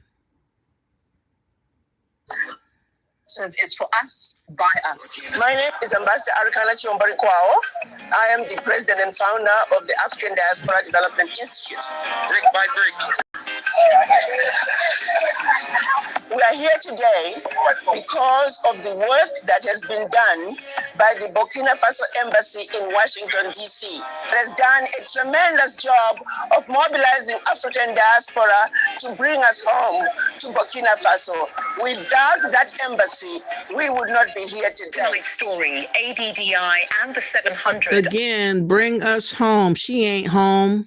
She refuses to stay her ass in Africa, but she's trying to get Black Americans to look at Africa as going home. She's trying to get us to go while she stayed her ass in America, and the Africans stay their asses in America if they had it their way. But telling us to go. And people gave her money towards a fake ass citizenship in Burkina Faso that they never got in real time ever, because it was a lie and it was exposed in the end. And then the lie turned to residency, and now you can't even enter in Burkina Faso in 2026. But people listen to this old hoe, this witch bitch. I don't have respect for her whatsoever. I don't care if she's an elder. Answered the call and put in work. While in Ouagadougou, they donate 23 tons of cement and spend a day working to help create the very bricks that will build the future of Burkina Faso, the future of a sovereign Africa, and the future of a united people. Her Excellency gives a powerful message. The diaspora supports Africa. Burkina Faso. We are here today because we answered the clarion call from His Excellency, Captain Ibrahim Traore, the Lion of Africa, the leader who is fearless, the leader who is transformational, the leader who is truly for the people, a man who represents what we have wanted in an African man. So because he put out the call, you Burkinabe people, you have done all the heavy lifting. You have chased away, you have raised, you have made the Westerners, particularly France, leave Burkina Faso running like mice out of Burkina Faso. The least we can do as African diaspora is to come and support you. When the president started this program of building the streets of Ouagadougou, the streets of cities around Burkina Faso, at a Zoom, he told us about the call from the president, and all he wanted was bricks and cement. We said, yes, Ambassador, we are with you. So today, we are donating 23 tons of cement to be our contribution to the program that the president has launched. We will continue to support. We will continue to contribute. I want you to know that we are coming back end of April for the cultural week, and we will continue to bring more bricks and more cement. So you guys, as Burkinabe people, we are so proud of you. We appreciate you and we honor you. Continue the good work. Continue to support Captain Ibrahim Traore. Continue to be his rock. You're going to be in front of him, in the back, on the side. Let's surround him with our love. Let's surround him with our support. Let's let the world know that President Traore has a shield that's wider than they can ever imagine. Again, it was nothing but a scheme. She made off like a bandit with over $1 million. Over 1,000 people thought that they were going to get a citizenship in Burkina Faso, and it never materialized. She got them to go visit and give up more money towards the concrete and towards the hotel stay and towards the flying and towards the residency. And in 2026, in a blink of an eye, they were just there in October, y'all. just there in October, and here we are in 2026. Mali and Burkina Faso have imposed a reciprocal travel ban on visitors from the United States in response to President Donald Trump's travel restrictions. Trump added the two countries to his travel ban list in mid-December. He instated an initial travel ban on 12 countries as part of an effort to strengthen national security. Mali's Ministry of Foreign Affairs and International Cooperation released a statement saying it, quote, regrets that such an important decision was taken without any prior consultation. Officials from both Mali and Burkina Faso announced they would be imposing reciprocal travel restrictions following Trump's mid-December proclamation. The countries are currently under military junta rule after military leaders launched coups in the respective nations. Each of the countries is also part of the regional alliance of Sahel states with Niger to combat Islamic extremism in the region and gain greater national sovereignty across the states following their exit from the Economic Community of West African States. Not only that, but this captain was almost, well, he had an attempted coup that happened recently. It's 22nd or 23rd attempt on a coup against his life. And she thought it was okay for us to have residency or citizenship there in Burkina Faso with all this stuff always happening. Again, it is an emotional ploy to get us to believe, oh, we want to rub elbows with this guy that's, known on YouTube and the news. We want to connect to him. So I'm going to spend this money to get a so-called citizenship and all of that. But yeah, there was a coup. Let me see if I can find a short video of that. And then I'm going to come real quick to you guys' chat room. I have been on a little while, but I wanted to be thorough to just let it be known that in real time, the world is changing ever so quickly. And, we don't have time to tarry and play like we don't know what's really happening. People manipulating us should not be a factor any longer. We should be smart enough to really call people out on the truth.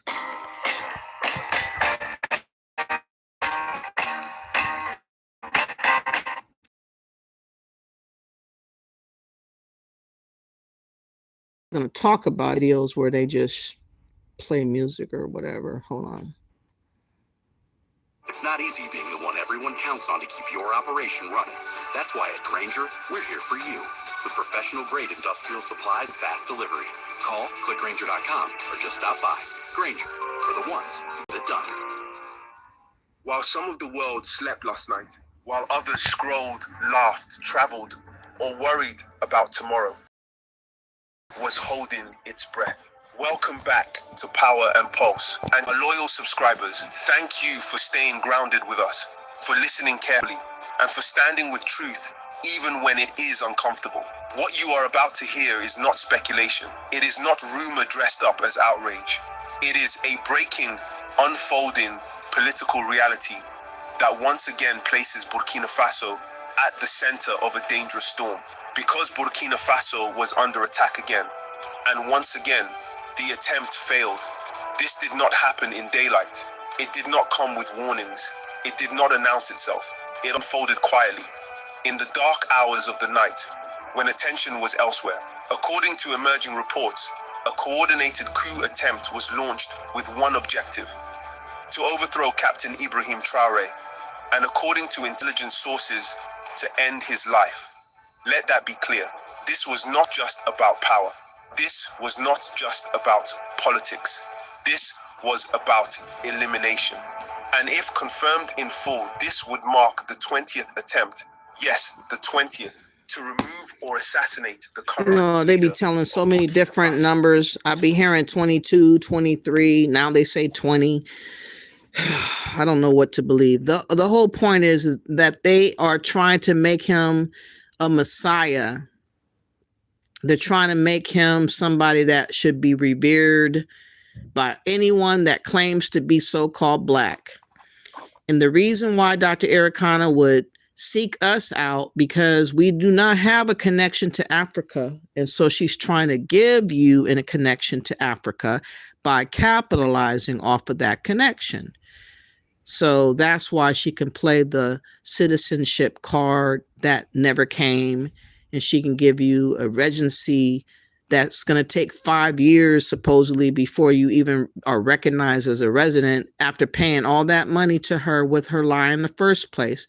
And then go back to Burkina Faso, knowing after the fact of her telling that lie, and then spend more money on the plane ticket and on the hotel stay and on the project for the cement and any other way that she's gotten money from you.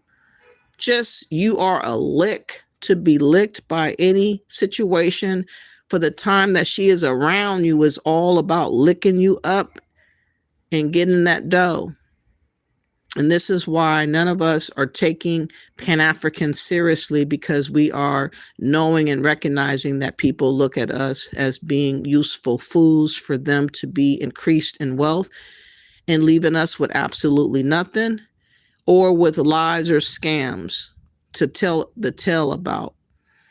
I've been talking about this for a while, and Ishowspeed propaganda is not going to fly and work with the notion of him being successful and getting us to believe the lie that Africa is our paradise. We're not going. So let me see a couple of comments. I know I've been on here for a little while.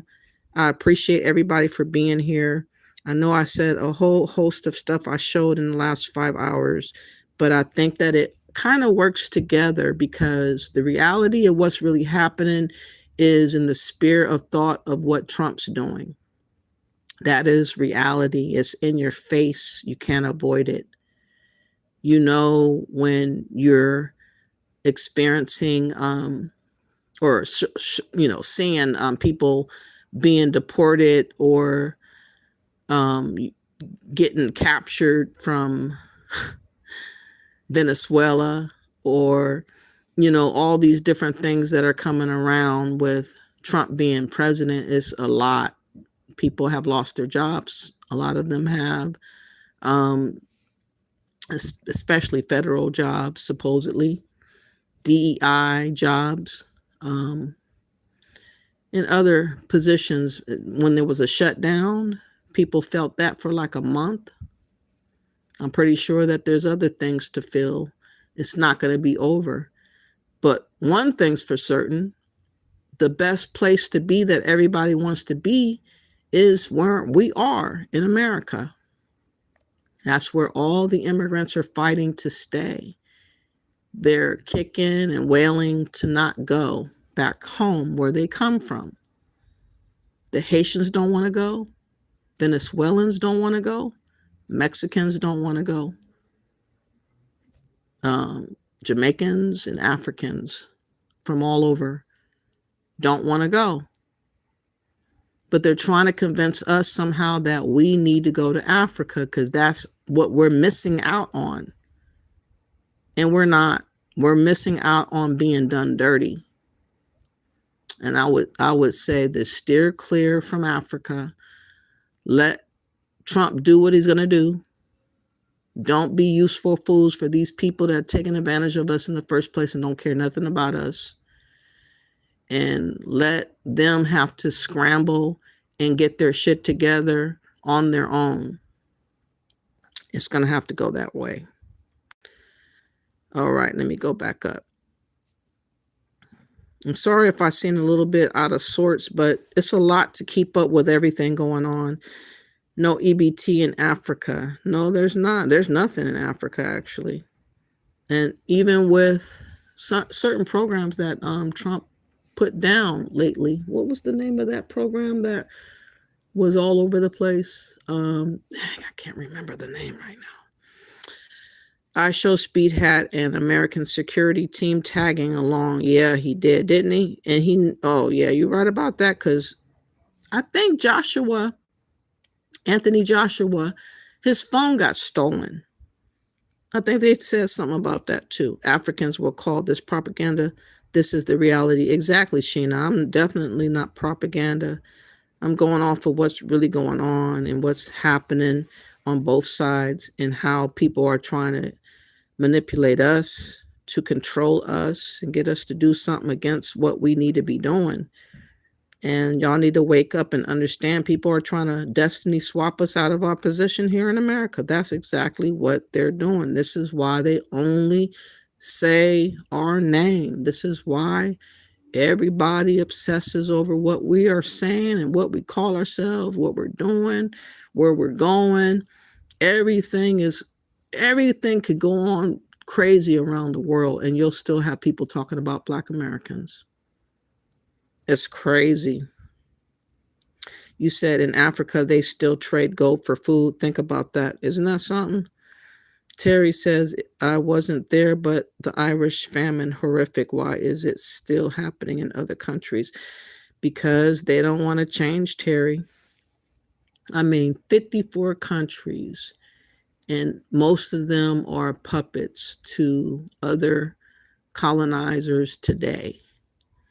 And they don't want to change the script of what they've been doing for umpteen years.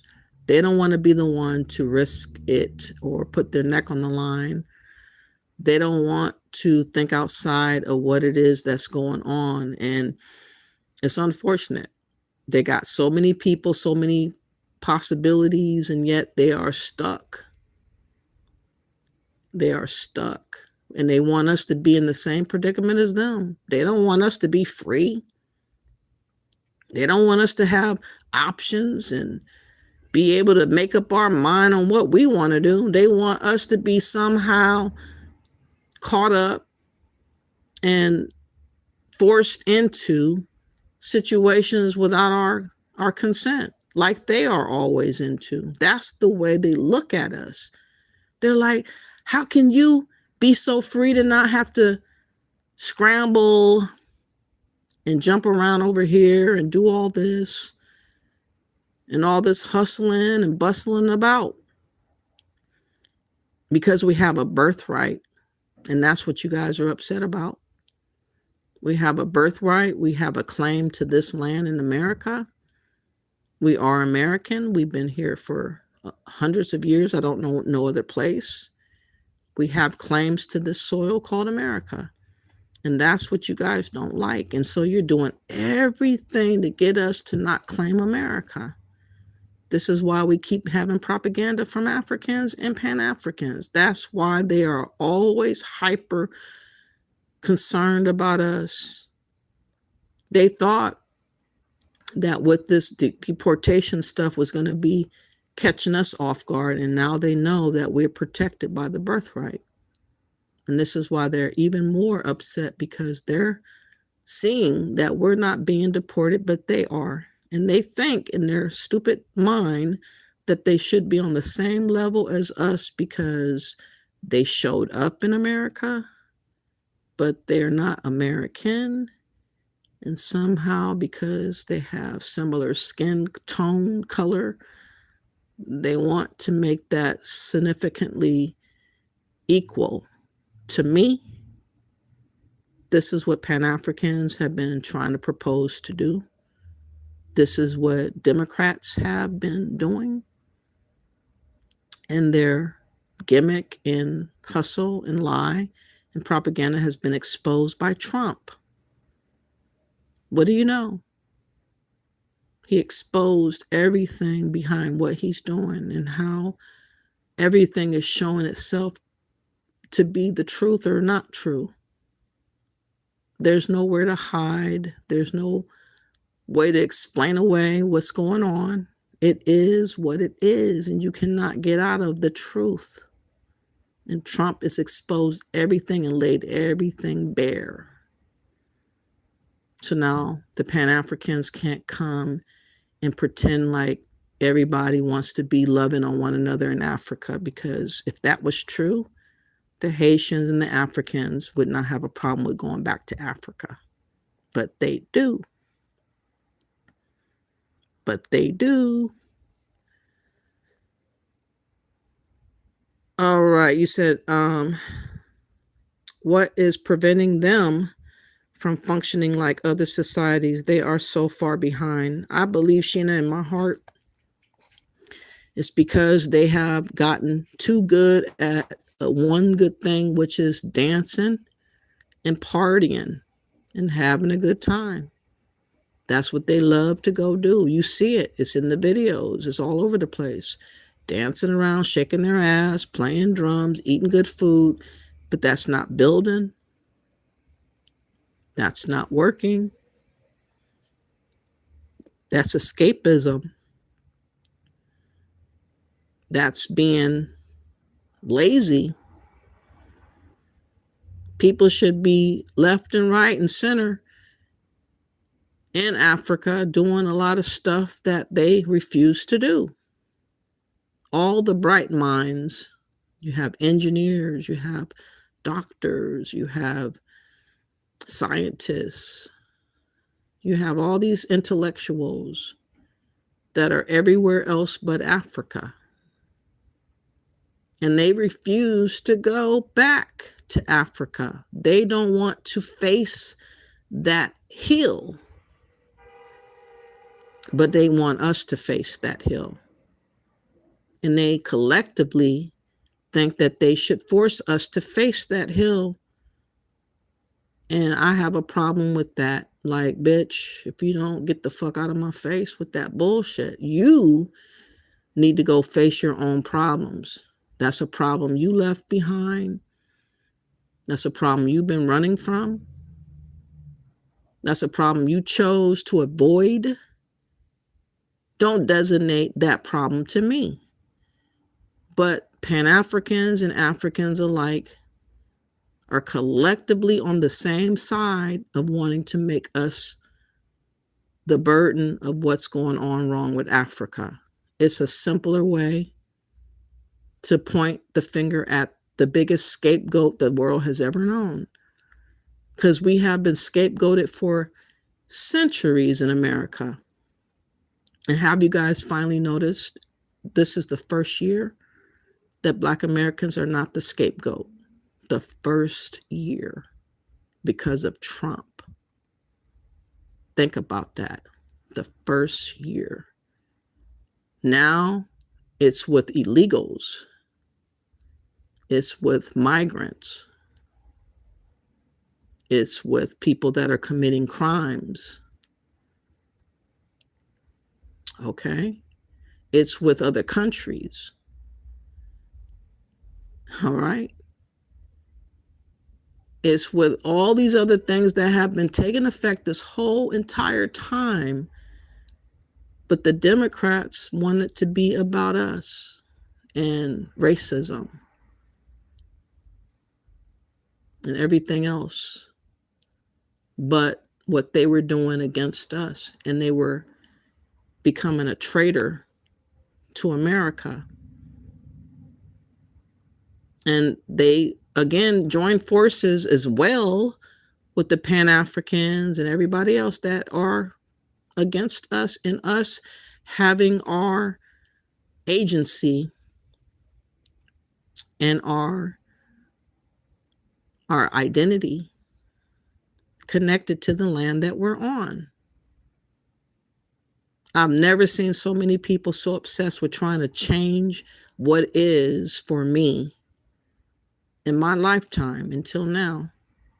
And this is how I know you guys are not my friend and we could never get along, because you guys are trying to put me in a predicament that's going to make me struggle. And you want to call that unity. And you're not being real. And I expose all of y'all for being as fraudulent and sneaky and a liar and wicked as you are. And I don't care that you happen to have dark skin, happen to have nappy hair or coarse hair. I don't give a damn. The truth is the truth. All right. You said my roommate back in college was from Kenya. He was way cooler than American blacks. He treated every day in the U.S. like a gift from God. He treated every day in the United States like a gift from God. Yeah, they appreciate America once they get over here. That's for sure. Crisis actors, you think? AI smart? Which ones? Sheena says, if they are much cooler, why aren't you on their platform? Good question. And look, a rabbit says the Irish were hit with bad growing conditions when their agriculture was totally dominated by potatoes. Oh, I remember that. Yeah, that used to be the y'all gold was potatoes. You right about that. That thirsty rascal. The Irish adapted and became Americans. Yeah, but a lot of them today is not coming here to assimilate. They're coming over here to take over. They're coming over to dominate and replace. That's what they're coming over for. I would guess anywhere between 20 to 30 years, that's the mindset of them that are here now. Yep, that's the way that they are right now. And makeup, okay. Please go to Africa, he won't last. I know that's right. Centum ring sissy, okay. I ain't going to Africa. Haha, I know that's right. Something getting busted his A. Terry says, too many nags over there. He has money and he's not like the average Black American. Like, what the F are they doing? It looks boring over there, definitely. Hell no, he could have did that in America. Exactly. Why doesn't everybody want to turn up for America? They don't want to give us no life here. Think about it. Nobody wants to give us no life here in America. They want us to feel like we are done here, that we got to leave here. We got to escape from here. That's what they want us to be on. You said, oh, remember that story? Exactly. Use your sense. Exactly. Shaka Zulu probably got her. I have a worse one. It's too bad to say, but I hear you, sister. You have a worse one? Ooh, sis should have named them names. I know that's right. It's unfortunate people like her get no justice. I've seen those. That British woman also lost her life. Yeah, that was sad. She was doing really good, and she hired somebody that took her out. Name one thing that Africa makes that isn't slaves or minerals, a car, a computer, or ironing board, anything. Exactly.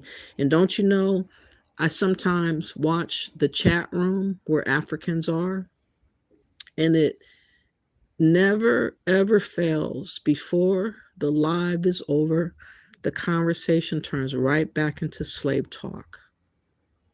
Turns right back into how much money was gained or how much structural building was done because of slaves. They are fixated with slave talk, and they really feel like they should be grabbing ownership over us as if we're their property. And this is why I will never, ever want to fuck with a lot of Africans. That's the truth. I'm telling y'all the honest God truth. The ones that can respect me, as a human being, that's an ownership of my own agency, as an American with my own identity and my own destiny and my own sovereignty of thought, I can relate to. If you are outside of that thinking and you think that you have to have ownership and control or dictate to me, we're not going to get along. You might as well just stay clear of me. You might as well just stay the fuck out of Dodge. Because if I get wind of you, I'm coming for you. If you're in my presence, I'm going to tell you off. I'm not going to let it slide. And that's why a lot of us have an issue with you Africans or Pan-Africans, because you come off as if you're like a slave catcher, to be truthful with you. You guys are coming off as if you're slave catchers. It's very, very wicked. It's a turnoff. It's disrespectful. It's obvious. It's rude. It's despicable. Ain't nobody want y'all around us like that. We don't want you looking at us in a light that you see us as your potential slave. The fuck? Go take that shit back to Africa and get it cracking over there.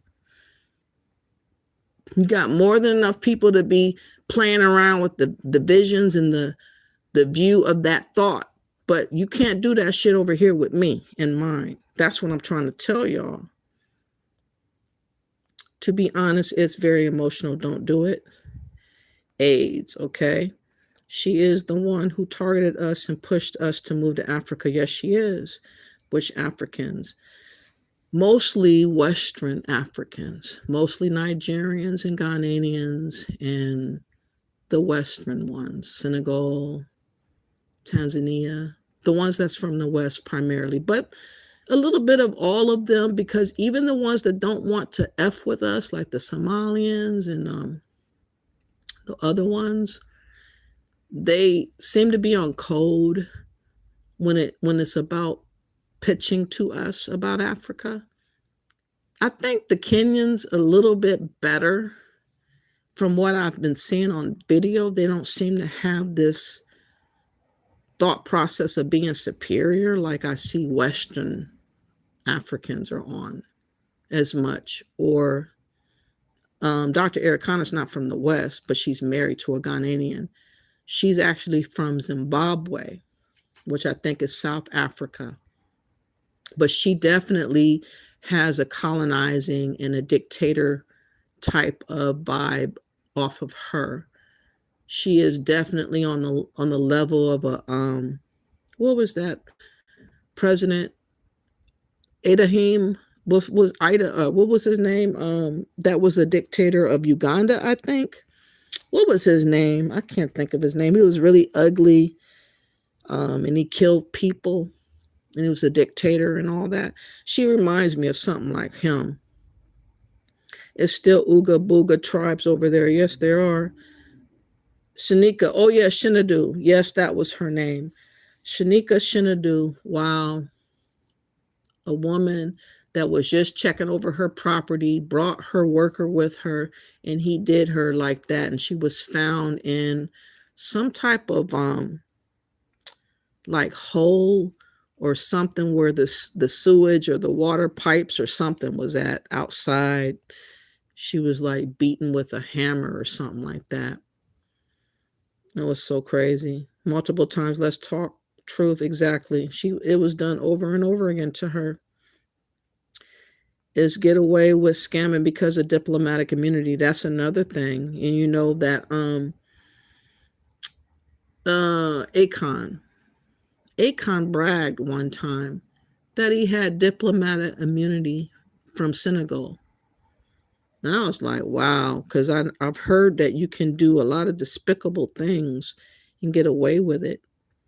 Ask Joe Biden. Ain't that some ish? I know. Woman, you ain't even reading chat. I'm reading now.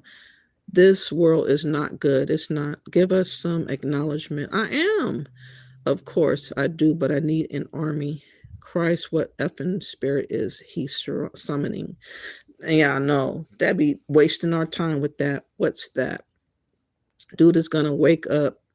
Yo, sackcloth. Okay. I turned the volume down because I don't know what he is saying. Bro said, Pata Asha. I know they be saying anything.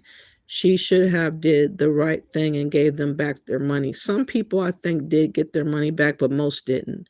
She gets away with it. Exactly. Well said, Sheena. You are one of the ones. I believe it. One of the ones. XD. Haha. Uh-oh, what happened? It stopped. I know for a second. She gets diplomatic immunity and will never face the consequences of her actions. Working with Dr. Ericana is a risk that they are taking. Exactly. And that's why I've been warning about her.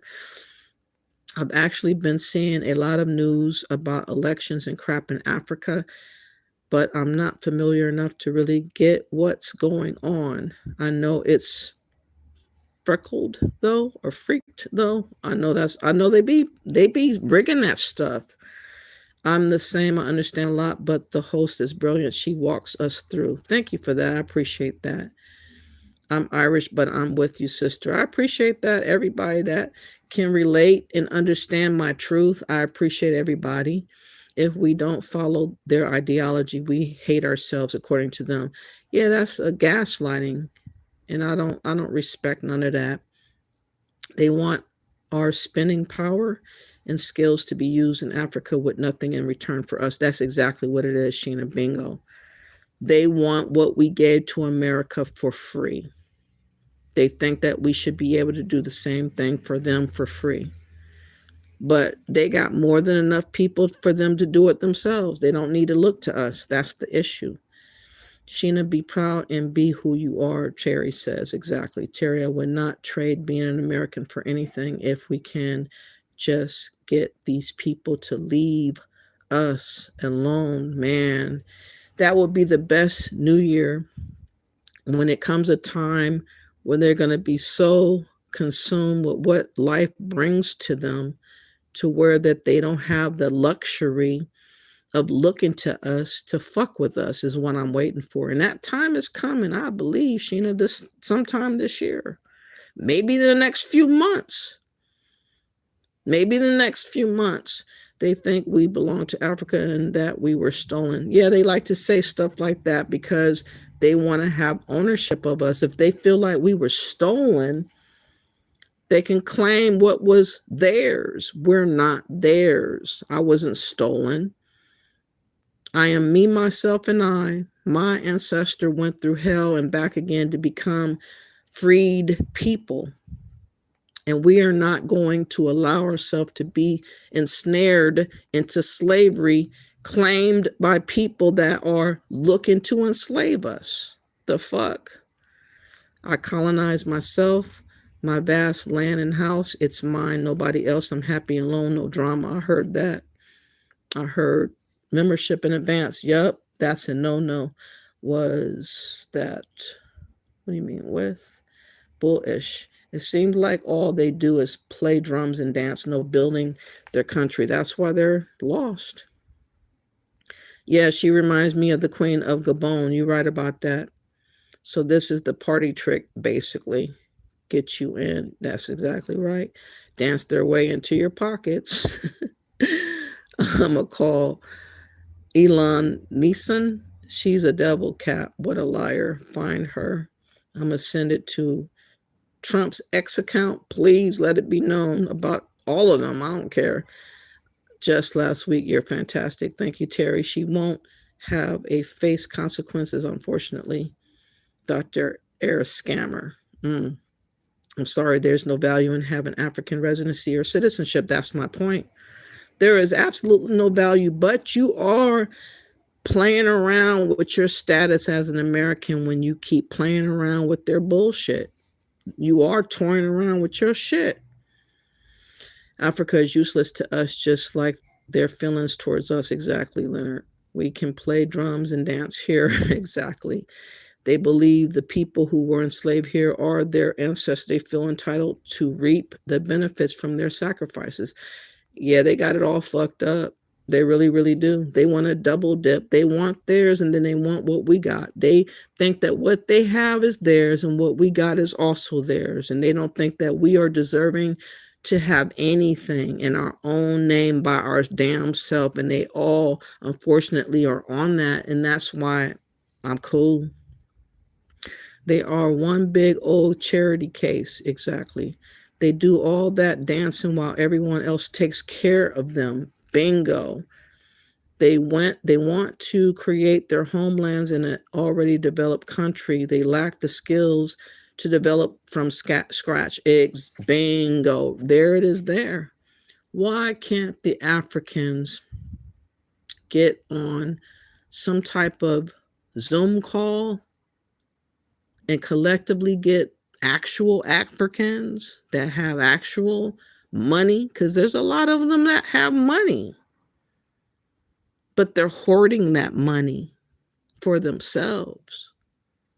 They don't want to use their money to help Africa. They want Black Americans to fork over our money to help Africa. That's why they have an issue with us, because they think what we got is theirs. How can we get along with people like this? We're not going to get along with people like that. Yes, they are pathetic. Yeah, Edie, I mean, let me show you what I mean before I go. Yeah, this guy was a trip. He was scary and ugly. I was like, ugh. It sounds like you are cutting in and out. Oh, was I? I'm sorry. Hold on, let me find this dude. A lot of people revered him too, to be honest. They thought he was somebody. And he was a dictator. He was a fool. He was scary. He did a lot of atrocities there in Uganda. Hold on, I'm going to play this real quick. But in other words, not all skin folks is my folks. And I do not claim Africans because they happen to be melanated. I'm sorry. I think that Black Americans should focus on claiming Americans, Black Americans, other Black Americans in America, and, you know, have our own collective identity, respect ourselves, honor God, clean up some of the riffraff in our community, stop cursing ourselves by doing bad behavioral stuff that's going to ultimately undercut and undermine us, and be honest about who is relating to us and why. We have to face the truth. Idi Amin, known as Big Daddy by his supporters and the Butcher by his critics, Idi Amin went from being a dirt poor boy from a town in northwest Uganda, so remote nobody knows its name, to becoming the third president of Uganda and a speaker on the global political stage. He was infamous for his ruthless stomping down of perceived traitors, expulsion of non-Africans, his widespread terror, and his taking joy in humiliation. Idi Amin's exact birth date is uncertain, with historians estimating anywhere between 1925 and 1928 as the true date. When Amin was born, his parents split, and it's believed he was largely raised by his mother, although he still saw his father infrequently. He grew up in the West Nile province among the Kakwa people, a small Islamic tribe who had settled in the region just a few decades prior. As a child and into his teen years, it's reported that he received little education due to limited opportunities for West Nile Ugandans, and by 21 he had few options on what to do next. Rather than attempt to cobble together more of an education, he joined the former British regiment, the King's African Rifles, and began the training that would come to define his future rule. Allegedly beginning his career as an assistant cook, he quickly rose through the ranks, taking promotion after promotion on his rise to the top. He was deployed to Somalia in 1949, helped put down the Shifta rebels, and was deployed again to snuff out the Mau Mau rebellion in Kenya. Along with being a skilled soldier, he was also quickly gaining a reputation for his cruelty. Amin showed so much unnecessary brutality during interrogations that it almost derailed his military career, but instead he was promoted to Effendi in 1959, the highest possible rank for a Black African soldier in the British military. In addition to his military prowess at the KAR, Amin was also a skilled boxer, becoming a renowned Ugandan amateur boxing champion. His physical prowess and affinity for conflict spanned across his professional and personal life. Uganda was pushing towards independence as the 1950s came to a close, and Amin made a key alliance with Apollo Milton Obote, the leader of the Uganda People's Conference. Obote would go on to become the Prime Minister of Uganda when it reached independence in 1962. Amin was made a lieutenant in Obote's Ugandan army. His first order for Amin was to stop the cattle stealing in the north. Amin did this, but he also committed such atrocities that the British demanded he be tried for his crimes. Instead, Obote had him trained further in military tactics in the United Kingdom. When Amin got back to Uganda in 1964... Peep game, he was trained by the British, which is news to me, and he had unsavory tendencies, and they kept promoting him, if you didn't catch that. And he ended up becoming a dictator. So this is like a short clip of what he was about, so that we understand that some of these so-called leaders and dictators, they're just not good with rulership. They're not good with leading. They're not good with treating people kind. And again, this notion of unity is not real when you have people with other intentions when it comes to dealing and relating to you. And if they don't like you and they have ulterior motives against you, and they're trying to undercut and to replace or harm you, there's no collective need to unify with that. And me pointing that out has gotten a lot of people very uncomfortable and upset, about me keeping it 100%. But I would say that the Africans feel the same way about other Africans, because if it was not the way that it is, that I'm saying, then they could work together and they could get their shit together. But they're not. They are tribalistic. They are warring among themselves. They want the resources for themselves. They don't know how to share. And they don't like to take orders from people. They want to give orders to people, and those people they want to give orders to happen to be Black American. And I just point out the irony of it all and the stupidity of people that claim to be Pan-African that are Black American, and how you're not discerning nothing to not notice what I see. It's so obvious. The way they talk to us, the accusatory tone, the bashing, the gaslighting, the blaming, and everything that they do consistently. This is what Africans always continually do. Non-stop. You might get one or two out of the mix. Every blue moon, you might find somebody that's extraordinary as African. It's so rare, though. I think my whole entire life, I've only met about 3 Africans that I would say that were cool. 3.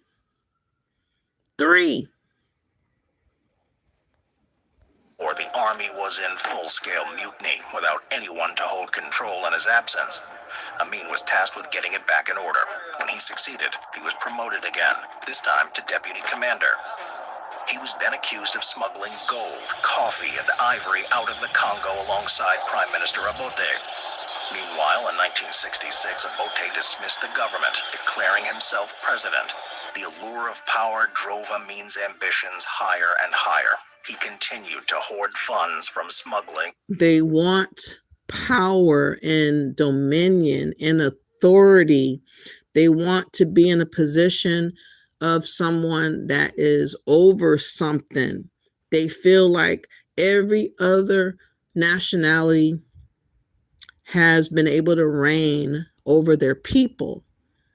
And in their minds, they feel like they haven't been able to do so unless they do us. Even though they do not collectively reign over their own nation or country, because they have separate, fragmented tribes and clans. In their sick way of thinking, they have told themselves somehow that they should be reigning and having authority over Black Americans. This is why all this wicked and wretched and reckless talk that they give us continuously. They continuously act like they got something to tell us that's so important for us to hear. But they don't know how to take that information to their people of Africa and spread that throughout Africa to collectively do something among themselves. That's how you know they're on some weird, wicked bullshit. But listen to this guy that was fiending for power. And illicit arms dealing with Sudanese rebels, all the while fortifying his position in the Ugandan military. Bote promoted Amin to Chief of the Army and Air Force, a position that's forfeited even more power to Amin. After an unsuccessful assassination attempt on Obote's life in 1969, the president became more wary and tried to seize greater control of the military in 1970. All the while, Amin continued to build his network, working closely with Israeli and British agents in Uganda. Mistrusting of Amin, Obote attempted to demote him, but this too failed. While Obote was traveling to Singapore, Amin took advantage. In 1971, he staged a successful coup on the Ugandan government.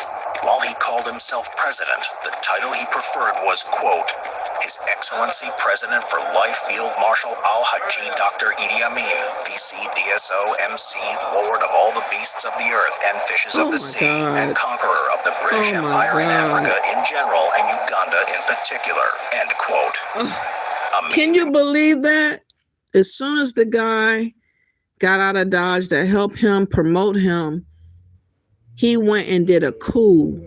Did you hear the name he gave himself? Listen to this bullshit again. I ain't never heard this part. President. The title he preferred was, quote, His Excellency President for Life Field Marshal Al-Haji Dr. Idi Amin, VC DSO MC, Lord of all the beasts of the earth and fishes of the sea, and conqueror of the British Empire in Africa in general and Uganda in particular, end quote. Amin immediately got started with his atrocities. In his first few months, he brutally assassinated. Can you hear me now? Am I going in and out still, Sheena? I'm going to wrap this up in about 2 more minutes, but can you still hear me right now? I'm just giving an illustration of what happens to some Africans that get a little bit of power. They get beside themselves. They get consumed with the power. They are really feeling themselves and they hope to be able to conquer people. And they look to us as being the people that they would love to conquer. Like every African that I've been paying attention to. Afrodamus wants to conquer Black Americans. Chaotic Truth wants to conquer Black Americans. Dr. Ericana, of course, wants to conquer Black Americans. Every Pan-African as well wants to conquer Black Americans. It's endless what they are on. But the stories of them fiending for power and what they will do to get it is the part I want us to truly take in and understand, that they are out here doing too much and that we should not want to have any parts to deal with people that are narcissists and overly consumed with their thinking that they are superior to us and they want to have control over us. And how they're going about trying to do that is trying to insert and impose their will onto us by using that taggy African American term. The African Union's doing it. Different organizations are doing it. Pan-Africans are doing it. That's why we're going to more than likely have to do a class action and sue these motherfuckers off of us. Political threats and members of the Ugandan police before turning his attention on the public. Quickly, he disposed of the Chief of Justice, the Anglican Archbishop, and the Vice Chancellor of Mackay University, among other high-ranking officials. Within just 3 months, he also enlisted 10,000 new soldiers, almost half of which were ex-Anyanya guerrilla fighters, former Zairean freedom fighters, and those from Amin's home. In the first 6 months of his reign, Ugandans killed Ugandans with increasing alacrity, urged by Amin himself. From there, he then launched one of his first major attacks on humanity since taking over, the killing of approximately 3,000 Langi and Acholi soldiers, given their connection to the now exiled former Prime Minister Obote. He also created killer squads within what was called the State Research Bureau and Public Safety Unit to hunt down Obote's supporters and task them with snuffing out any opposition to his reign. Obote, from his exile in Tanzania, attempted to rally his followers to retake Uganda, but was unsuccessful.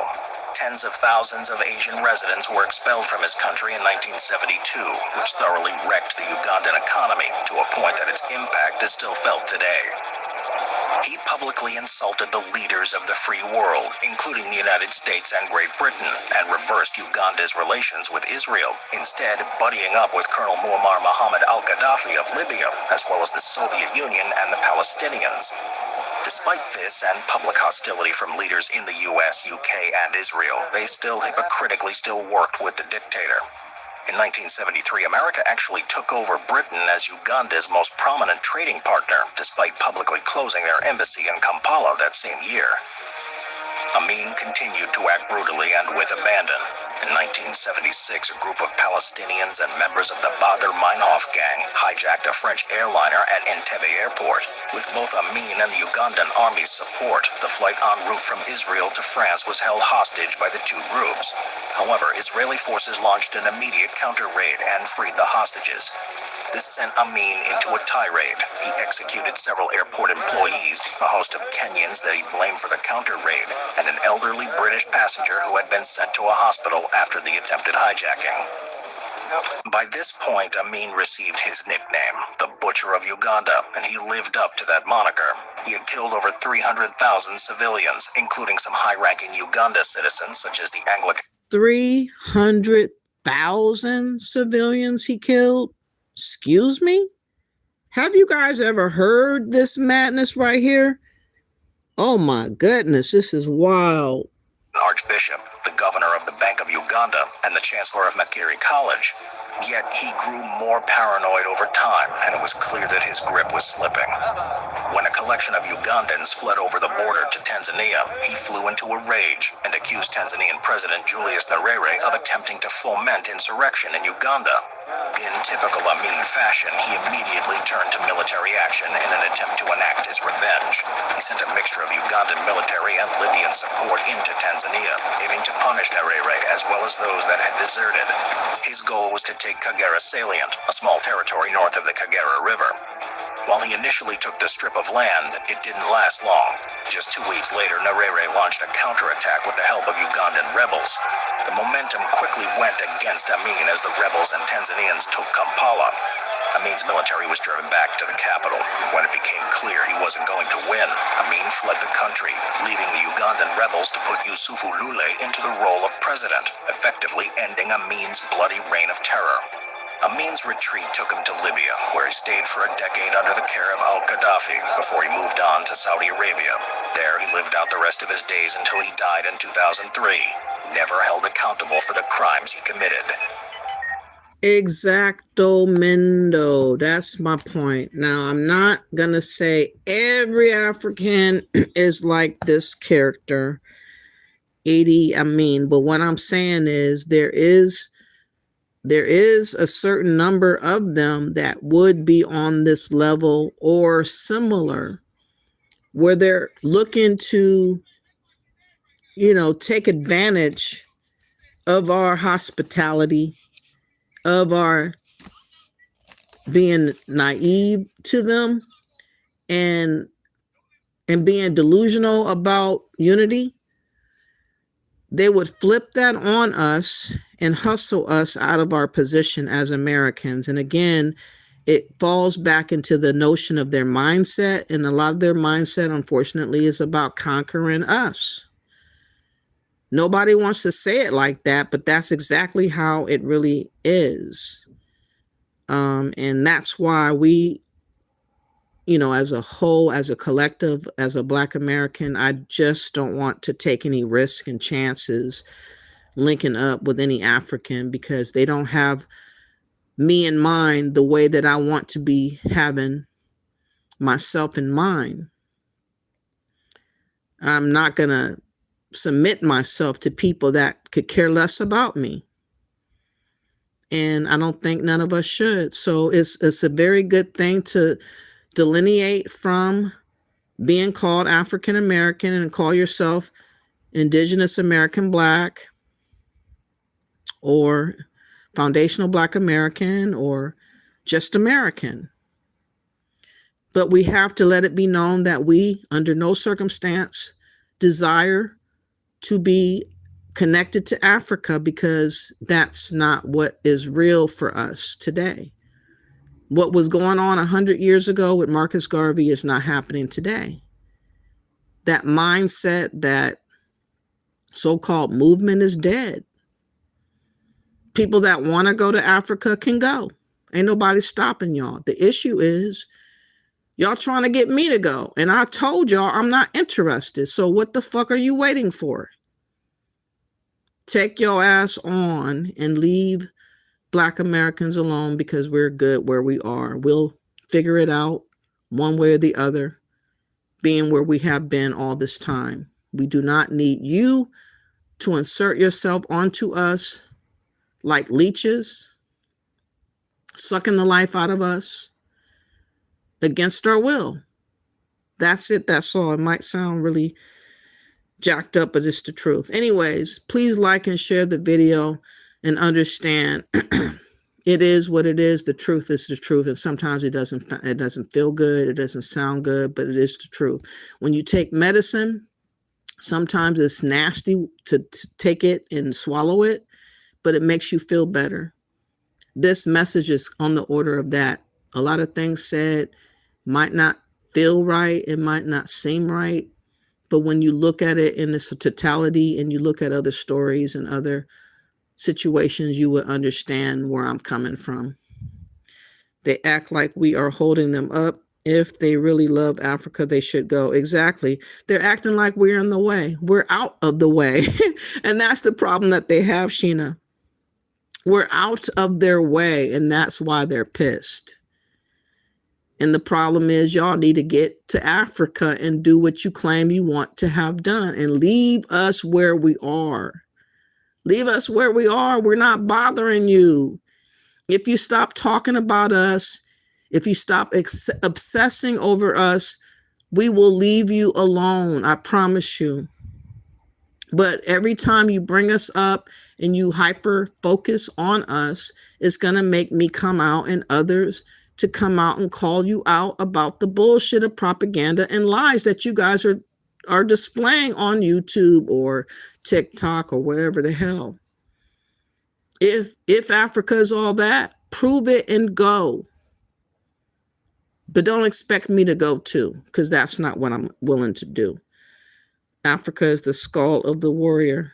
Okay, skull of the warrior. I won't be having my skull or my warrior over there in Africa. But thank y'all all for being here. Please like and share the video and bless up.